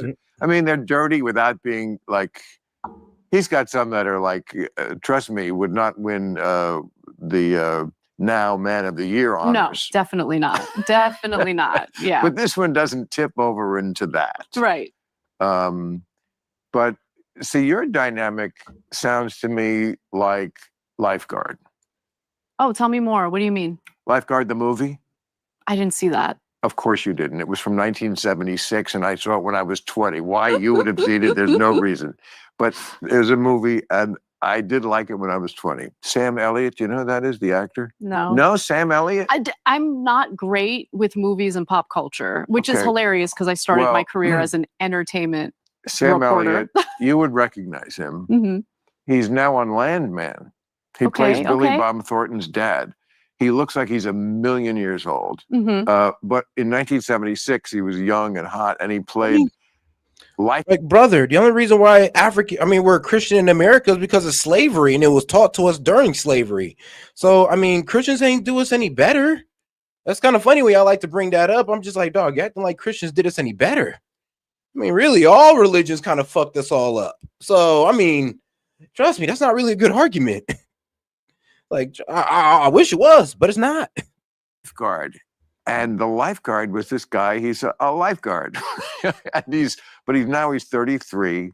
And he goes to his 15-year high school reunion, and he meets up with Ann Archer, Scientologist. We'll leave that out of it. Hottie of her day. And, kind of reconnects. But then you feel a superiority towards them since you pity them for their beliefs. That's kind of like a superiority thing right there. It's kind of like a snarky way of saying you just feel superior to them, dog. Like, let's be real. doesn't want him to be a lifeguard, which is kind of like bartender, but he's good at it. And he saved lives. He was good at bar. He made a mean martini. I will say that. And sometimes you do kind of save lives. I mean, you do talk to people, and I mean, it's totally. It's a great job. But she wants them to like grow up because you're 30. If we're going to be together. But here's the thing, though: all religions practice slavery. That's the hilarious part. What, y'all want to act like Christians ain't have slaves? Is that really what we doing? Like, come on now, come on, no, don't do that. So he's got to decide. Well, the chick wants me to be a Porsche dealer, put on a tie and like be with the man, but I like being out in the sun and just so all I could say is he went back to the lifeguard. Now, Kozum, I would have to challenge you on that one. You don't really know how much. You don't really know if that's true. Like, let's be honest, or you'd be able to give a proper percentage on, like, said, there's this study from this area right here that says 60% of Muslims in a poll said that they want to do this. All of you guys are assuming that they want to hurt you, that many of them want to hurt you. These are all assumptions, and none of this can be proven. You can say, oh, it's in their book, but you can't point it out in their book. And if you try to, I'm just going to give you the full context of it. So I really wonder, like, where does this honestly come from? Like, it's absolutely like this. I don't know. I'm not gonna lie. I just don't get it. And it's not because I don't get the Muslim religion. Trust me, I get it more than most of you guys do. It's just, I just don't get where you guys are being led to think that they honestly want you guys dead. Like, all of them want you dead. Most of them want you dead.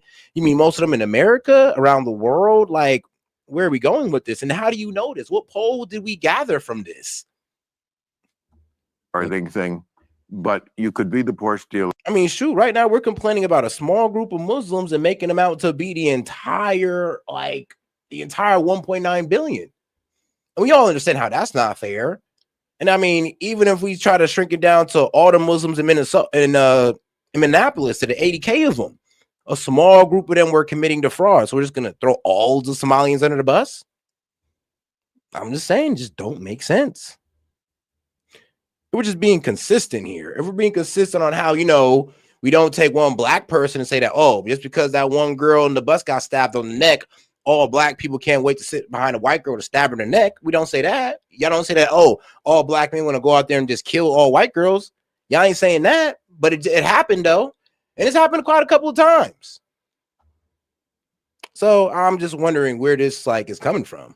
And that's fine, Tim. Yeah. I mean, look, for me, what I get out of my marriage is it's emotional, right? It's more than just, oh, what does he do for a living? And you got to get along with the person. You have to look forward to seeing them at the end of the day, right? And he's my best, at the end of the day, he's my best friend, and when I'm at my lowest, he's the only person that can kind of lift me back up, he just gets me. And more importantly, I need a guy who is not, I don't know, sensitive to the idea that his wife is successful in her career, right? Like there are and a you're lot. Very successful now. I'm okay. I'm doing well. Oh, you're doing well. Very well. Thank you. Thank you. You're at Club Random. That's true. No, you're everybody. Everybody wants you as you're a podcast. But like gaming, see, and it's a good point. But the rebuttal to that point is, are all 50 of those Muslim countries stabilized? No. Who destabilized a good amount of these Muslim countries? Well, we did. Not all 50 of them, probably maybe like 10 of them. But let's be quiet and let's be real though. We're trying to tell them to go to places that already got overpopulation, that's already got their own problems going on in their own country. So, and let's not forget, due to our interference in these countries is the whole reason why they're over here. Whole reason why they're over here is because of our interference. Some of these families can't go back because of our interference in their country. So we also got to play that into perspective as well, instead of just saying, why wouldn't they just go back to the 50 Muslim countries? I mean, who's to say one of these Muslim countries won't extradite them to Afghanistan or something? Like, who's to say there isn't that danger as well? And I'm just putting that out there.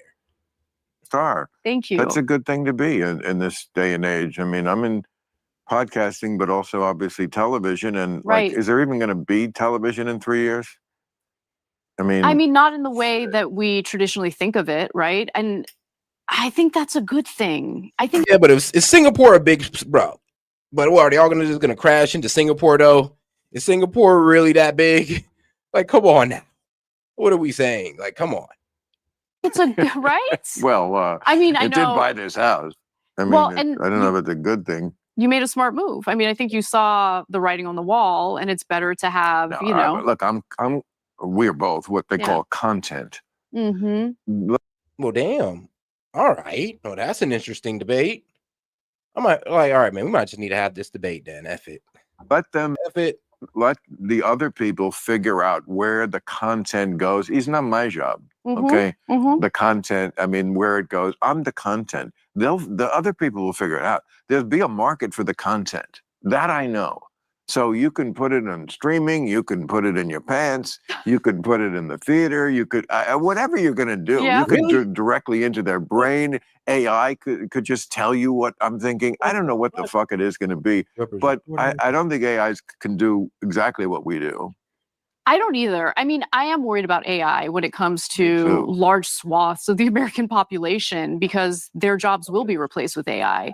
It seems like we're sailing toward this iceberg. Totally. And everyone is sort of pretending that's not what's going to happen, even though there are people in the industry itself who are saying, no, this is, it can do 30 to 40% of the coding jobs right now. So like, I mean, already so many coders are losing their jobs in Silicon Valley, which is like the most ironic thing in the world. So ironic. Right? Like the first to go are the workers who. What's ironic about it is that like when people were losing their jobs due to the tech field growing, they would tell you, oh, learn to code. Now you learn to code, they got AI to replace you. It's kind of like ironic. Helped kind of foster this new technology. And also the kind of pretenders of. All right, guys, I went ahead and posted that call-in link for mainly the members and the supporters. So if you donated at least $1 to the stream or more, or you are a member, please feel free to use that call-in link, and I'll be happy to have you up here. So Guest Dude Gaming, man, hopefully y'all available. The left who are like, care about the people, the marginalized people, as we should. But then it was like, but I can say that because like my jobs are safe. It's not going to come from my job. I'm like, I went to college. Okay, I have a degree, and I mean, Yep. That's such a great point. Oh shit, it's my job too. Right. I mean, that's known as the professional managerial class, right? And so, yeah. Yes. And so they have, thought that they've been safe. But meanwhile, in the background, you have new technology being developed that's going to make their positions totally antiquated, irrelevant, unnecessary, which, middle management, my heart doesn't necessarily break for them, but my heart does break for the country, right? Overall, because I think if we don't find solutions to this. Middle management is not. Yeah, I don't think people are shedding tears for middle management. No offense to the middle managers I deal with. But does not pull on the heartstrings. Right, exactly. Like Ukrainian orphan or, Right. Middle, yeah, you're right. Or, the truck driver. Like, I worry about the drivers. Like, they're going to be out of a job soon. So what's the plan? And that's the thing that worries me because I look at the political landscape. And I think you and I, the one area where I think we have a lot of agreement is where we are willing to be critical of the. Oh yeah, guys, the call-in link is posted. You can either go to the horizontal live and you'll find it in there, or you can go to my main page on the post tab and you'll see it. All right, guys. Democratic Party. I'm obviously also critical of the Republican Party. 5 minutes to roll on it. Neither party seems competent for the moment that we're in. No. And that's terrifying. I agree. Yeah, it's absolutely terrifying. Right. It reminds me of the, I'm sure you watch the World Series every inning. Oh, definitely, But there was one 18-inning game, which is very long. That was the Dodgers and... Yes, the Dodgers and the Blue Jays. Right. And that's twice as long. It's 9 extra innings, a whole nother game. And it's like nobody scored in those extra innings. It was like, wow, this is there for the taking for one of you teams to win this game, which was tipped the series to you, and nobody could do it. And I was like, that is exactly what the Republicans and the Democrats. I mean, the Republicans, when they came into office, they so had the wind at their back. All they had to do was not get drunk with power. Yeah. And fuck it up. And of course, that's exactly. And I don't think his instincts about fixing this and this and this and this are wrong always. There is lots of shit that needs fixing, and some he's fixed great, in my view, like did better in the Middle East than anybody had done, got NATO to pay for shit, colleges out of control, yes. But of course, almost everything. And yo, gaming, what's going on? What's up, man? Man, it's all good, bro, man. I'm gonna try to talk quickly and quietly. I don't feel like shouting over people because they just yanked a tooth out my face. Oof, I got you. Yeah, so I don't wanna enter into no shouting match over nobody, or have to be like, hold up. All right, yeah, got you. All right, man, go ahead and cook. All right, so when you asked for sources, I went on ahead and obliged that because when somebody asks, I like to deliver. The peaceful Muslim countries are Singapore, Turkey, allegedly Pakistan, but you and I both know that's wrong. We both know that's wrong. Yeah, that's why I'm saying allegedly Pakistan. But the peaceful Muslim countries are, excluding Pakistan, are Turkey, Saudi Arabia, Bahrain, Jordan, Lebanon, also allegedly, Iran, and there's like one other one. It's slipping. UAE. Those are considered peaceful relative to their area. U.S. intervention. And Qatar. Of course. So relative to where they are, even with U.S. selling them weapons and everything, these are considered to be the most peaceful countries out there. So when we're talking about things such as peaceful and not really doing anything or harming anybody, yeah, we have at least like 10 peaceful countries. I forgot the other two. Again, druggy. So forgive me on that one. Gotcha. So when I said, okay, they have like, there's 50 other Muslim countries. Okay, we can even see some ground. Well, we messed up like at least 10 of them. There are 10 other peaceful countries, and then there are 10 other countries where, yeah, they do got some problems going on. There's 20 other countries that, yeah, they do got some problems going on, but they can still go there. So my question is, why are they propagating all across Europe and all across the United States if that's the case? Because, and Guest Dude, to respond to his point, he even said, like, well, there's a bunch of Indians and Hindus that come to this nation and we don't complain about that. I'm going to correct the record and correct me if I'm wrong, but I'm on record. We can go back through the live saying that H-1Bs and H-2B visa Indians need to go. Yep. No, that is true. You have said that. Like, they need to go. I have said that from here to cows come home. Because realistically, I don't want nobody else in this country for right now because we can't even take care of our own. That's neither here nor there. There are at least 10 peaceful Muslim countries, 20 to 30 neutral, and then 20, I'm going to go ahead and just play into your point more because they swing back and forth to neutral to bad. There are about 10 neutral bad Muslim countries with 10 more that are actually bad. So all in all, they have about 40 different options for countries in their area where they have ground where they can actually be Muslims in peace and be left alone. And then you look at places like, what's happening in Nigeria. They're killing Christians by literally the hundreds of thousands. And this is a slaughter that is been so great that even the president of the United States and a few other countries have had to say something about it. There's Lebanon used to be mostly Christian, and now it's almost dominated by Muslims. So did Jordan.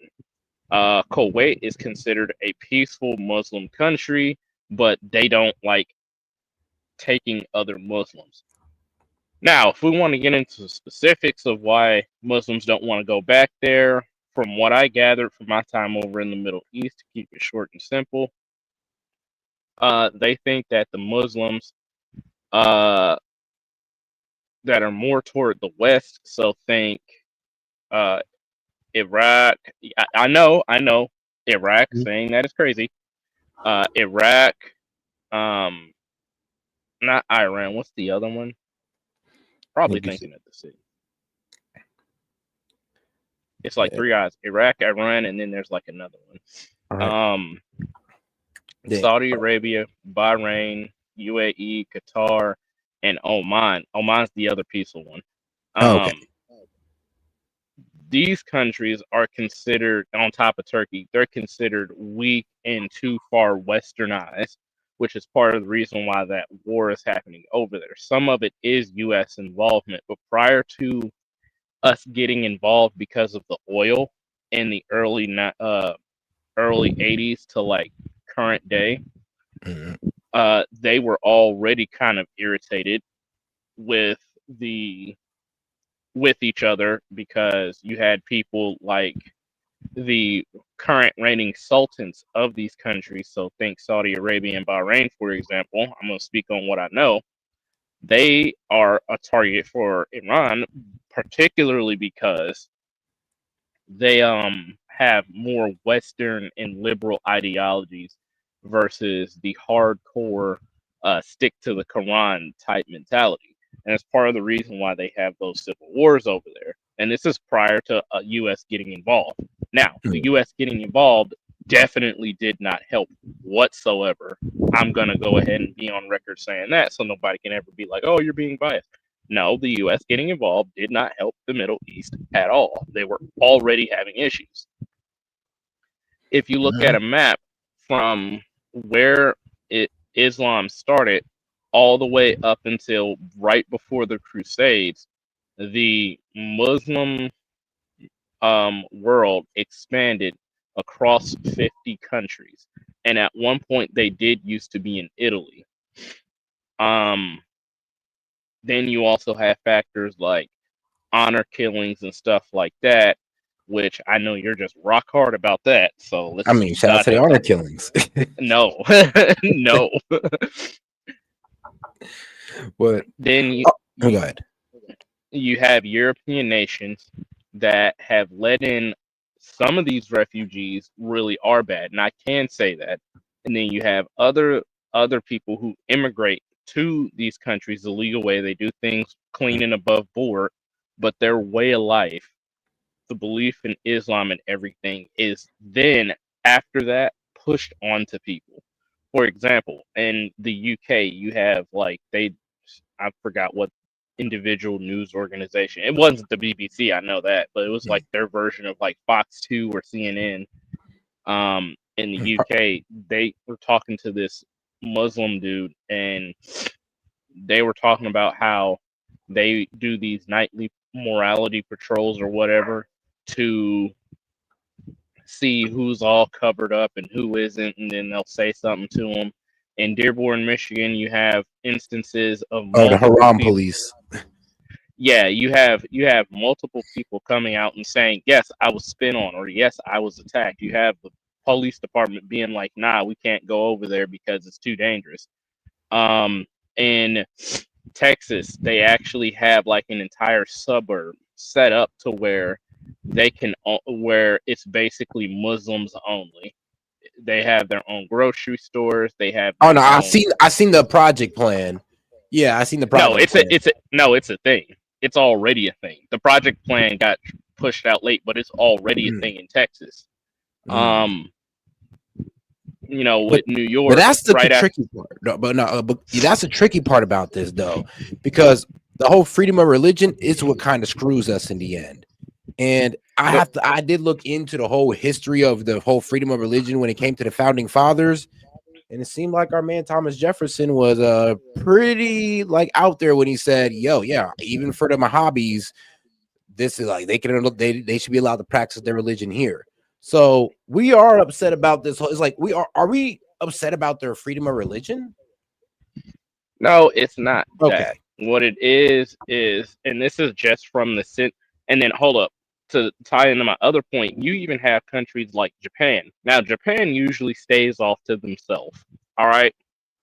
True. But even countries like Japan and South Korea, and even North Korea and China, they want no parts of the Muslim, even Taiwan. If there was bro, they one don't want no thing, parts of anybody though. Like they don't even like the Christians in China. they don't, but they'll tolerate them. Or there's an underground network, and they treat Yeah. both places, they treat both religions equally horrible. And I'm never going to condone how they treat the Christians and the Muslims at all. I'm never going to condone that. It's unnecessary. You can disagree with something, but never to the extent that China does it. And I'm standing on that for pretty much any religion whatsoever. No human deserves to be treated the way the Muslims and the Christians are treated in China. That being said, even if we remove China out of it, you still got countries like Taiwan, South Korea, and Japan who, if there was anything that would bring East Asia together, even if we included China, it would be they don't want Muslims over there. I don't come on. I think that's almost all religion they don't want, because religion takes away from their power of being these political figures. Like think about it, like North Korea, South Korea, these guys aren't like religious people, and they don't see religion the same way we do. I mean, the current climate in Japan and South Korea, to be particular, if I said North Korea, I'm sorry, I misspoke. Okay. Yeah, that dude thinks he's he's God, and he's literally about to say he's God. But there is a not a Christian foothold. You have missionaries that go to Japan, and it wasn't like that for a really long time, but now it is, and they're starting to come around to the idea. The entire Japanese government, left and right, and the little centrists, they don't want that stuff over there at all. And bro, so they don't even want us over there. Bro, come on now. The Asians, they don't want immigration, period. Like, bro, we get into more. Okay, so you can't say they're just being like a bit like they're just focusing on mainly Muslims. Because let's be real, they say everybody they don't want in here. You could be a visitor, but staying here, being a citizen of Japan and being a citizen of China, that's not happening. No. What I'm saying, being a citizen of China, it actually is a thing, believe it or not. So Japan and China in particular, and I'm zeroing in on those two because they're rivals. Like, think about this. Like, there was a whole bunch of Ukrainian refugees. Japan ain't take any of them in. China ain't take any of them in, and those are Christians. Not necessarily. They didn't take any of them in because they don't serve their interests. Japan and China, they take particularly American business and American immigration and long-term living over there, like becoming a citizen, because it's a power thing. It's about who can have what dominance. There's like an actual rule, like if you ever live in China for any duration of time, you can never join the U.S. military. There's a whole plan in place for that type of thing. So, and they only target specifically U.S. military personnel. Now, for Japan, they don't really care about Americans in particular coming over, so long as they don't cause issues. And that's been Japan's thing since we've had bases over there. Because at first they didn't want Americans over there, they didn't want nobody over there. But after the bombing of Nagasaki and Hiroshima, and in the reconstruction of their constitution, they changed some things around. So now it goes from being, we don't want anybody over here, to, okay, I guess U.S. citizens can come over here and visit, to, okay, you guys can come over here and live, provided you don't cause problems. All right. But like I said, though, I don't know. When it comes to Asian countries, they don't really accept anybody. I don't think they're really holding out. They're really holding out on Muslims too much. But they are. Japan, actually, there was like a handful of Muslims that were in Japan, and they got deported with a quickness. It was, maybe we should look up why. It probably wasn't because they were Muslims. Probably because they were doing something illegal. No, it was exclusively because it was Muslim. I gotta look that. I don't believe that one, bro. That's a hard one to believe, because that would be like national news and basically open bigotry. So here it would make here's national news. I'll be quite honest with Japan. I'm pretty sure if you look into that, there's gonna be more to it.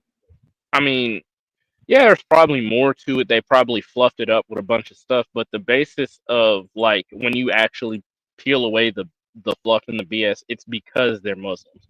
And the only reason why I'm saying Japan and the reason why it may be hard for you to believe that is because the Japanese, they're openly any person who's been to Japan will tell you the Japanese are pretty much openly racist. Okay, Now we know they're openly racist, but I don't know. Look, bro, I'm gonna have to look into that claim because I don't think that I don't think they don't that want one is real. Because they don't want it there. Japan has no laws for it though. They don't have no laws banning Muslims. Oh yeah, they do. They do. And the prime minister actually said out of her own mouth that she didn't want a lot of their whole parliament said that they don't want Muslims there because they but looked that at would go what against their happened. constitution. No, It doesn't. would, because their constitution Because- guarantees freedom of religion to everyone, not single out Islam or Muslims. That's like literally antithetical to their constitution. They don't practice it then because Muslims were the only one that were singled out. They said they actually made it apparent that they didn't want them there because they see what's happening in the United States. They seen what happened everywhere they went, and they said they don't want them there. Bruh, I don't know, dog. You're gonna have to back that one up with some facts, because if I look this up, I'm looking into it and I'm already seeing that, bro. Like, that's not even going along with their constitution. They are saying that Muslims, like, let's see here. Now they can face, discrimination and all that, but there has never been no Muslims just kicked out because they're Muslim. But Japan actually has a growing Muslim minority, roughly a couple 100,000 people, and the number of mosques has been increasing from a few dozen in the 2000s to well over 100 today. So they even got mosque over there. So, okay. All right. I'll see that point. That plays in my other point. Why are you going to all these other Muslim countries, to these non-Muslim countries, who very obviously their constitution may say it, but their culture is like, nah, we don't want you over here. Like I said, I gave you a list of 10 peaceful Muslim countries they could go to, on top of 20 that are neutral, that are about the same climate as the U.S. right now, and about 20 that are considered non-safe. They have 30 different options to go, yet they come to these different Western countries. I think they're looking for the complete freedom of religion that, well, according to Japan's constitution, it provides, and according to our constitution, we provide, and according to the constitution of UK, they provide as well, I believe. Maybe not freedom of speech, but I do believe they do give freedom of religion under their constitution. So they're going to anywhere that allows a freedom of religion, because remember, there's different sets of Islam. So what the type of Islam they practice in, like, well, I would say Iran or Jordan or Bahrain may be different from the Islam that they practice, and they might not fit in with that group of Muslims in that country.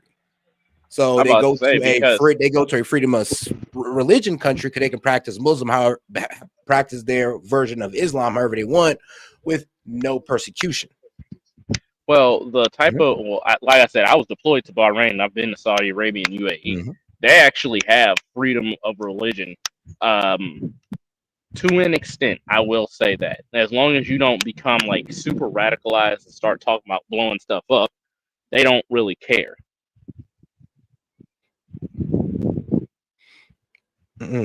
Okay, so you're saying that? Oh, wait, you're saying that they don't care? Yeah, Bahrain and Saudi Arabia and UAE, because that's where I was deployed to. They don't really have like an issue with the religion practice. They care about like what it does to their country, because you also got to remember they're a monarchy. No, okay. Shout out to Tove though. She said, "Yeah, we just had an issue with the Johnny Somali guy causing problems in Japan. Now he's in trouble in SK." And in South Korea, yeah, I don't know what was up with that kid. Literally going around disrespecting Japanese people. And I mean, they went out there and whooped his ass, rightfully so. So I get what you're saying by that one. If you want to say that Johnny Somali is one, I mean, now he actually deserved to get kicked out. It wasn't because he was Muslim, just because he's an ass. Yeah, they locked him up though. Rightfully so. I'm like, shit, I damn near wish we did that in America to people like that. Yeah, but our justice system prides more on releasing criminals than it does putting them away. That's the truth. But all right, though, I see your point on that one. I see what you're saying on that. But all right, then, shoot, I guess we can get right back into the video. Whoa, oh. Okay, now I'm going over time. All right, I'm gonna have to go ahead and end it on this one. But all right, bro, again, man, I'm glad to have you up here, bro. You know, I love having you up here. So all right, glad to be up there. Shoot, dog, make sure to download some of the clips that I got you featured in and all that good stuff. You know, you have some stuff for your content. Yes, sir. Yes, sir. Oh God, you should see your avatar on there. I made like a little anime version for anyone that you were featured in. So you should see it on there. All right, okay. Perfect. All right, big dog. All right, man. So like I said, shout out my man Gaming. Make sure to follow him. He's about to start posting videos. Like what he's saying on here, you love what he's saying on his channel. All right, man. I'm gonna go ahead and end out with a funny clip, and I appreciate you guys for tuning in. I appreciate it. This is Set with Set Media, guys, and I will catch you guys on the next one. Peace. And speaking of anime, enjoy this. If your balls are big enough to challenge me, then bring it on, ping pong. If you insist, ancient Shaolin style must form 10,000 pounds. You'll not discipline. You son of a... You'll pay for messing up my perfect 10.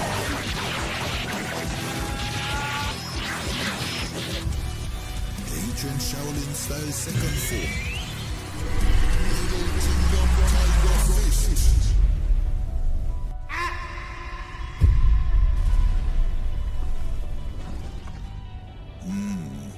I'm afraid your global standing is receding faster than your hairline. Hey, nobody talks about my hair. Nobody! So he has finally decided to release his Ultra Ego. Super sanction. In that case, I will use Great Wall of China.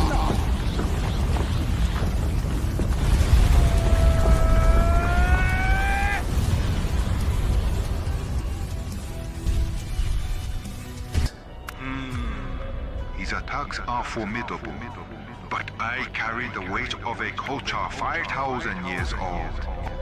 A culture that has endured far worse than him.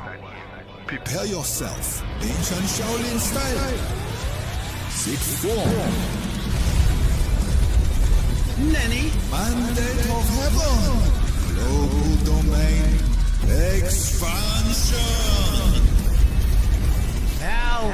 How is this possible? It is inevitable. We now lead the world in energy, manufacturing, technology, and there is nothing you can do about it. No. America is the greatest. I am the greatest. So this must all be fake news. Are you seeing this, guys? How'd he even do that? You can resist, but the dragon always captures its prey. Ancient Shaolin style 9-4. Rising Dragon Fist. All American Eagle